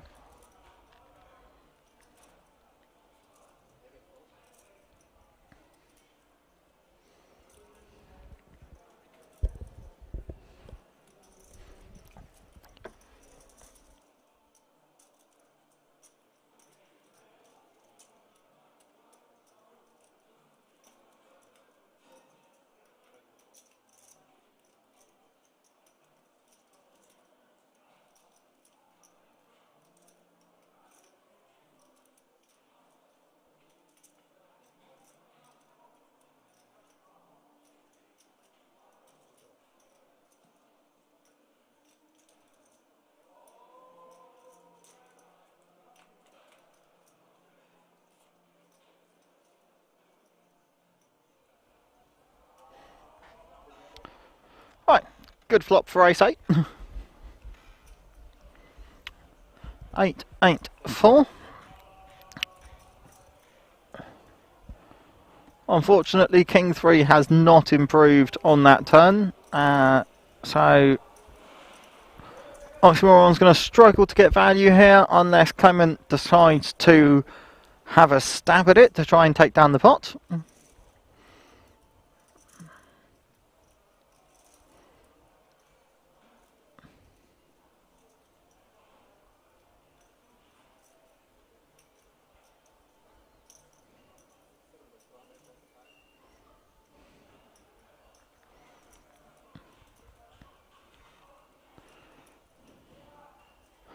Pretty easy fold here for Clement. He's going to make it look like he's thinking for a little bit first and then obviously let it go.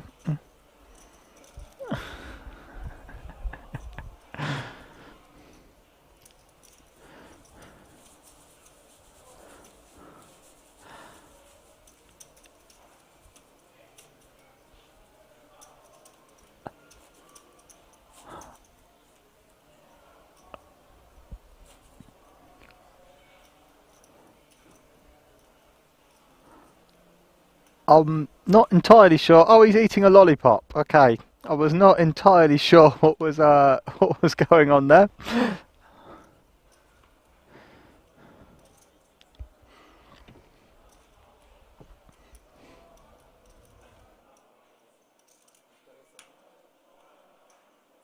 Oh, absolutely! I am all over a flop like 8-8-4. I love sailboats, pocket fours. That would have suited me to a T.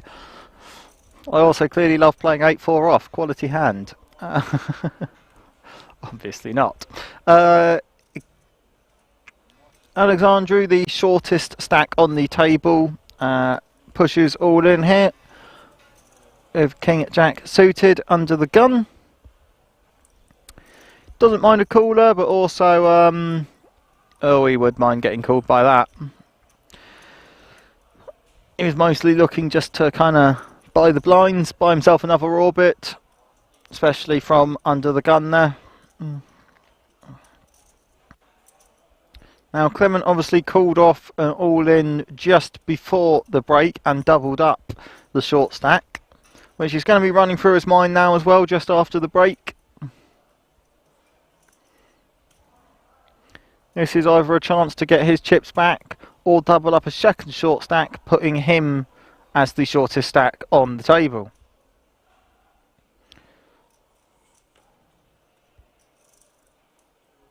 And for that reason, he does opt to let it go.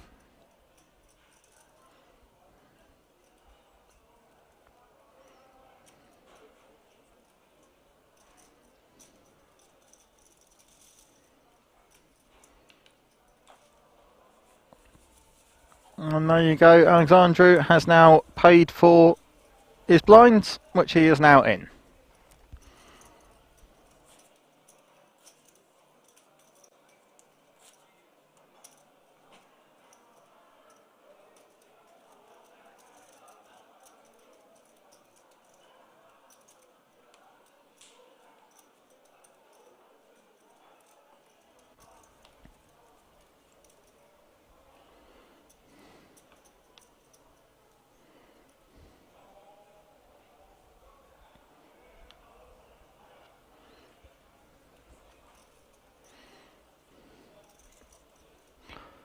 Oxymoron with a hand under the gun this time.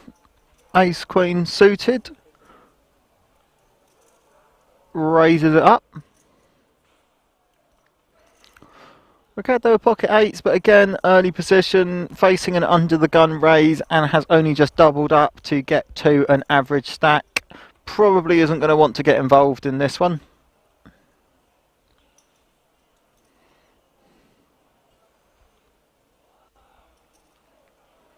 Or is. Who am I to say?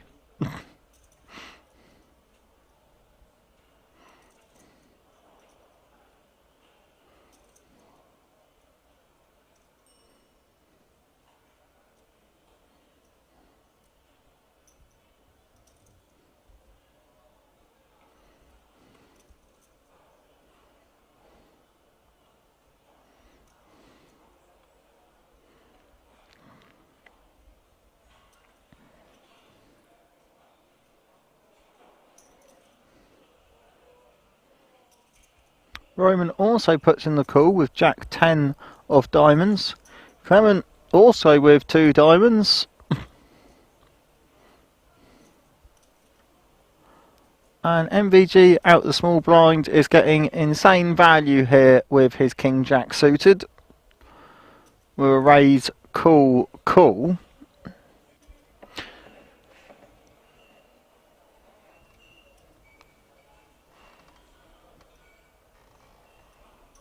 He will also just call. Big blind will obviously fold Queen 6.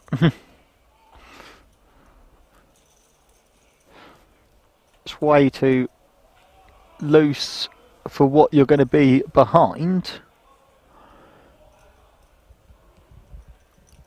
Good flop for King Jack.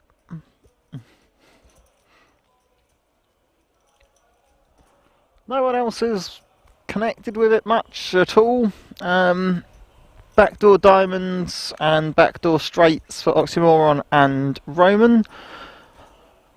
The 8s are going to be feeling pretty strong on that flop as well. Obviously with 2 kings, that's likely someone has one, and the other card being an undercard to your pocket pair.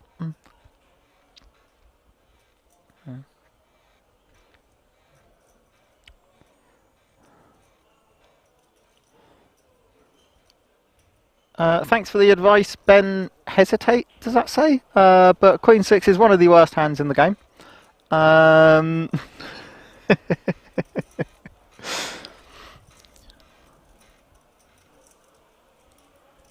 Ace Queen has a stab at it with backdoor nut flush draw, backdoor royal draw. Obviously we know the Jack 10 of diamonds have been folded, so that's not going to happen, but backdoor Broadway. A lot of backdoor draws and 2 strong cards against a flop like that.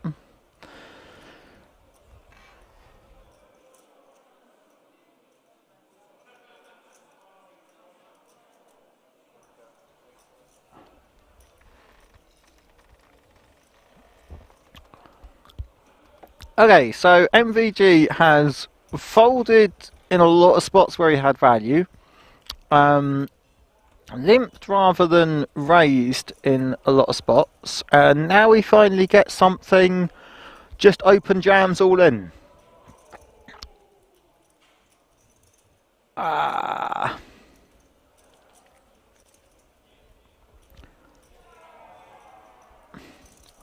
Obviously not a fan of value.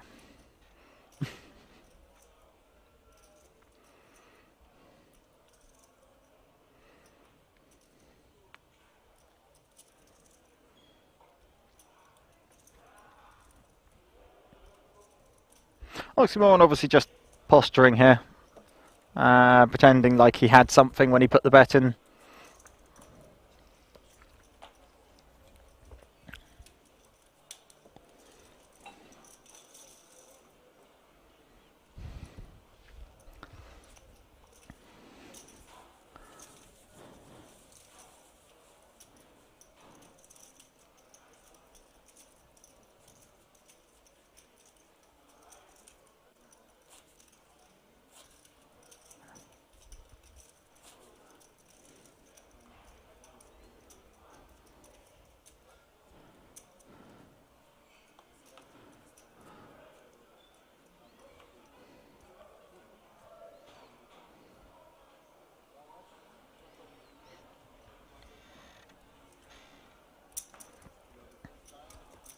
Ben, I'd love to believe that you won a tournament with Queen 6, but it's hard enough to believe that you won a tournament full stop.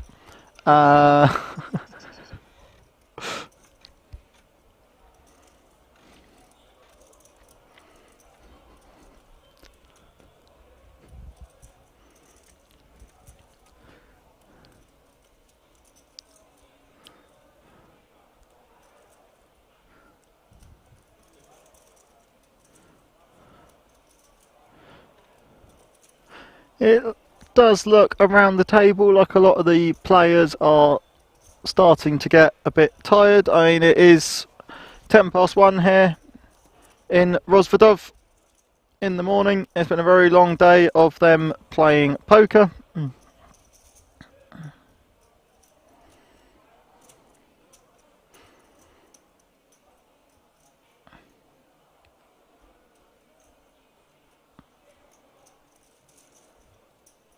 Especially as there are some of these players that would have made it through in the turbo from 10 AM this morning and would have been playing for the last 13 hours so far.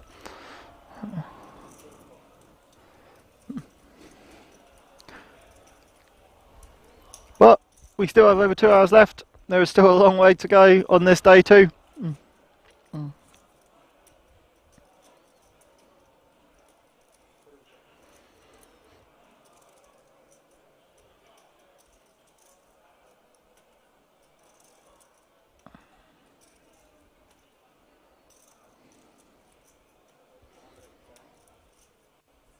Yeah, come on, see that and just take it down.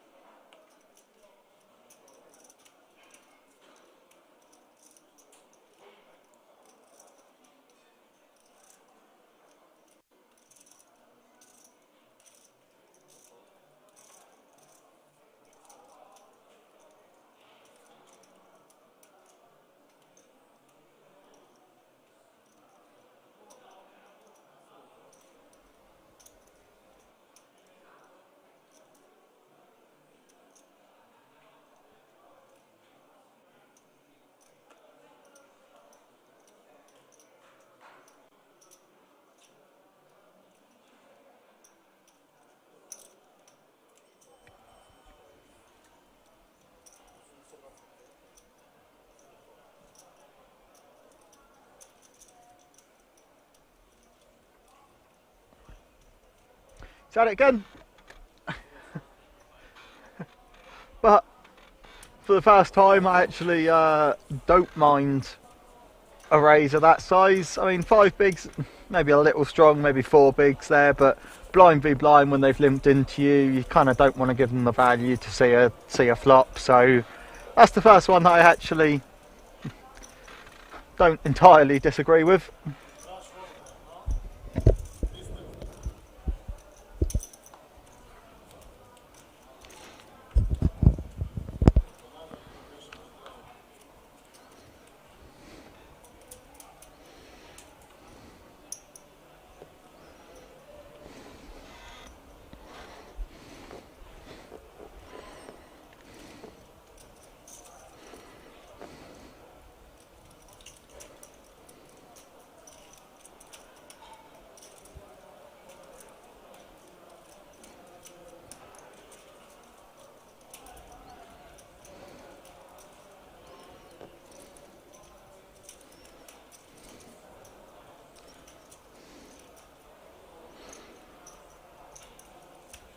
Not sure what he could be considering here with 9-8 off out of position. No, he does let it go eventually.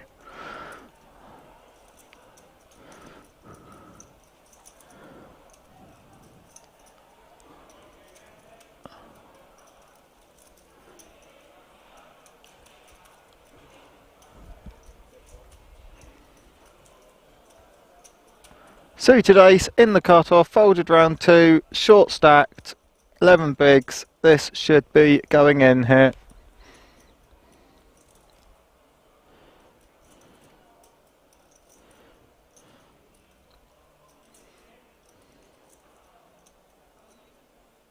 And there it is. It goes all in. Button snap folds. Azam could do anything here. He folds. Oh, that's a call. That's got to be a call. He's asking for a count to make sure he's not got him covered. See how much of a stack it would be. It would heavily cripple him if he loses the hand, but you've got to be making that call there with tens. He does make the call. Shows Alexandru the bad news. He's still at 30%. We've certainly seen less odds hit on this stream so far today. We've seen stranger things happen, so let's see the flop.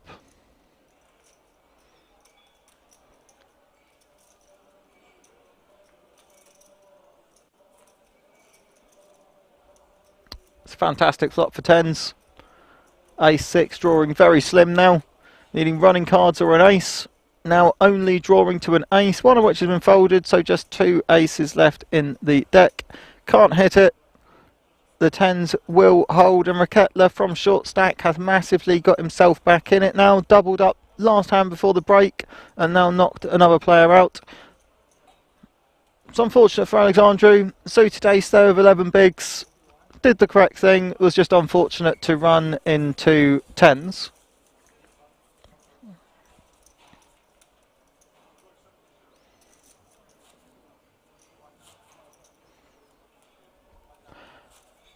No, usually we do play down to 24 on the Sunday and return for final day with 3 tables of 8 on the Monday. But because of the size of the field, they decided that just would take too long in this tournament. So it's playing up until the end of level 30. We have about 2 hours and 10 minutes worth of play left of day 2, and it will end at the end of level 30, and everybody left there will return to final day. It just means final day will run longer than usual. I imagine they will see how many players make it to final day and potentially start it earlier.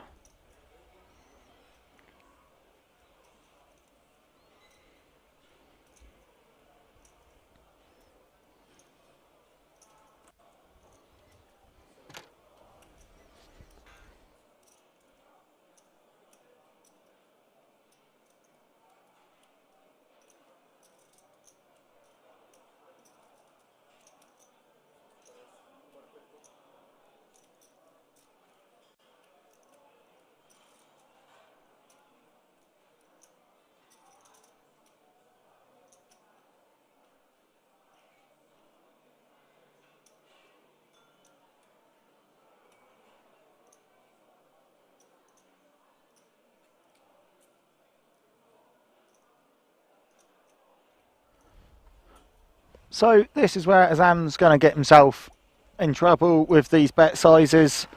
Again, he's gone nearly 4x with pocket fives, and this time he's actually ran into a hand. Obviously, I know a couple of people were saying before that, you know, his bet sizing was working because it was getting through. It was only getting through because people weren't waking up with hands. It was getting through the same way that a 3x raise would have got through. He didn't need to go 6, 7, 8x like he was going earlier. Because this is the trouble he can run into. If he goes for a bigger bet sizing and people do wake up with hands, then it's not going to work out for him. Now, Corker does decide to let the nines go. And Azam has to fold after putting in more than he needed to in that spot.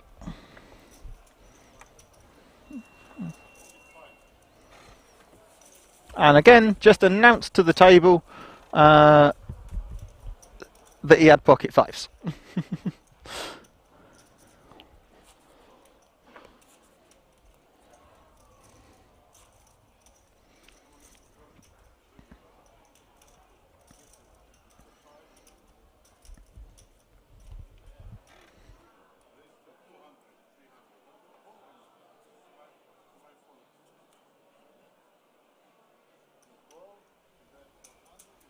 So funnily enough, somebody actually just said to him, should have raised to 300k. And he said, I know, that was my fault. So other players are starting to point out the same thing, that his bet sizing is on the larger side.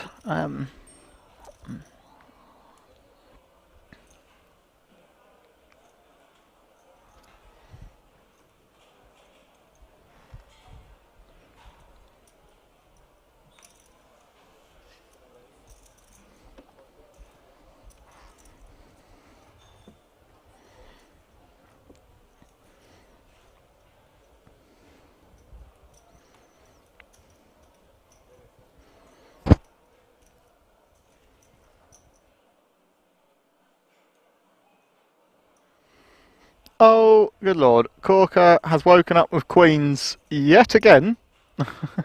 And yet again against somebody with a queen as well.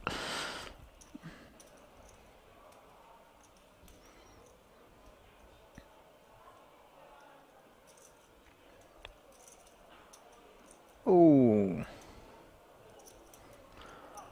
Not sure on the all-in. Just snap folds around that makes it through. I guess he takes down what's already there without taking too much of a risk and maintains his stack. I guess when you pick up queens, kings or aces once in orbit, you don't really need to make the most out of them.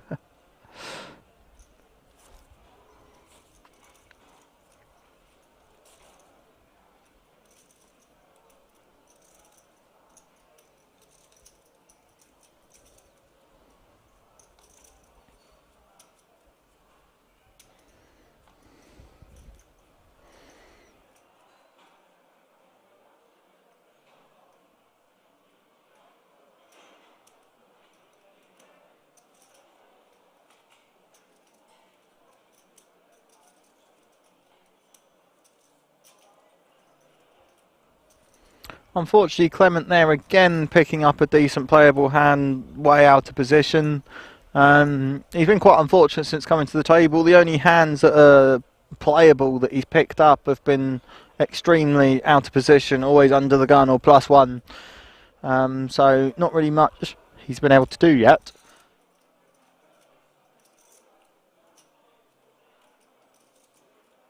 Oh, excuse me.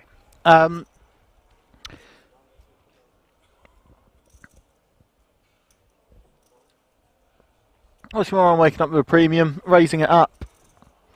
Ace, Queen of Hearts.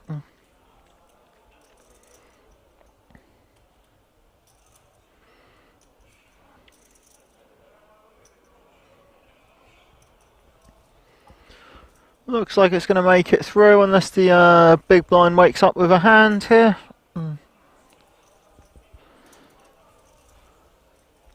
I'd like to see a defend here of suited connectors like 8-7. It's worth seeing a flop. It could very easily outflop ace-queen, and if it doesn't, you can get away from it. For a small raise like that, he does put in the call.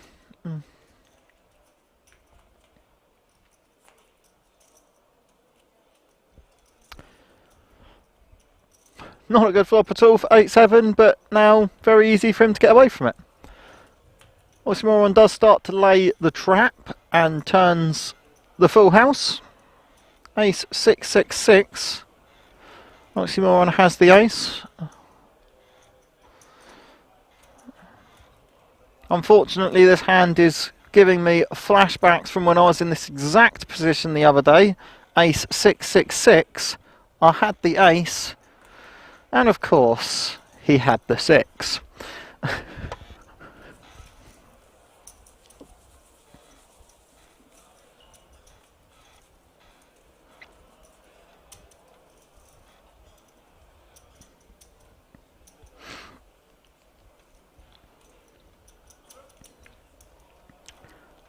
Another look at the chip counts. As we can see, Raketla from down the bottom has rocketed right up to 37 big blinds now, more than average. Second biggest chip stack on the table. And then again, third, fourth, fifth, and sixth and seventh all sat on similar stack sizes.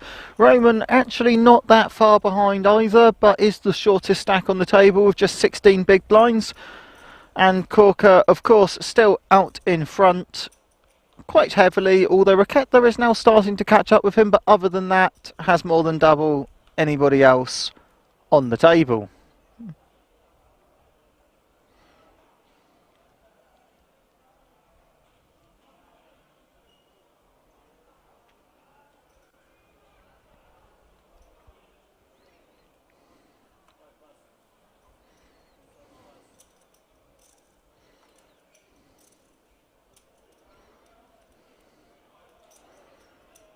Azam with ace-5 off in an early position.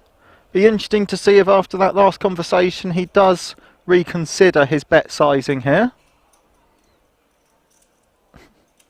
It's not looking like it.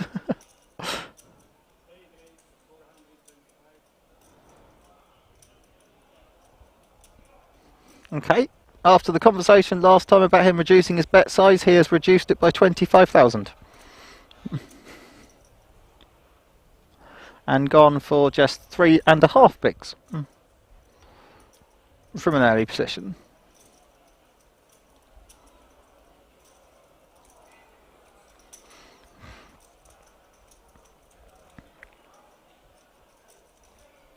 Now, with how Azam's been playing, be interesting to see whether Clement decides to bite back here and put in a 3-bet, or whether he opts to just call and see the flop. Either way, we shouldn't be seeing a fold here from Clement. I would rather see the bite back with a 3-bet though, especially with how loose and aggressive Azam's been playing. And there it is, he pushes all in. It's an excellent return, it's exactly what I wanted to see from him in that spot. Azam has no choice but to fold here. Oh, he did. Oh, wow. Okay, he folded. I saw him reach for a stack. I thought he was going to call then. No, he does what he should have. Let it go there. And Clement has a nice pick-up and makes the most of Azam's aggressive play there.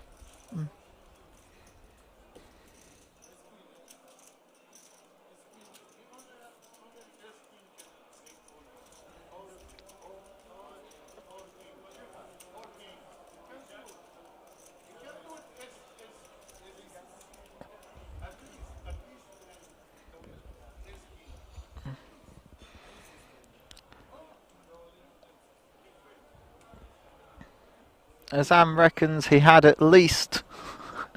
Azam reckons Clement had at least ace-king to make that move. I would say quite the opposite. But at least ace-king, then what's he talking? Ace-king, kings and aces, and... I don't think he'd be doing that with kings or aces.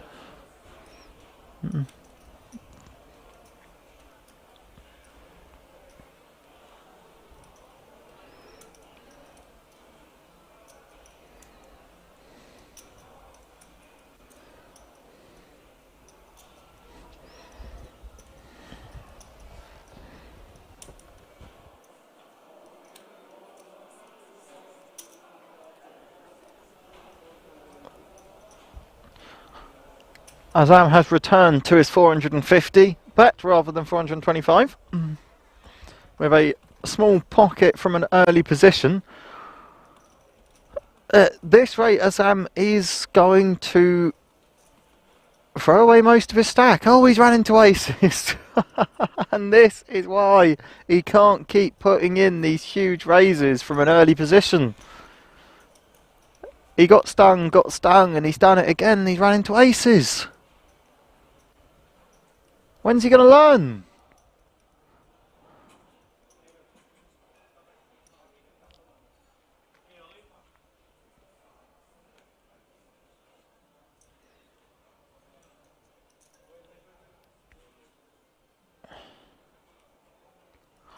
Domenico does choose to push all in.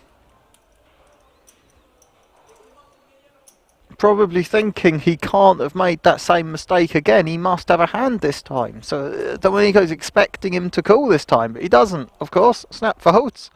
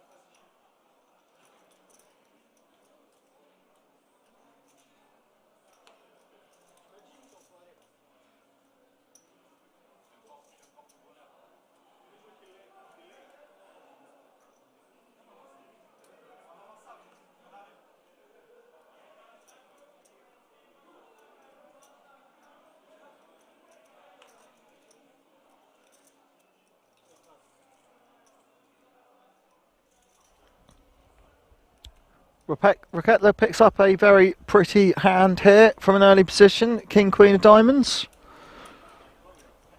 Imagine he'll go around 250, 300, more of a normal raise size from an early position. Goes for the min raise, 240.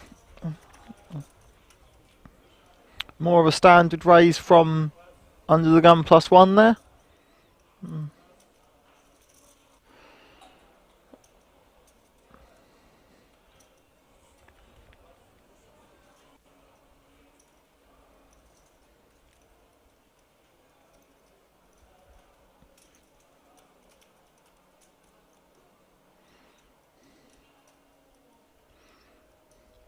MVG is getting the correct odds to make this call here, but he's going to let it go instead.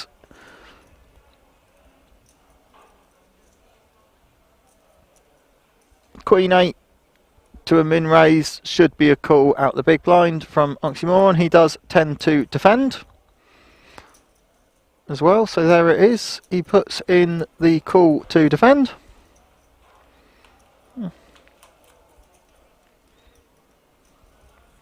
A queen would be devastating, but it hasn't come. It's come 9-4-4. 2 spades. Neither players have spades. I'd like to see a C bet here from the King Queen. Get a continuation bet in on the flop just to take it down.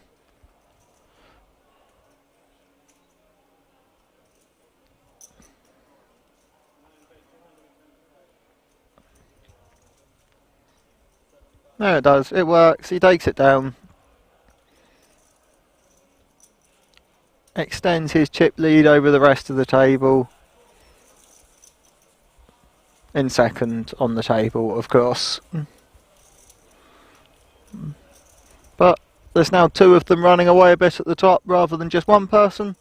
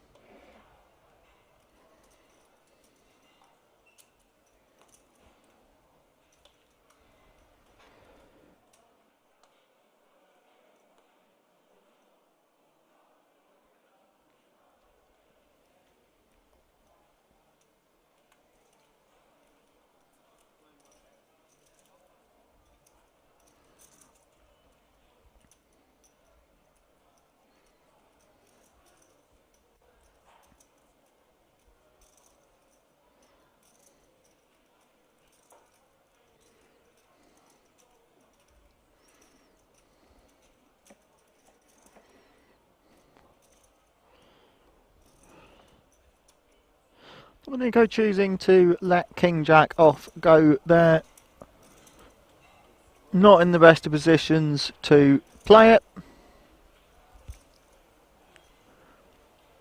Whereas Clement in the cut-off with a suited ace will choose to raise it up.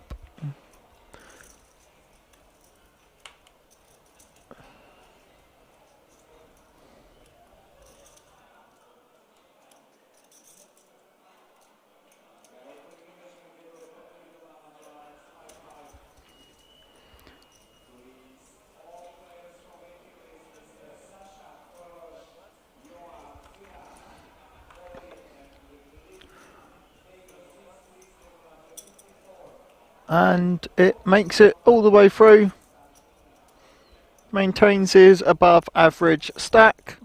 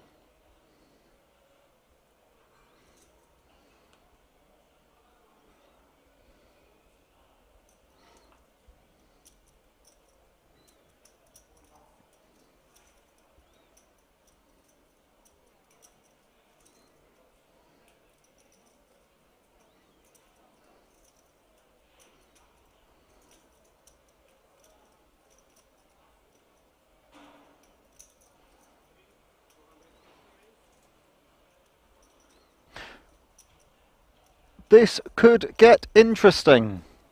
Domenico raises it up with ace king. And straight after him, Clement wakes up with the ladies.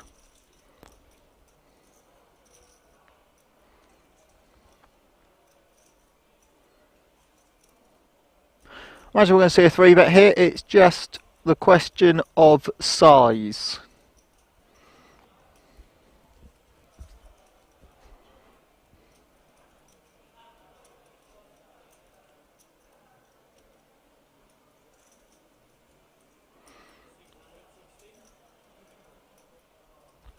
Goes on the thinner side. MVG with a suited ace. I imagine with the way he's been playing, going to let this one go. I'd like to see him get more involved in the game, to be honest with you. It almost feels like, and I know they're in the last 2% of a decent sized tournament in terms of money up top and everything, and obviously the ring up for grabs. It very much feels like MVG is focusing too much on laddering and ICM and trying to make it further, which is almost too early in the tournament to be focusing on things like that. It's still a very, very long way to go, so I'd like to see him get more involved in the game rather than just... Essentially at this rate feels like he'll eventually just get blinded out. So I want to see him get more involved. Obviously not necessarily in that hand, but right, we have an all-in and a call. With the aces and kings that have been folded as well, the queens do have a significant lead. A 2-1 lead of the queens. Oh, king straight away. 9 makes it interesting. Now any queen or any 10. He's picked up extra outs, but he can't hit. Wow, Domenico will get a massive double up with his ace king.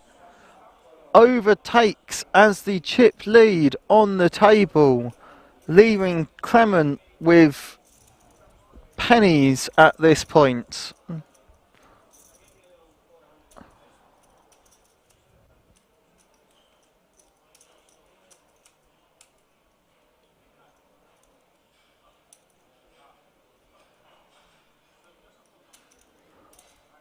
What a huge swing in chips. What a massive hand for Domenico.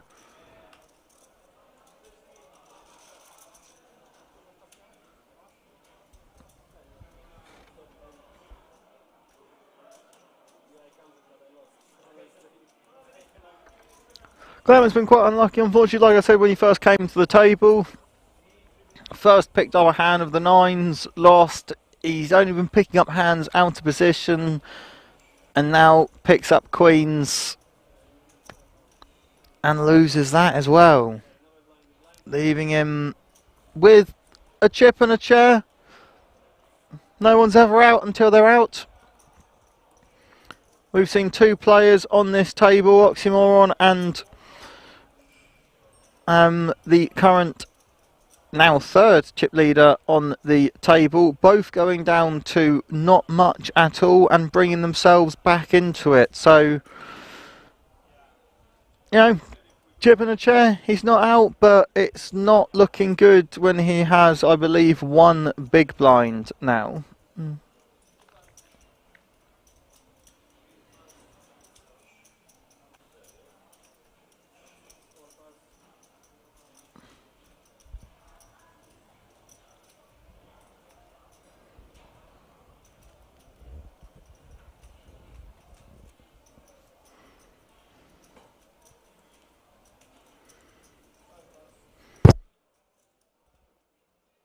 And we have a new player joining the table now that we are down to 61 players remaining.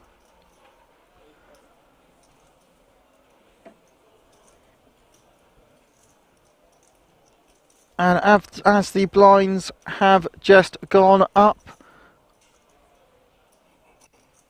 we have entered level 28 of 30.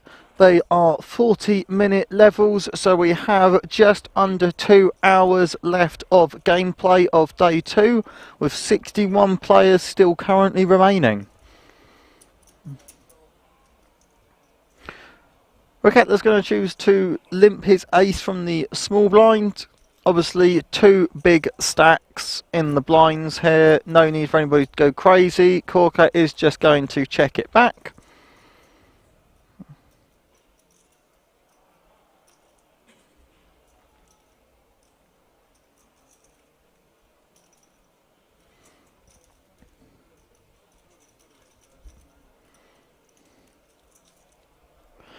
Raketa connects with his 2, but again, no reason to do anything crazy.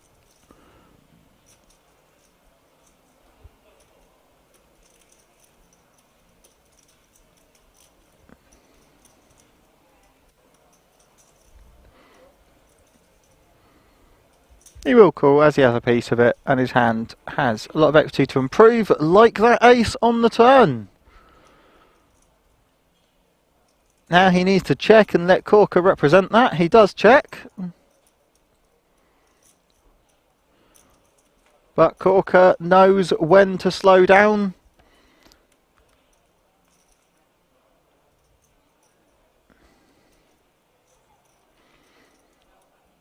Now, seeing Corker's hand, I would say his only chance is to check and let Corker bluff at it. But generally, not how you should play that in this position. You should be going for value here, hoping that Corker has actually hit something, and he is going to do that. He's going to go for value, hoping that Corker did actually connect with the 6 or the 10, especially checking back from the big blind. Could easily have a 6 or 10 in his hand.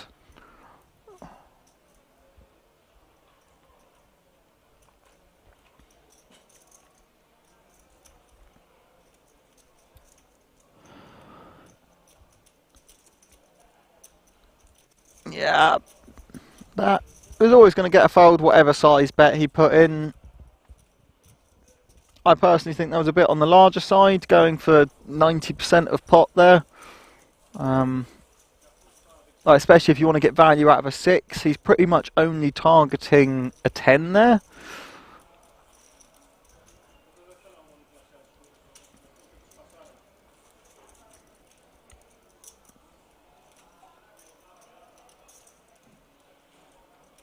But another nice takedown for him. Still chipping up from bottom in chips on the table to, I believe, now overtaking Corker and going into second on chips behind Domenico, who obviously had that massive double up from Clement. Now Clement knows he has to go all in this hand or the next hand. He has very small suited connectors, but has that got more equity than whatever could randomly come next? He decides yes it does, and decides to push all in. Ace Jack suited behind him, MVG. See, this is a spot where MVG should be putting in a big raise here to try and isolate. This is the spots where I want to see him get more involved in these hands. I mean, it's awful news for Clement, MVG actually having clubs as well.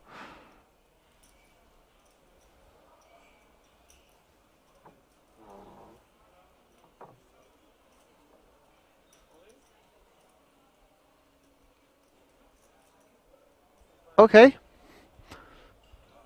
He also pushes all in.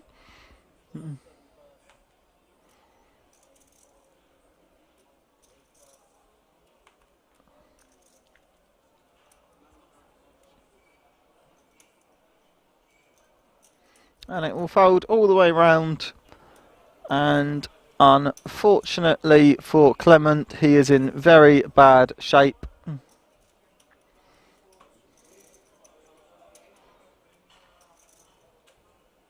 But again, we have seen stranger things happen here.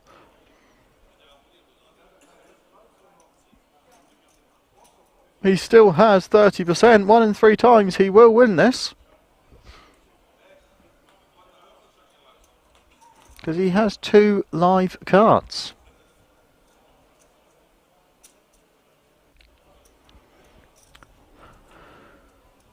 Not the worst off in the world. He's still both of his cards alive.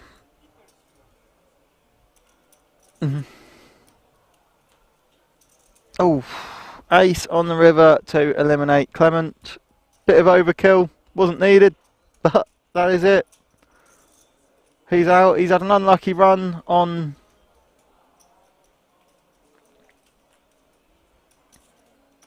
the table here since joining feature.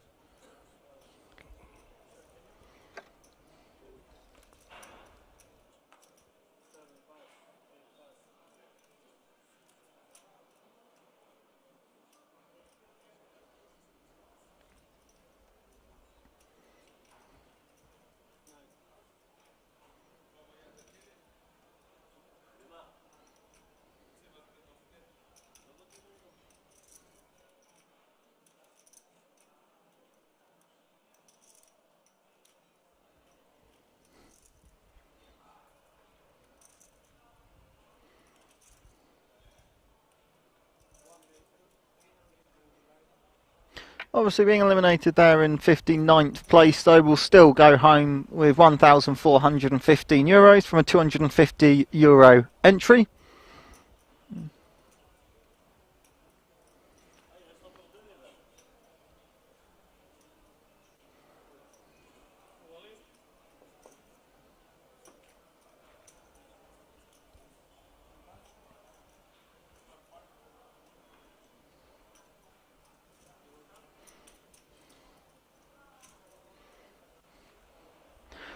Interesting spot here for Corker, because he could think that his heart's alive and 2 live cards. But he does choose to let it go, which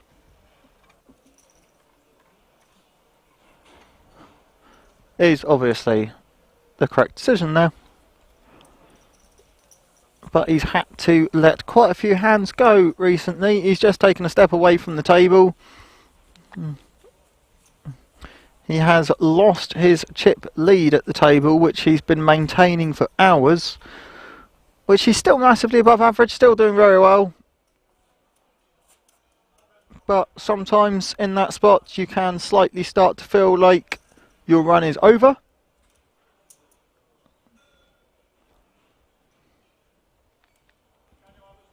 With a stack that size, I'm sure we're still going to be seeing plenty more of him.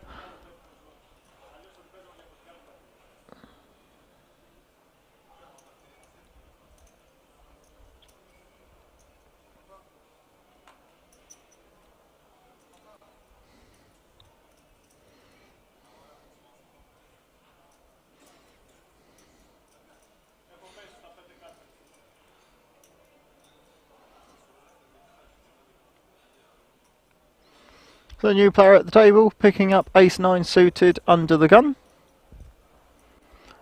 Looks like he's going to raise it up.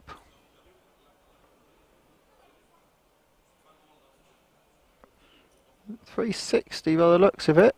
He's now looking at a bigger size.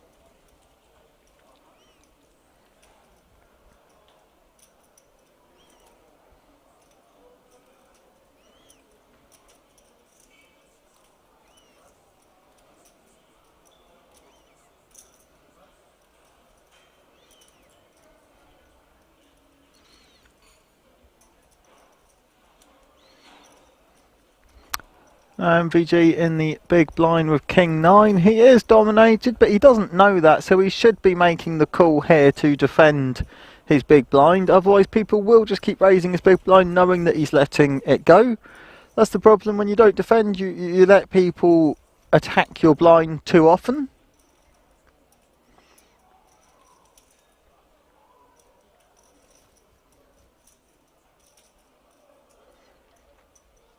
He does let it go, which in this situation is the better thing to do. But he's letting it go way too often, in my opinion. Like I said, he's too much focused on, seems to just be focused on lasting as long as he can, rather than playing the game, getting involved, and I think that could be a problem for him as the blinds increase and as the game goes on.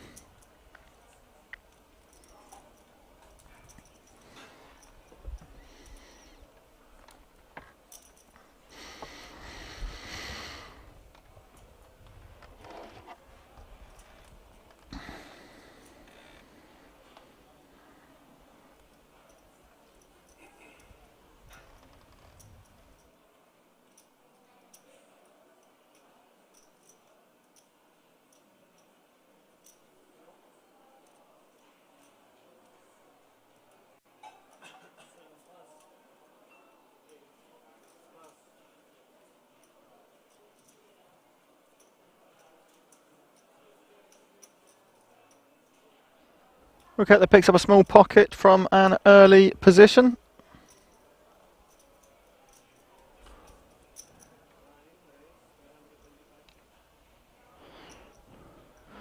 He'll raise it up. Basically a min raise here.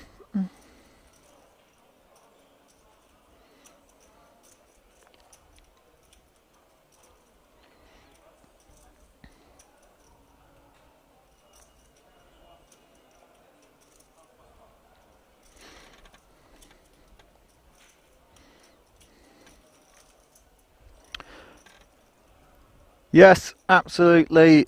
I have to agree with that. The dealers here are very talented. They're all very, very good at what they do. And there's actually one dealer here that if you're in seat 9, does this weird flicking his hand backwards thing so the card spins in front of you, which is actually very entertaining to watch, especially if you're in seat 9.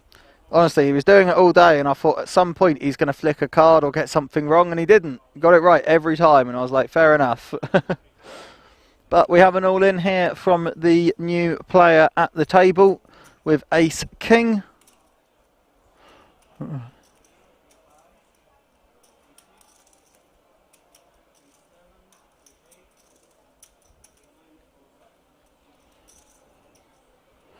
Raketla can't call an all-in of that size with his pocket 5s, unfortunately. It's just not enough. There are too many hands that could have you crushed in that position. He does just let it go.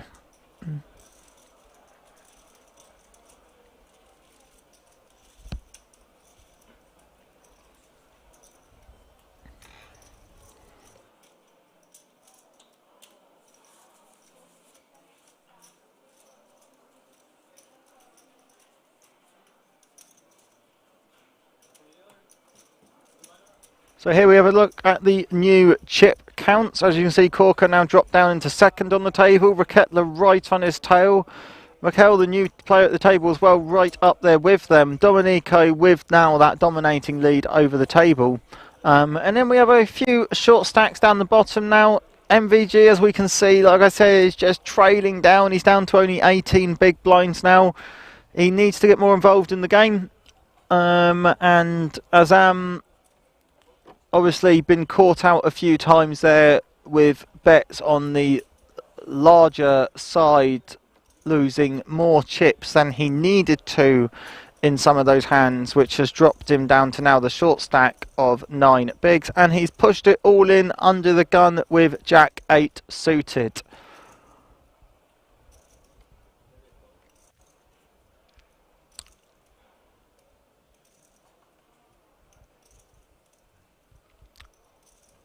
Bit loose in my opinion. I know he has 9 bigs, but I still think Jack 8 is not the strongest of hands to be doing that with.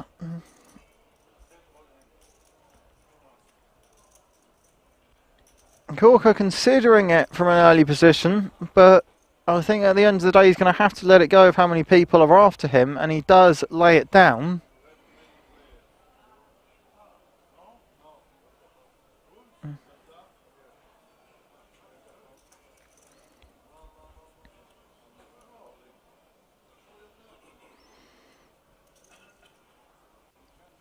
It's folding its way around to the blinds. MVG will obviously let this one go here.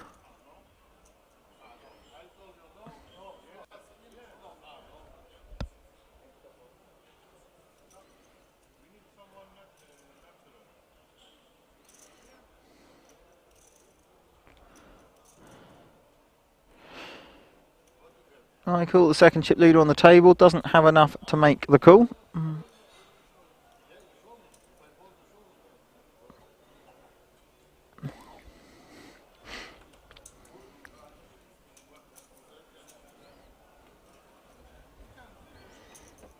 That's where I'm going to fold, and Azam is going to show another hand.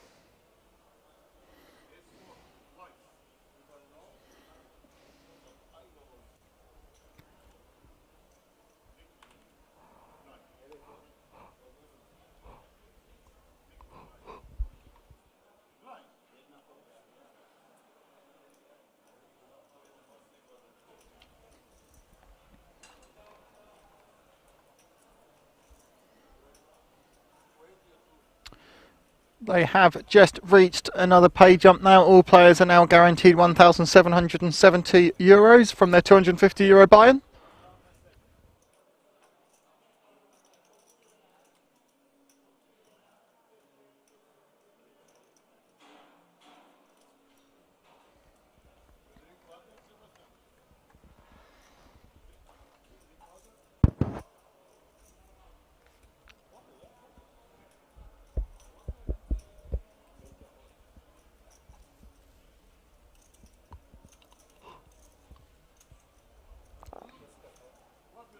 And we have a new player joining the table.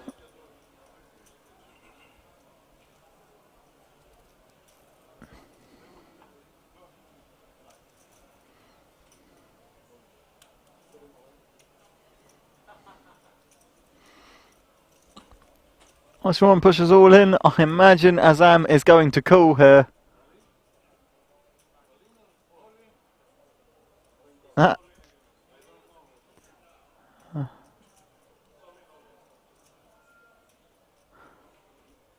Bit of confusion over there on whether he was calling or folding. But he is quite heavily dominated here.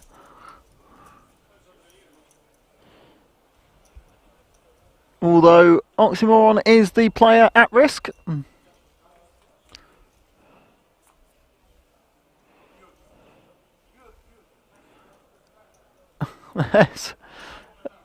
There's a lot of opportunities. Yeah, it will most likely be a chop. It is going to be a chop.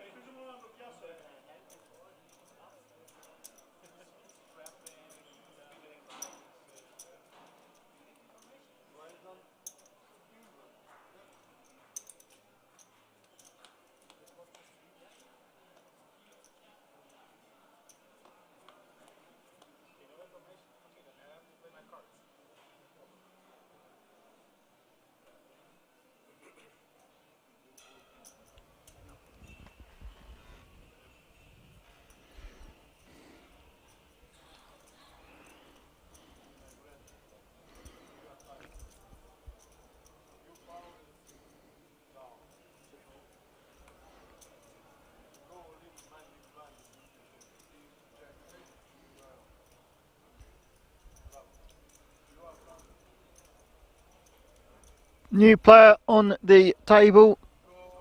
Very first hand has a suited ace. He's got ace 8 of spades.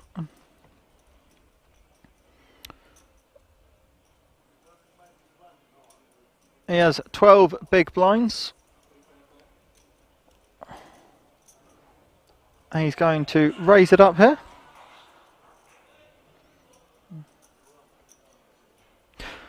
Yeah, I also thought of a suited ace with 12 bigs that was going to be an all-in, but it wasn't. He is going for basically a min raise instead.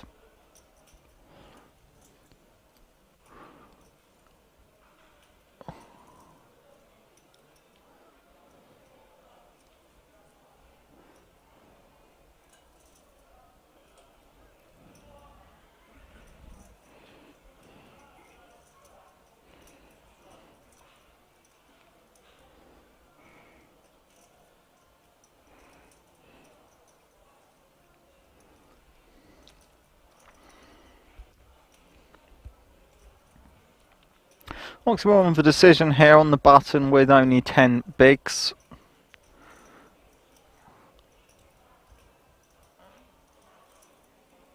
He is going to lay it down.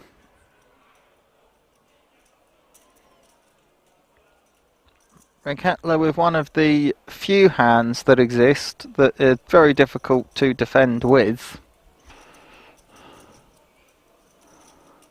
Especially against a min raise from a short stack. It's a very confusing position, or why someone with 10 bigs would min raise unless they're trying to trap. So obviously with one of those like I said, 6-4 off being one of those hands is very difficult to defend with. He does choose to lay it down.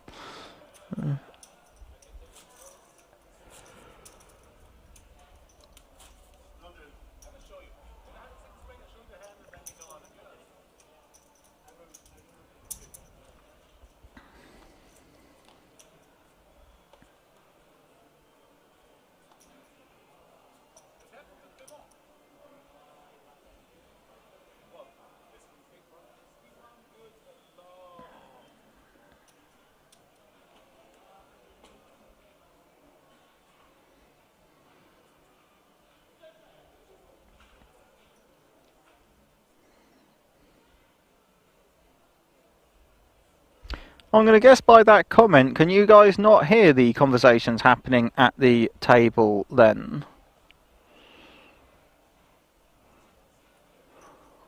Because that's why I've been going quiet when they're talking, so you guys can hear it.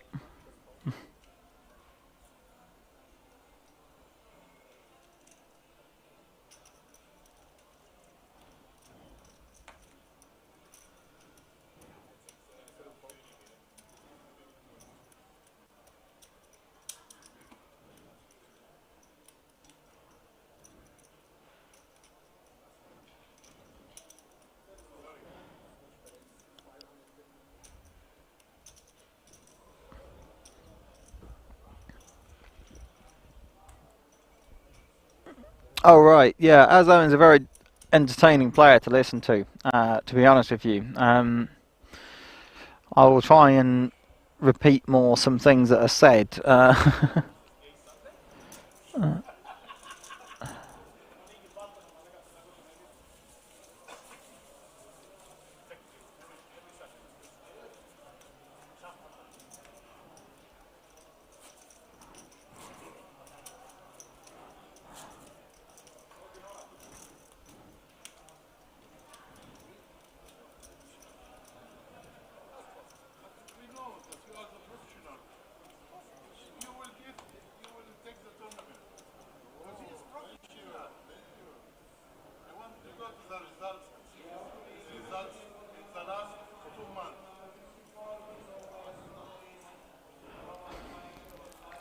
Okay, well, I will repeat some of the things they say. Unfortunately, the conversation they are currently having about the music isn't the most appropriate thing for me to repeat, but I will try and repeat some other things which they say, which are poker-based.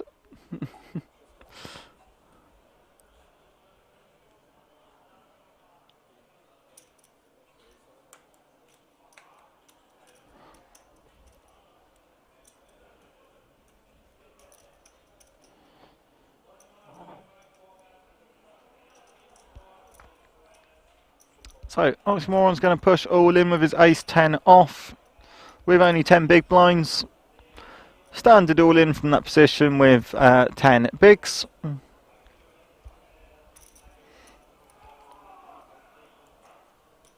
But no one has anything they can call with, so it's going to make it through. He's going to pick up a whole orbit's worth of blinds.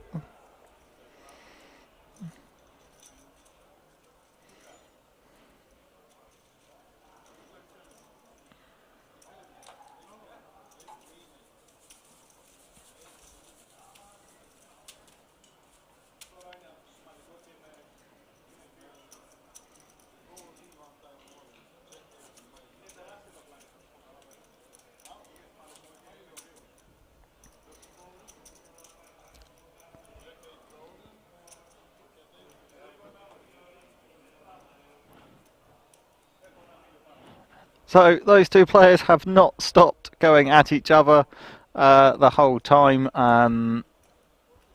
both slating each other's style of play, decisions of all-in hands, and obviously where Azam has been showing a lot of his hands, it's giving Oxymoron a lot more ammunition towards him. All he kept saying to him there was, you keep going with Jack 8, you can't really talk about anything, which is fair enough.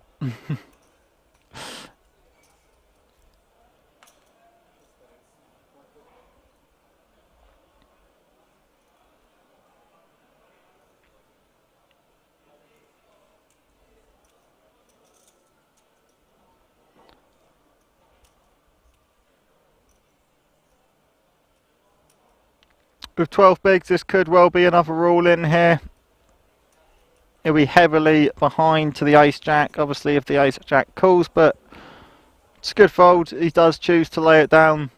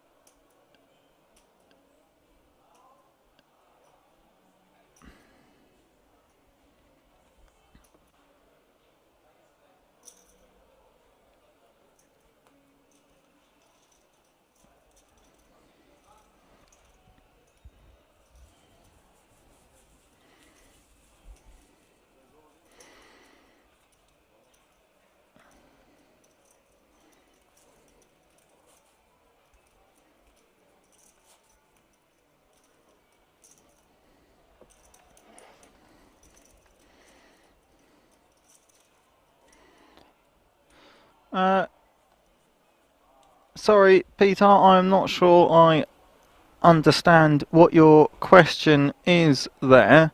Oh,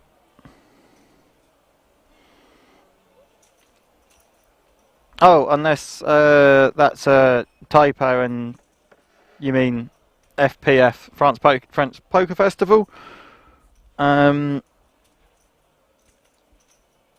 If that's what you mean, then yes, it will be in Rozvadov only.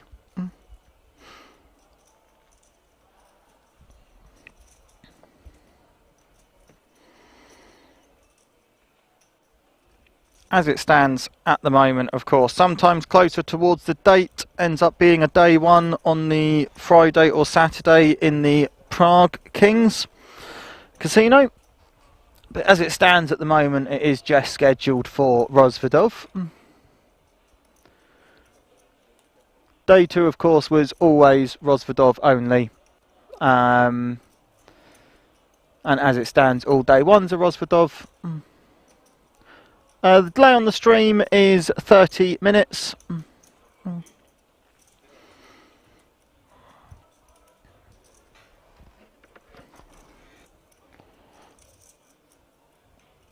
So currently, actually, they have 54 minutes left. So we have an hour and 24 minutes left on this stream until the end of day two.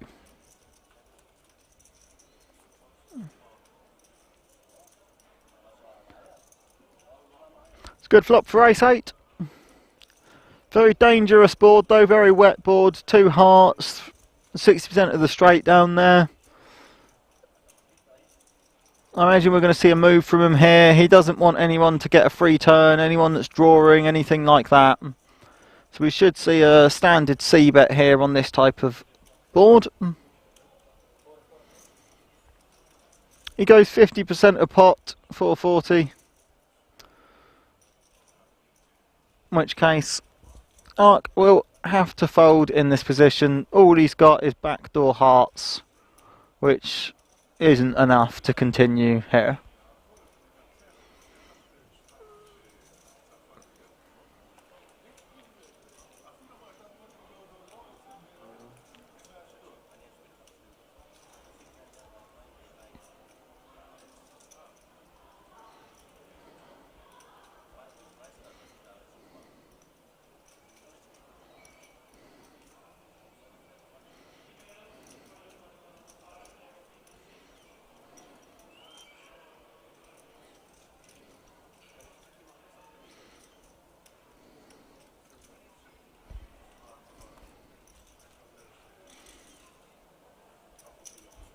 Oxymoron scoops up another pot there. He is slowly building his stack, getting himself back into the game here without actually having to be at risk with an all-in.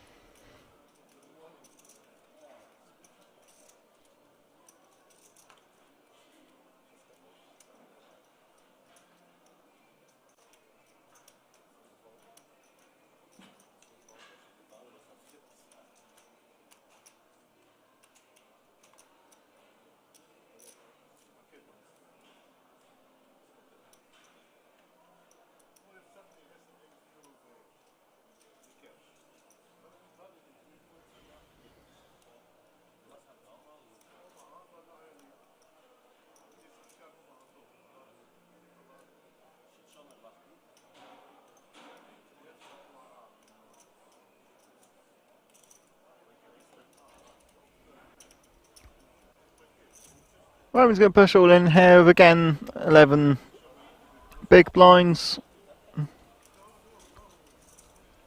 Ace 10.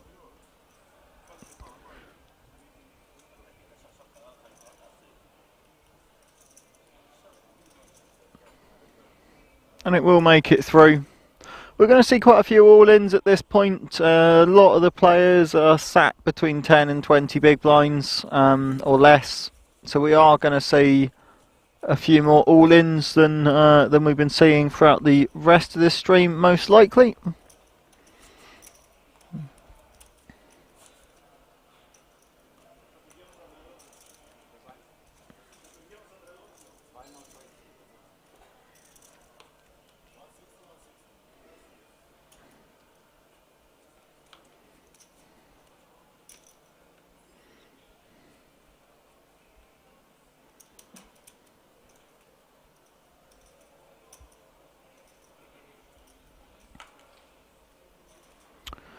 No, sorry, Peter. So what I was saying is all the day ones that are currently booked in, all the day 1A through to I believe it is, or H, are in King's Rosvedov.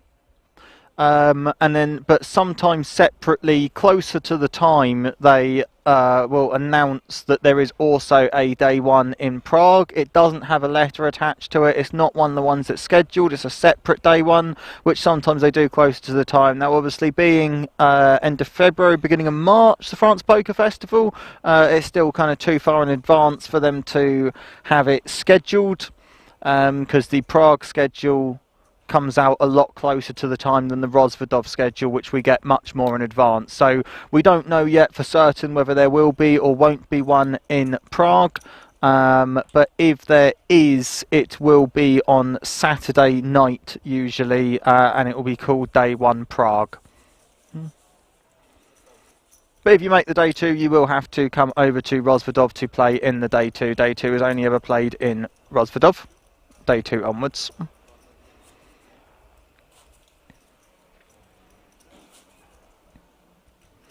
Generally, within about a month of the tournament is when the Prague schedule comes out, whereas the Rosvedov schedule is about 2 months in advance.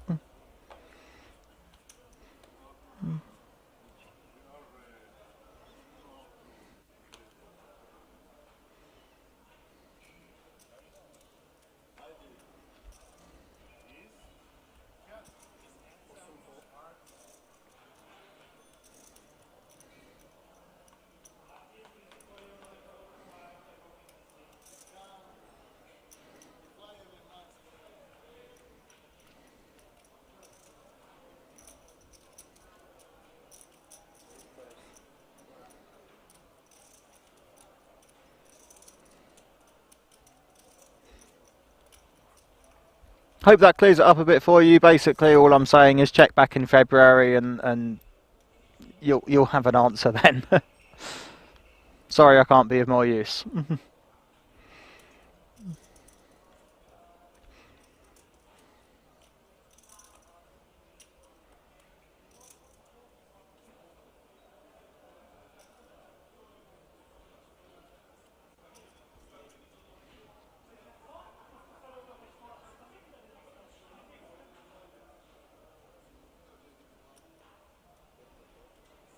No, at either King's Prague or King's Rozvadov, you can register in the casino.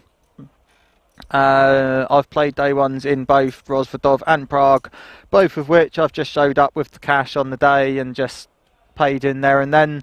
There's always plenty of tables, plenty of dealers. It's one of the things I really like about this casino is you don't have alternate lists. You don't turn up late, register, and then have to wait 2 hours before you get your seat.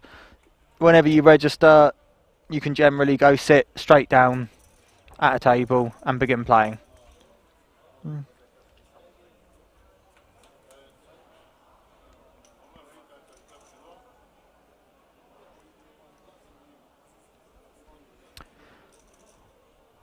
Ace high flop, they have both connected with top pair.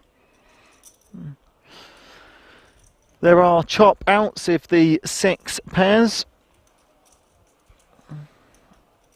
As it stands though, ace 10 is ahead.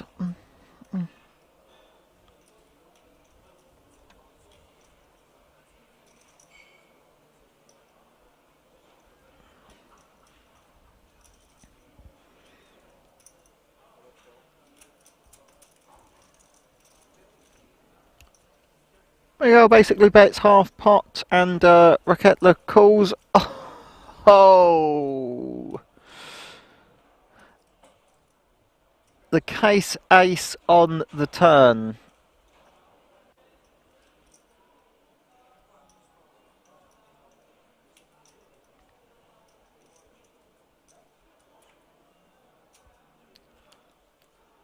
Oh, and that's a horrible river card for Raketla, because that means that there is no chop anymore. Raquel does have the winning hand.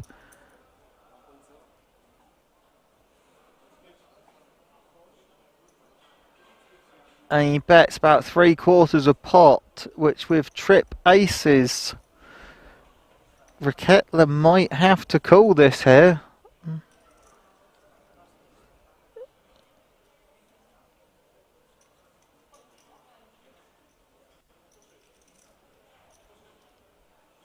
I'll be very impressed if he can find a fold here with trip aces.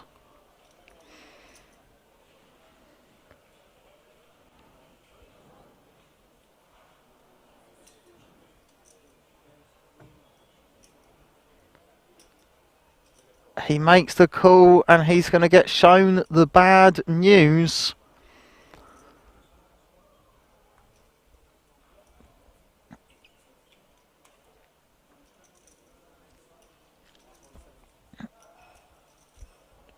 Wow, what a setback for Raketla.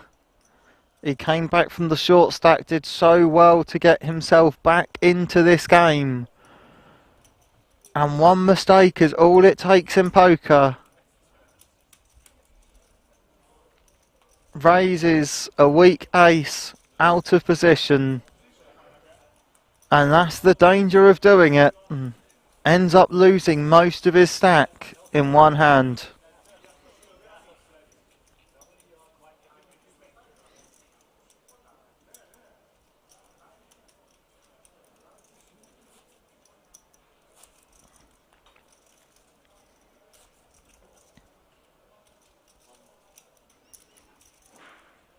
Absolutely, Mark. Couldn't agree with you more. That's why you don't play ace-deuce suited at a position. It will get you in trouble.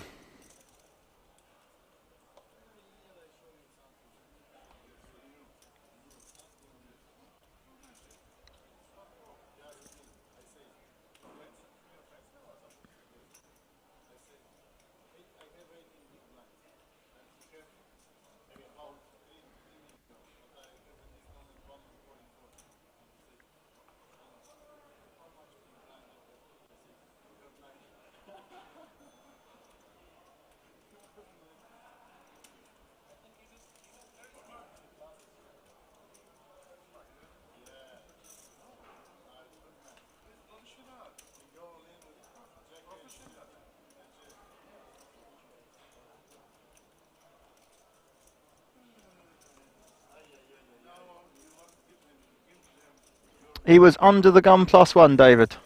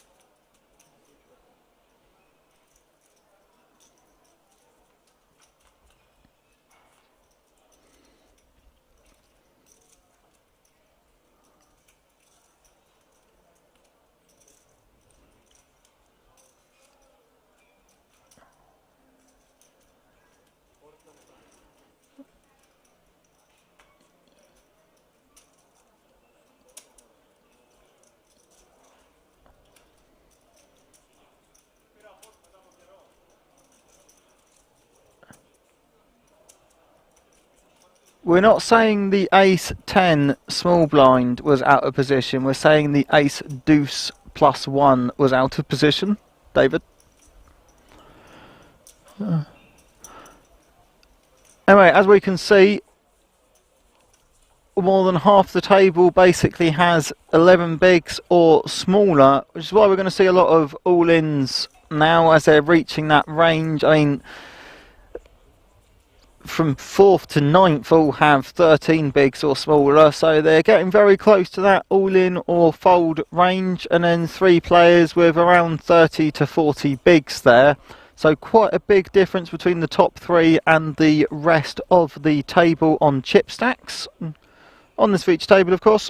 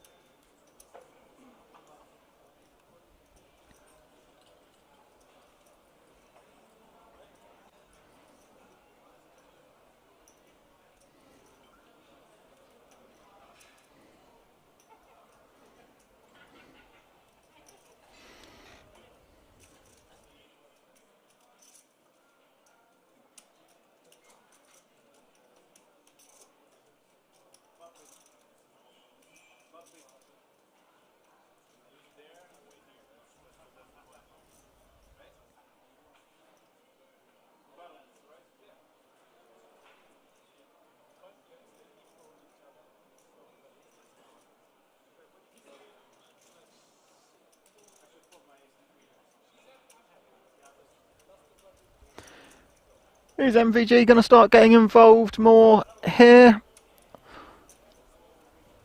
I've been saying for a while he needs to get involved in the game. He's gone all the way down to 13 bigs now. Like I said, if he didn't start getting involved, he was going to slowly get blinded out, and that is what's been happening as the blinds have got bigger, and he's had to give up all of his big blinds to raisers without defending.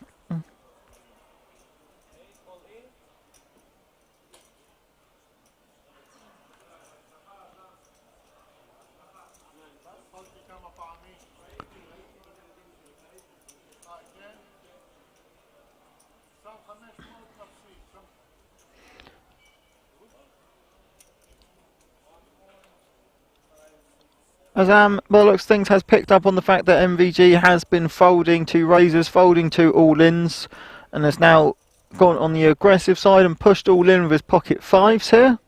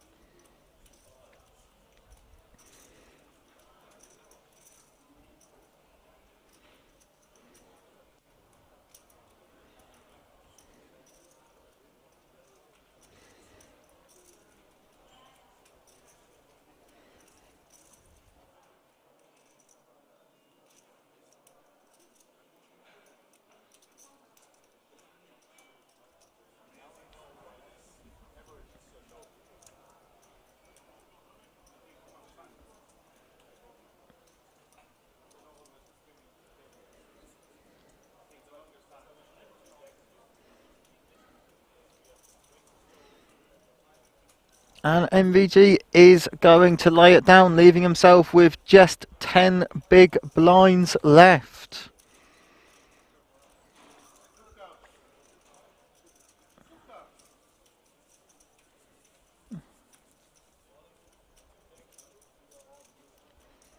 Unfortunately, I think MVG, as I've been saying for a while now, is too focused on just staying in, that his stack has dwindled and dwindled and dwindled to the point where he was in the tournament with a chance. Too focused on staying in that he's now in the tournament but not got much of a stack or always a chance at the end of the day, but absolutely has reduced his chances now with 50% of average after coming onto this table with more than average. Has unfortunately just folded, raised, folded some hands, and then the only time he actually flopped the absolute world with his trip kings, chose to just open jam rather than go for value, and so missed out on a lot of value from that hand as well. It's unfortunate, but like I said, it's quite easy to tell sometimes when you're watching these people that tend not to make it this far in tournaments. Now, I'm not saying that's 100% the case for him, but that is what it looks like.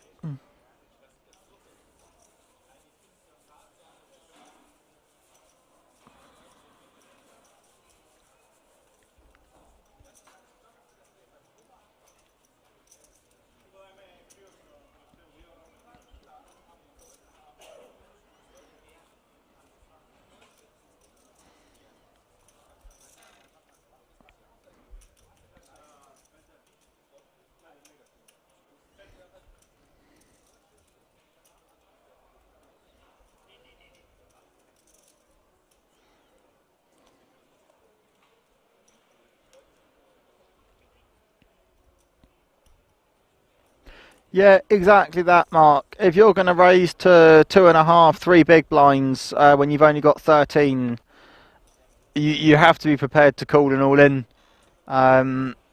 There's no point putting in nearly 30% of your stack there to then fold.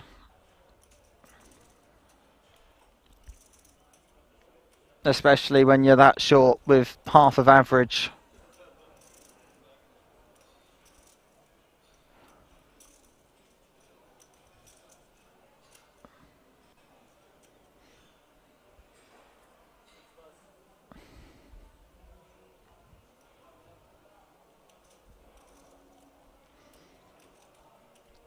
More on now with 10 big blinds in the hijack with pocket eights. He is going to push it all in.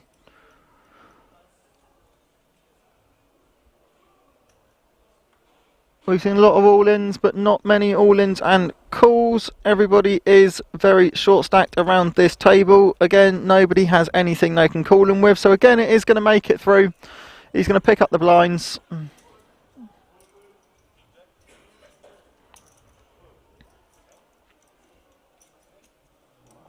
Yeah, exactly that. He had King 10 at the end of the day and 13 big blinds. He should be the one to jam all in. And then it doesn't leave him with the decision if somebody else does it. And it's a strong enough hand that, well, if fives did call him all in, he's 50-50. But the fives would probably have to fold if he's the one who jammed all in first, in which case he just would have picked up the blinds and gone up to 16 bigs rather than going down to 10.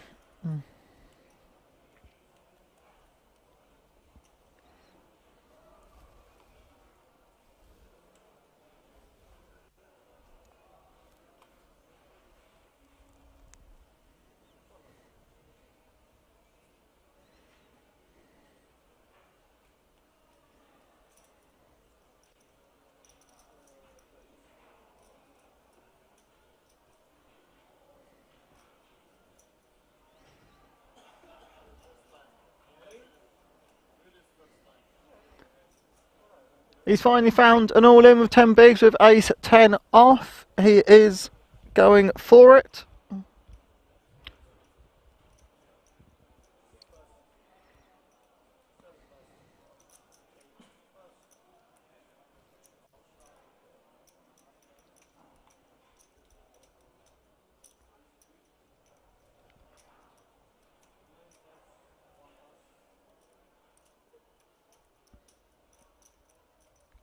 Again, it's looking like no one's going to wake up with anything they can call him with.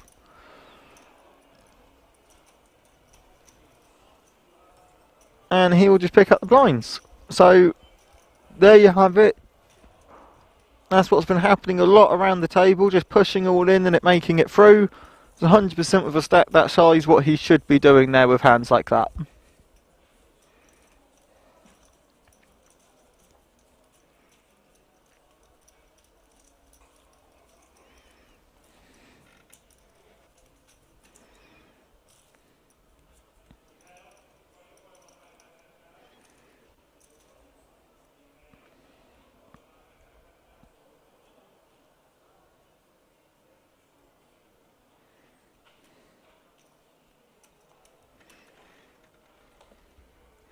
We are now into the last hour of day 2, guys. Just 1 hour left, and then whoever is still in will be making it through to day 3. Ace King, 13 bigs, under the gun. Let's have him push it all in again. Or, with the way he's been playing, a lot of people are 3-betting him. It could be worth him raising and prepared to call the all-in this time. No, he does push it. Either decision isn't wrong.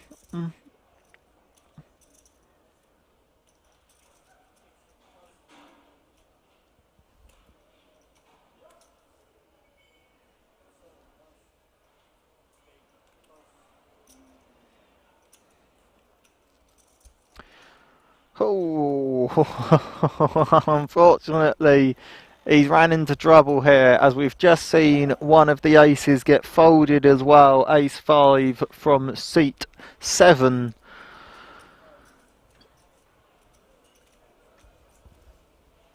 Meaning he will be in trouble here against kings. He will be a big underdog.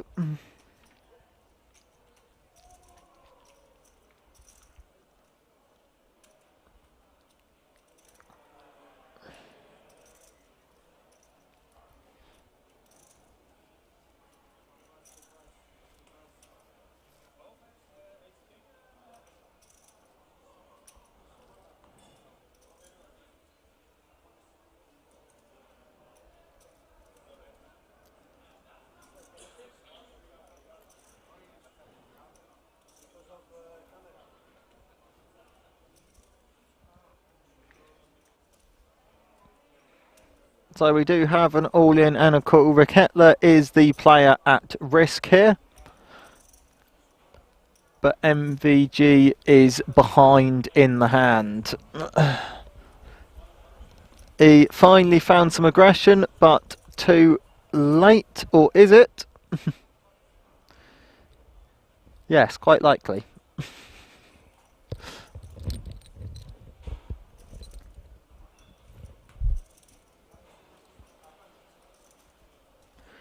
He's now drawing to an ace and an ace only, and obviously we saw an ace folded with the ace 5 hand, which unbelievably would have actually won, but the kings do hold, leaving MVG with just 4 big blinds.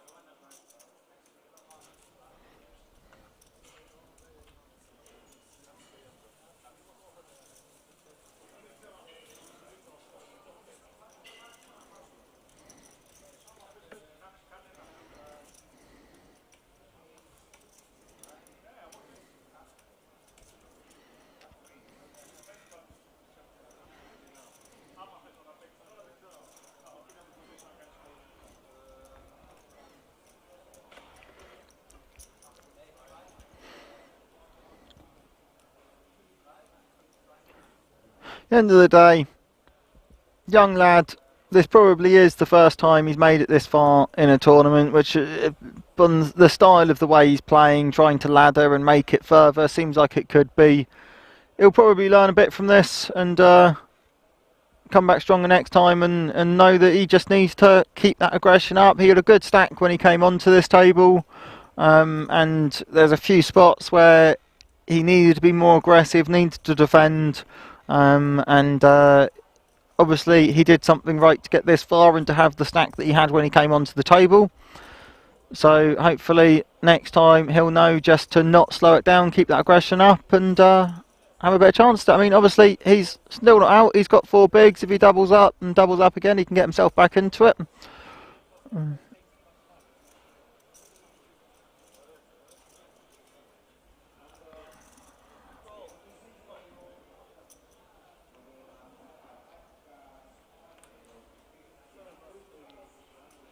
Yeah, there's nothing he could do about that hand, ace king into kings. It's just one of those coolers. Not really anything you can do about it. But if he kept that aggression up sooner, defended a bit sooner, then hopefully he would have had some more chips before that hand, meaning it wouldn't have left him so short after it.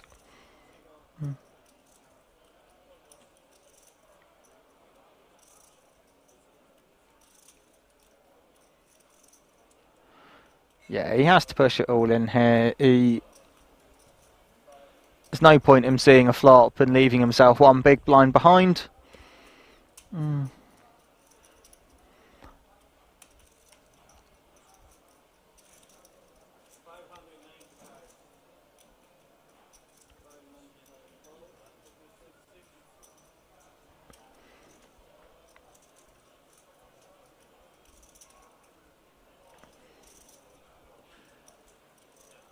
There's no way they didn't see the all-in coming from him, so they're obviously both going to call.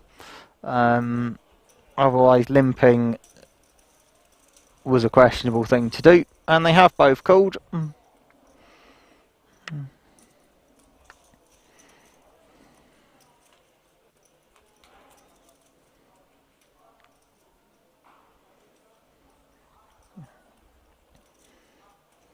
It's a good flop for him. He could well get himself back into this if this holds.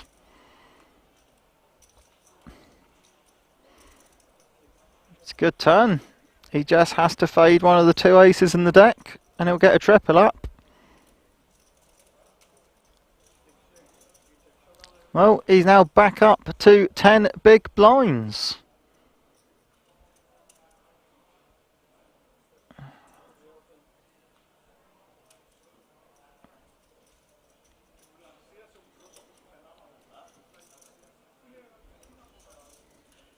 I think he slightly smiled there.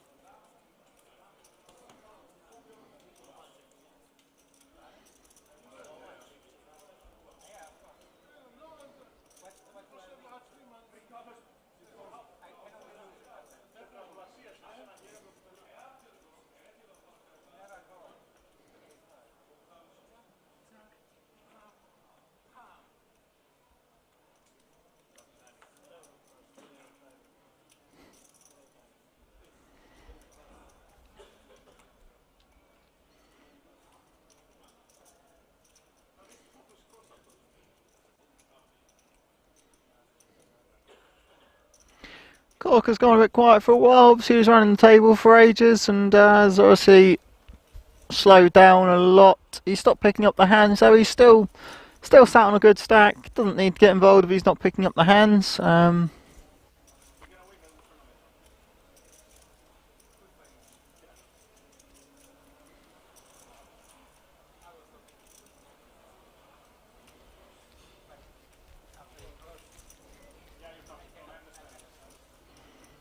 Now it's folded round to him in the small blind. 9 bigs, pocket pair, push it in again, keep this aggression going.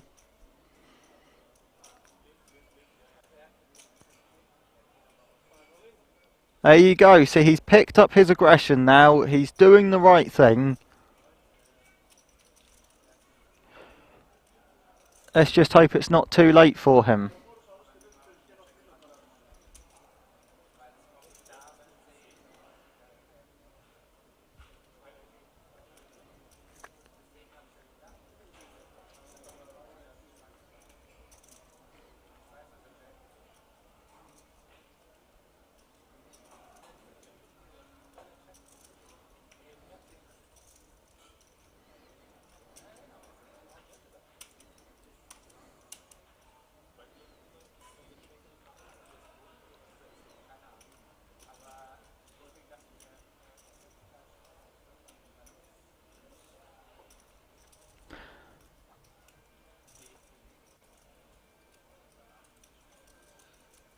Yeah, not sure on that fold there with ace 10. How's he not calling a 9 big blind all in there with a...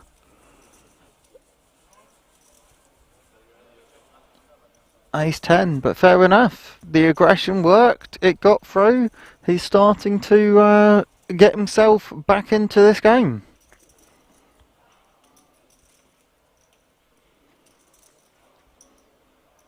It's good to see. It's good to see a player realise or notice what they're doing wrong and fix it at the table before it's too late.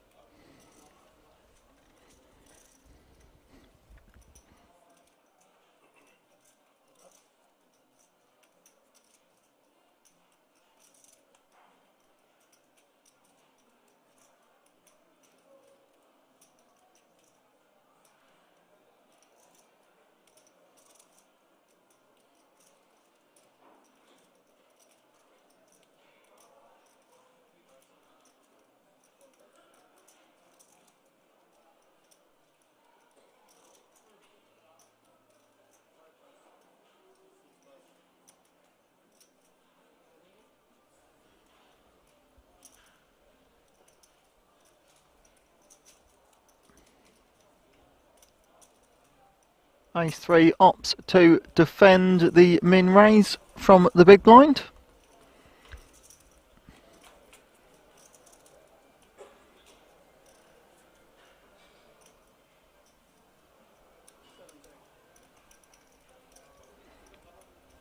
It's looking very choppy.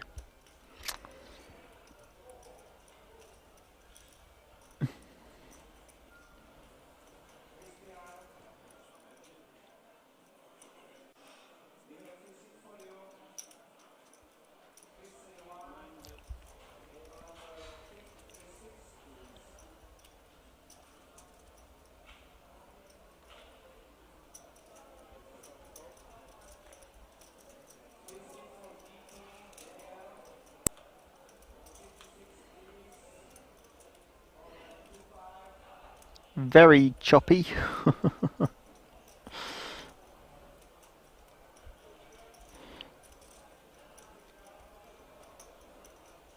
This could just come down to who wants it more.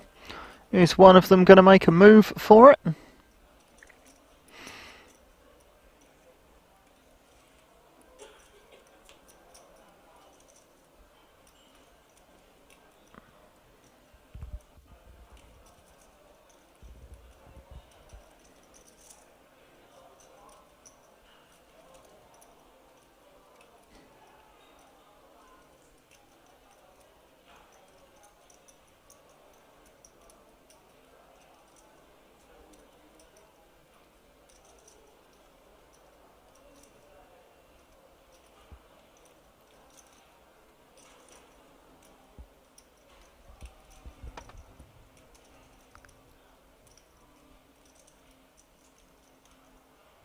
interesting bet on the end. I imagine for that price he's just going to call and chop the pot.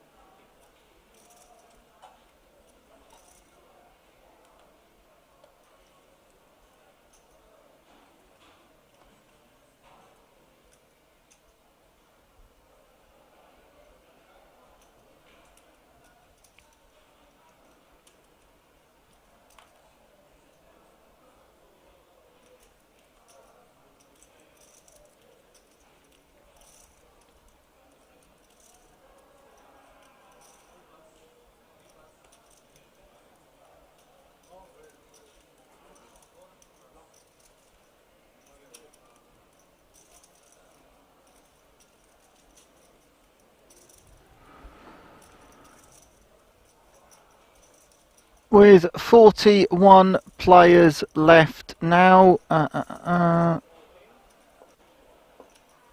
are all guaranteed €2,135 from a €250 buy-in. Once it gets down to 35 players, it will be €2,510. So it will be 10x their buy-in if they can make it 6 more places to get the next ladder.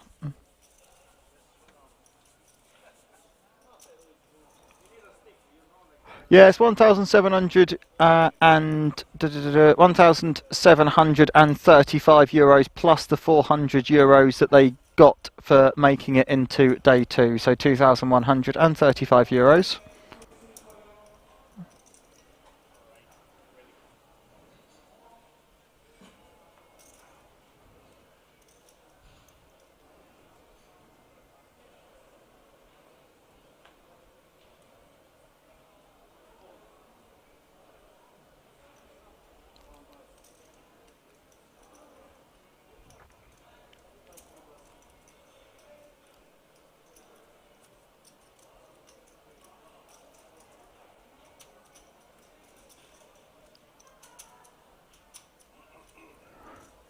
This is going to have to be an easy all-in here with ace 10 and 6 big blinds.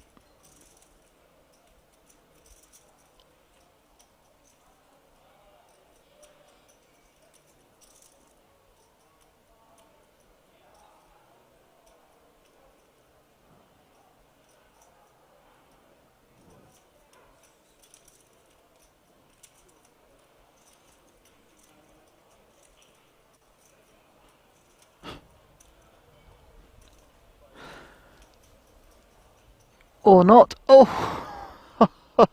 Oh!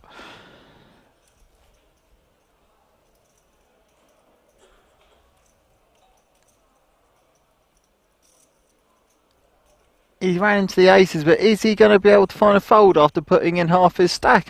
He's not got the fold equity there with ace 10.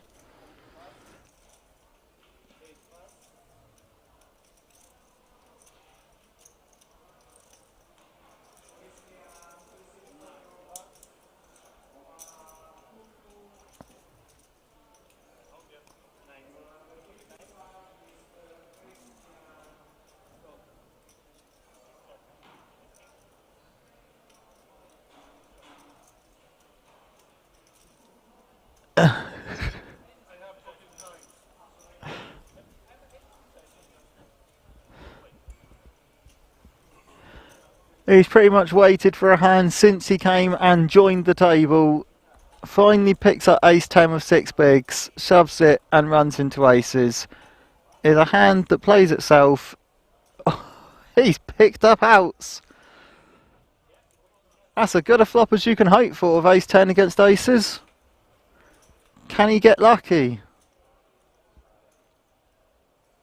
3 outs once, and he can't. The aces are going to hold, and he will be going home in 41st place with €2,135.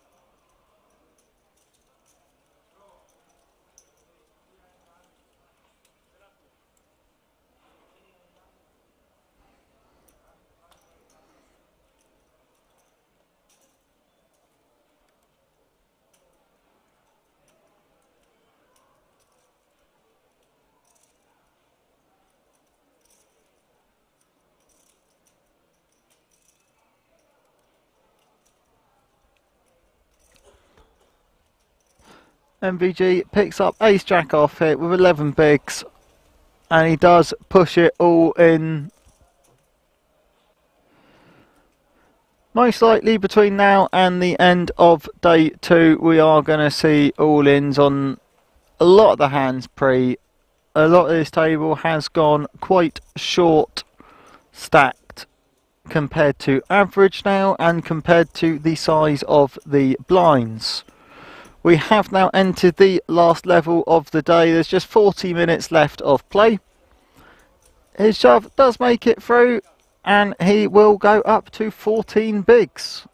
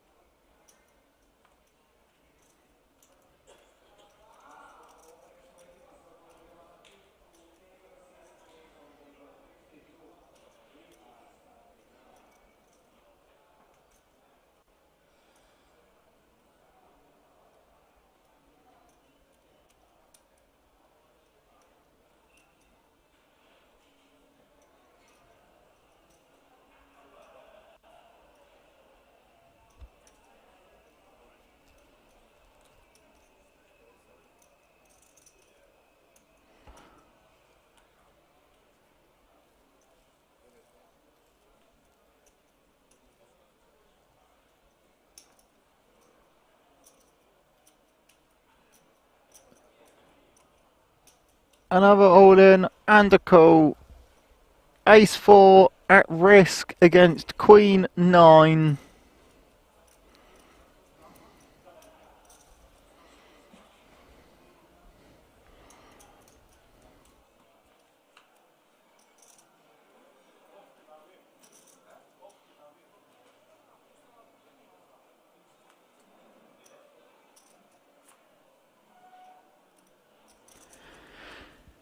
spike does 4, but it doesn't really change anything.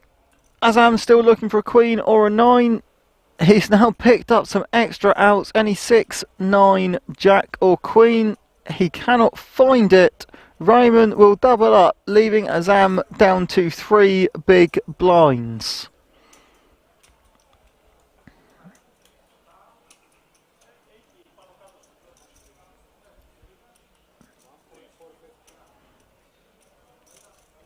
I don't think we've seen anybody get knocked off this table for a while. The short stacks do keep doubling up.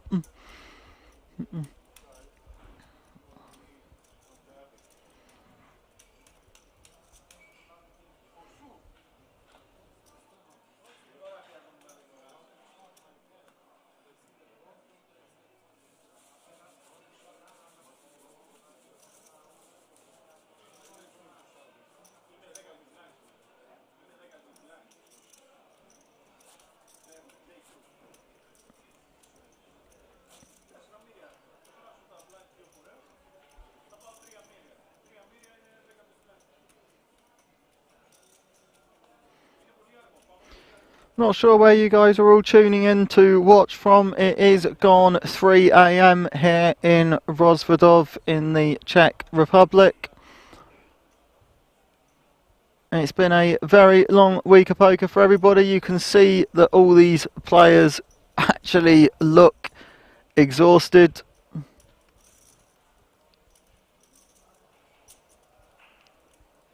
The World Series of Poker Circuit event number 1 was on Wednesday, and most of these players, as have I, have been playing a lot of the events so far this week.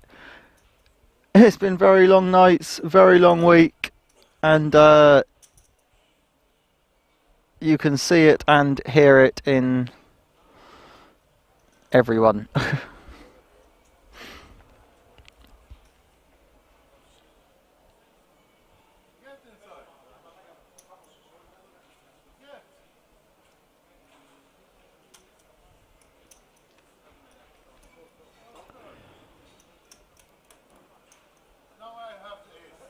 Here we go. This will probably be the end of Azam. We have ace 8 all in at risk against the ace queen of hearts from Domenico. He spikes his queen straight away.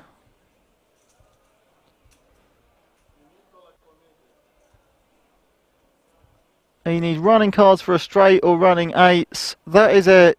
We are going to lose Azam in 39th place.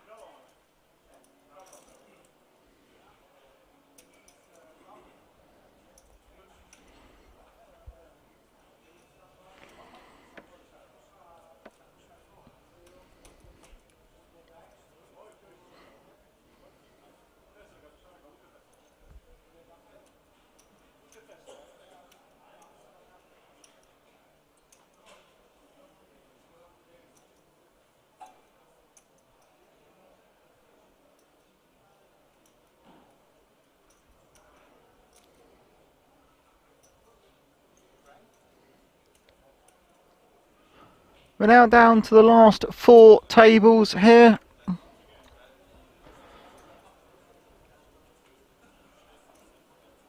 King Jack under the gun +1 with 9 bigs. Are we going to see him stick it in the middle here? One more elimination is nearly a €400 pay jump.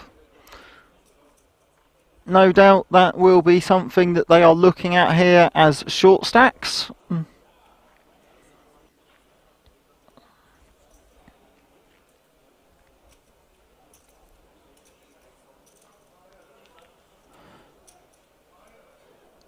Domenico is going to put him all in.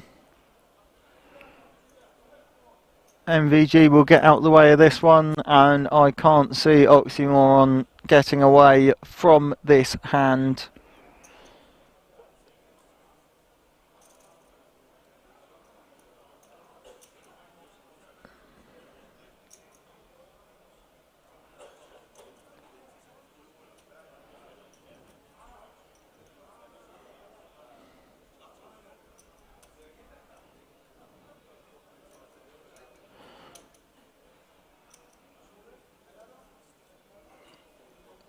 He does make the fold, one place away from a €400 ladder, and somebody just went out on the other table, so he would have made the ladder anyway.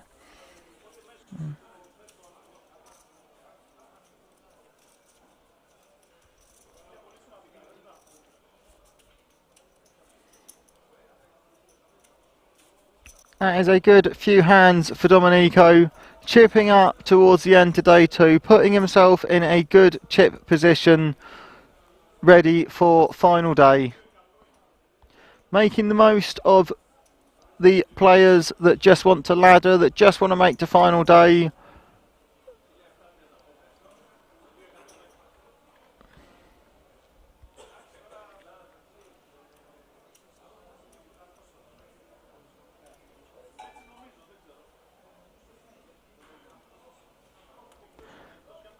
And now he's seen that he's made the ladder, he pushes in next hand with ace-8 under the gun.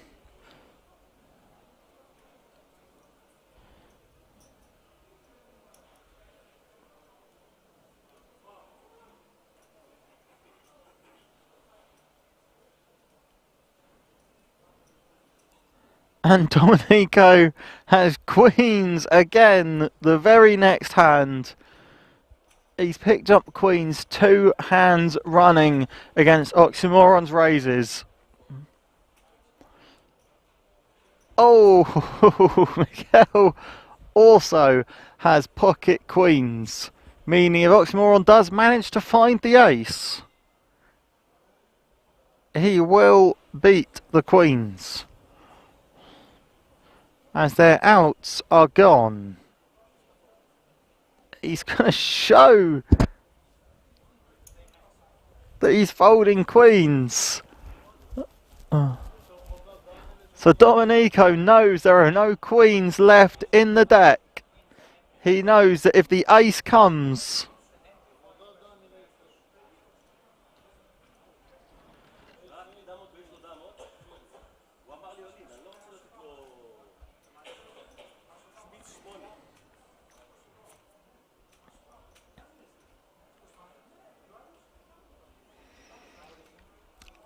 Oxymoron still needs to find the ace or running cards for a straight.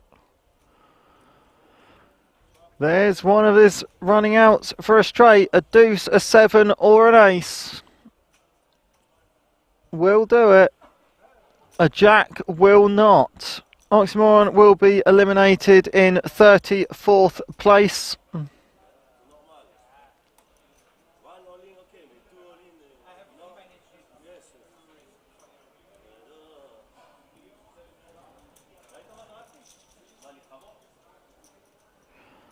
And Domenico will continue to chip up towards the end of day 2.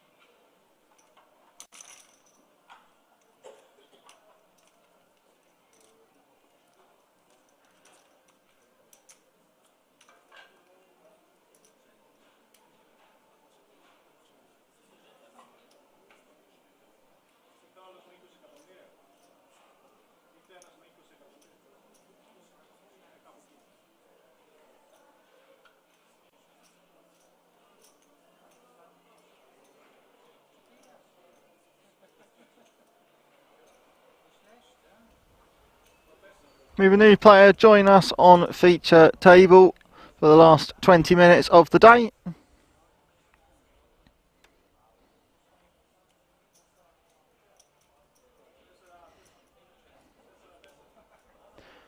MVG is going to push all in with his fives. Oh, we have two new players joining us on feature.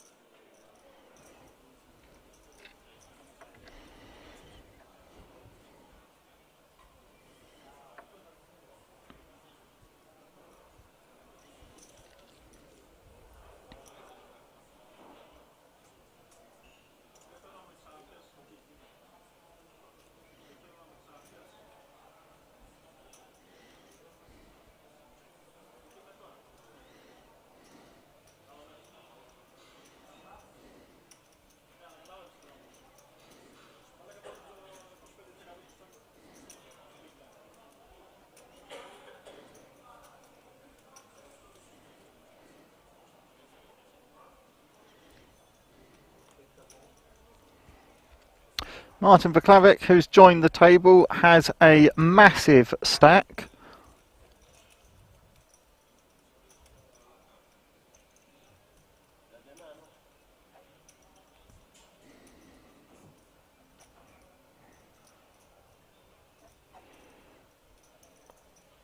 He's come onto the table with over 3 times average stack. 71 big blinds, 75 big blinds now. Quite possibly chip leader in the whole event currently.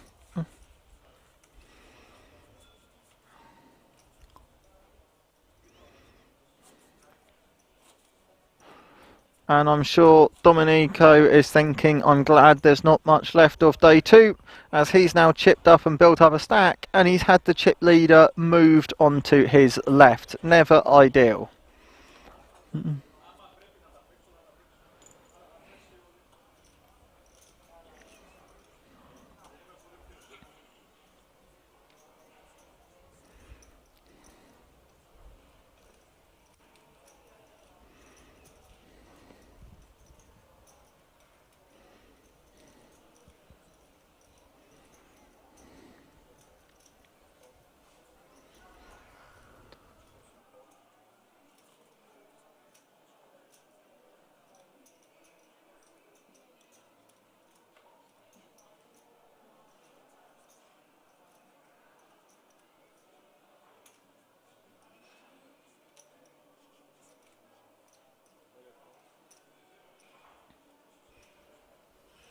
Folds all the way around to Corker in the small blind, who's going to look down at a suited ace. Hasn't got involved for a good couple of hours now.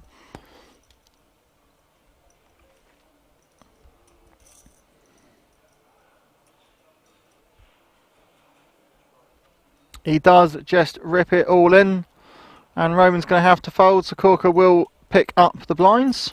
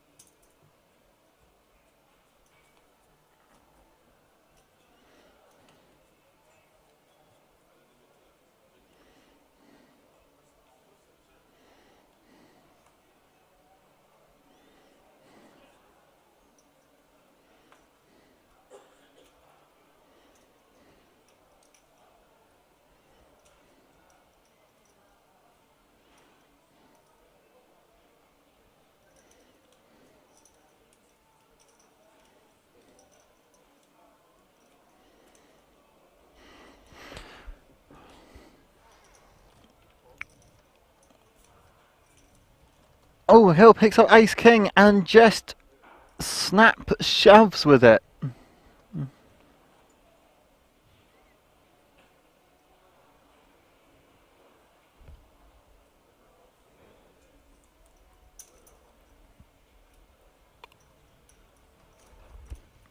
He'll make it through, he will pick up the blinds, he will maintain his above average stack, which by the looks of it, he's just trying to make it to final day with an average or above average stack. Not looking to take too many risks at this point, hence obviously folding the queens. You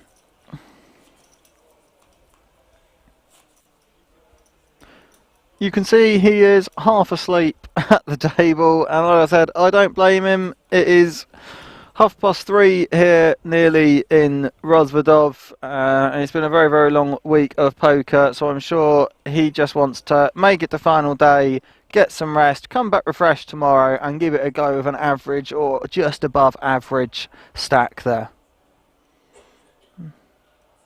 Not to make any mistakes when he's too tired to do so.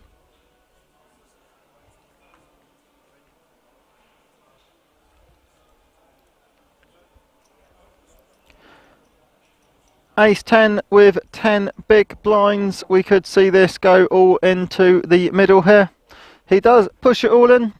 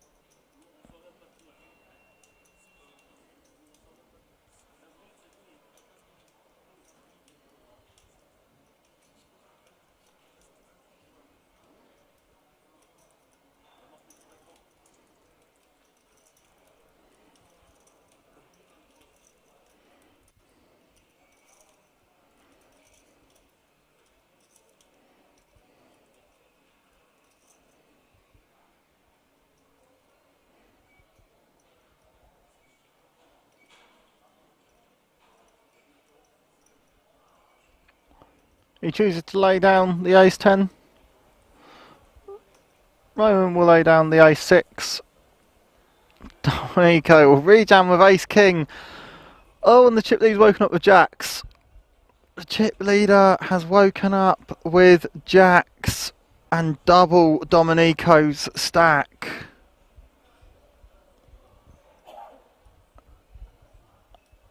This could be huge for Domenico if Martin calls and Domenico wins the hand, but as it stands we've seen that there are no aces left in the deck. He would have to hit a king, hearts or a straight, which would need and require obviously him hitting a jack as well, with only 2 of them left in the deck, only 2 tens left in the deck as well, so he'd really be relying on the king or hearts if Martin makes this call, which is what makes him such a strong favourite to win the hand if he can find the call here. he will have an absolute monster stack if he makes this call and his jacks hold.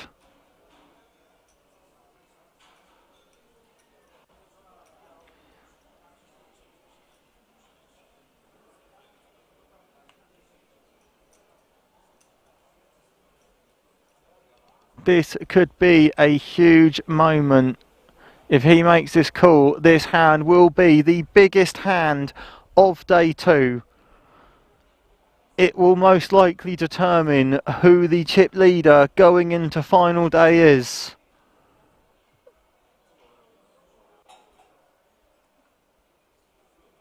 Oh, he lays them down.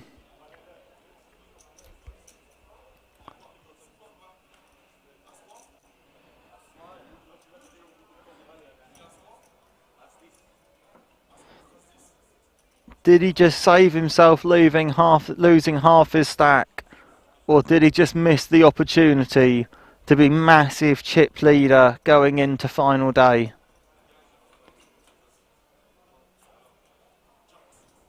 The king is straight there.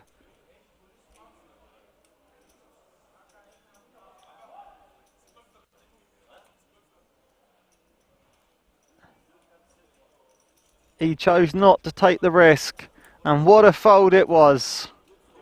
He will maintain the chip lead stack as he managed to find the fold with pocket jacks.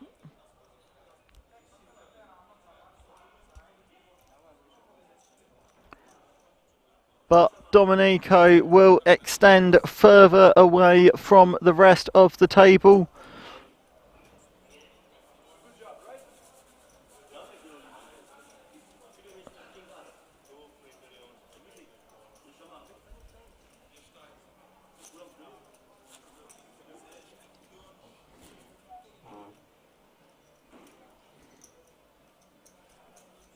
It's a great fold, deciding he did not need to take the risk.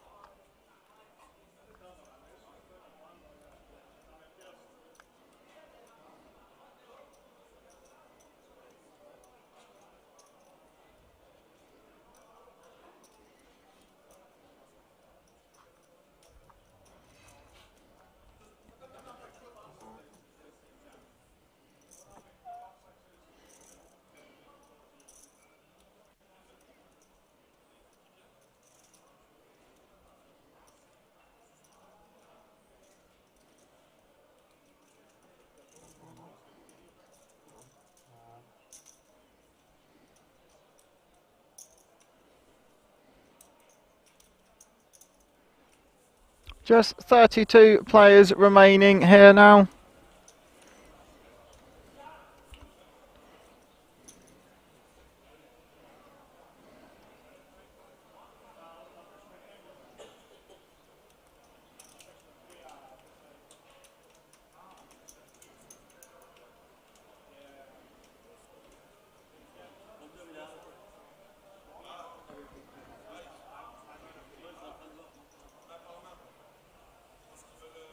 Those are the chip stacks now on feature table. As you can see, Martin still big chip leader.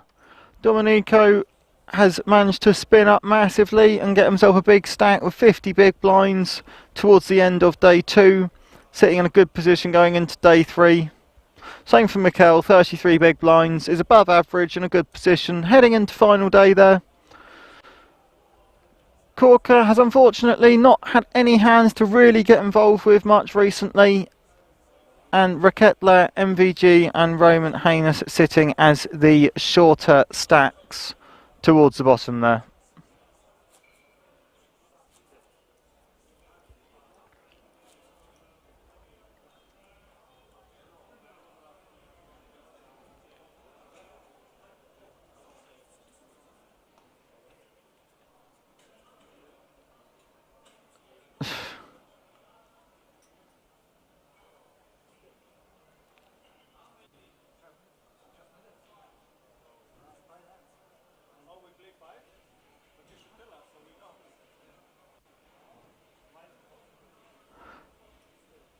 The clock has now been paused and they will play the last 5 hands of day 2.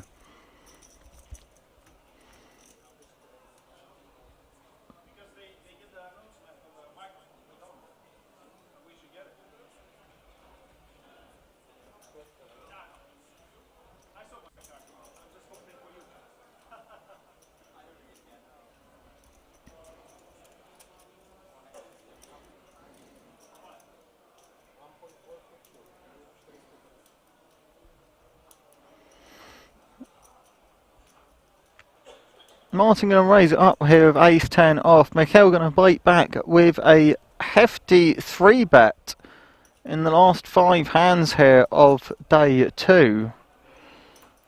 And Martin will lay it down.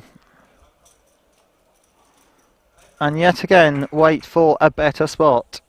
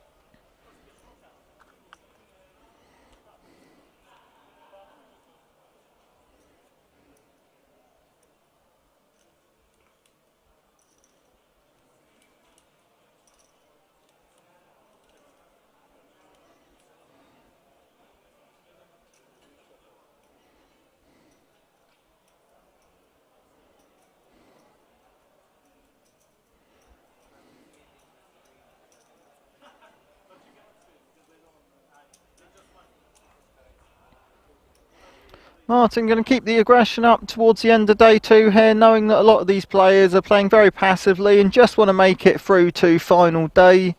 So he's going to try and take advantage of that and try and pick up some pots where he can here.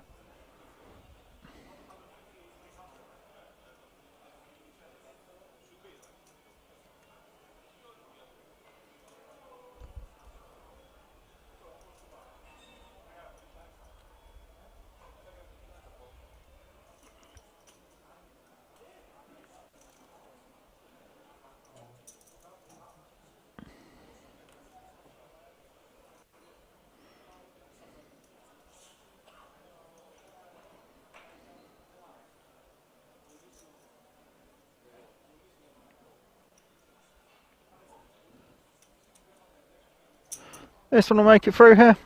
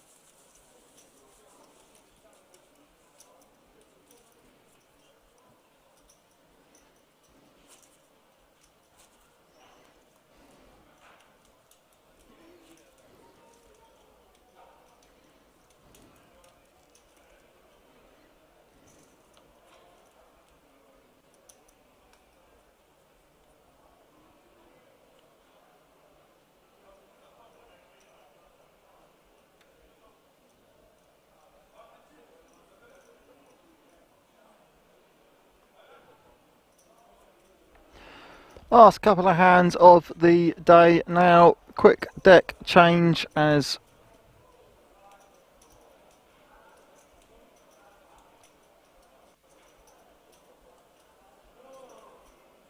we come towards the end. 30 players left.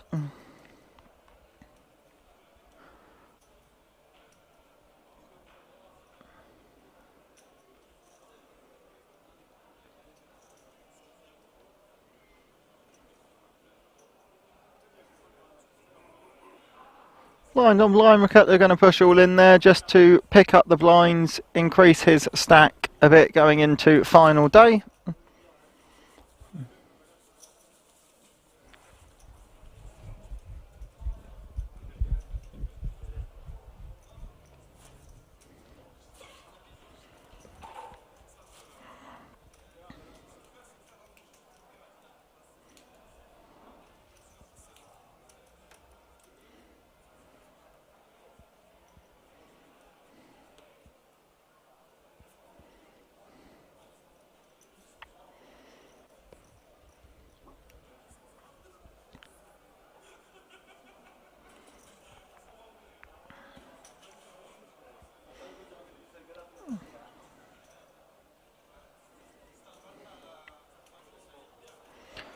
Also going to raise it up here with pocket fours again, just to take down the blinds. Easy way for him to pick up some more chips with a stack of his size before going into final day, as most of these players will just want to make it into final day. Although Roman has woken up with ace jack and 8 big blinds in the big blind, we should see an all-in here. He does push it all into the middle, and a snap call with the pocket fours from Martin means Roman's ace jack is at risk in the penultimate hand of the day.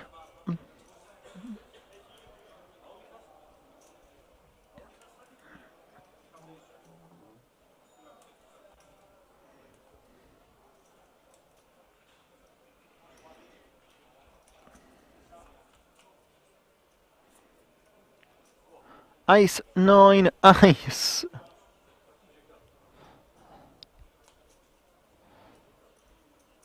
Martin will be looking for a 4 and a 4 only to eliminate Roman, or he will get the double up. Roman doubles up in the second last hand of the day, giving himself a playable stack for final day. And taking a chunk out of the chip leader.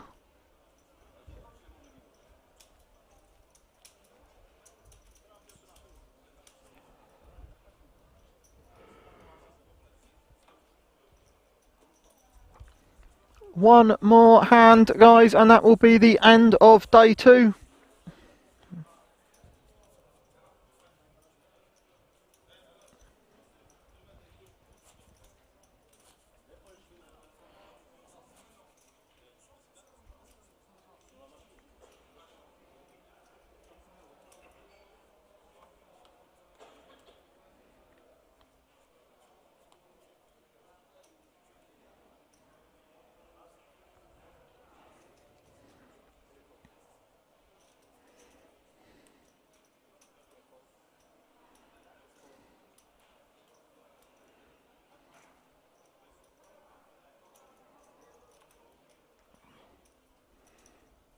Raketla picks up King Jack in the cut-off in the final hand of the day with just 12 big blinds.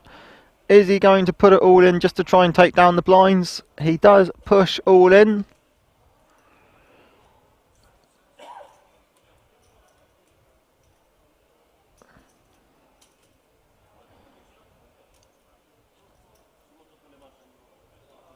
And Domenico wakes up with queens in the final hand of the day again. And if his queens hold here, Raketla will be knocked out in the final hand of day 2.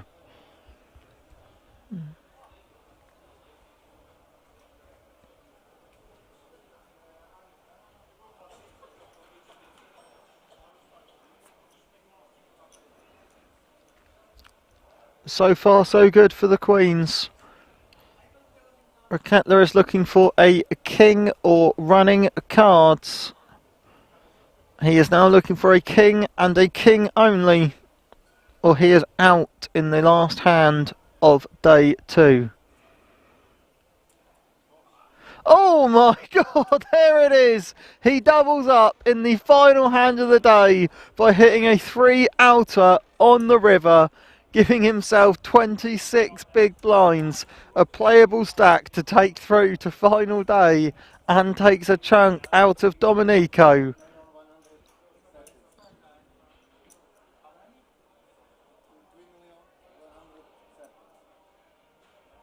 And that is the end of day 2, everybody. Thank you very much. It has been an absolute pleasure here. My first time commentating for all of you. You've all been absolutely great. It's been great speaking to you all, and hopefully I will be back on here again soon.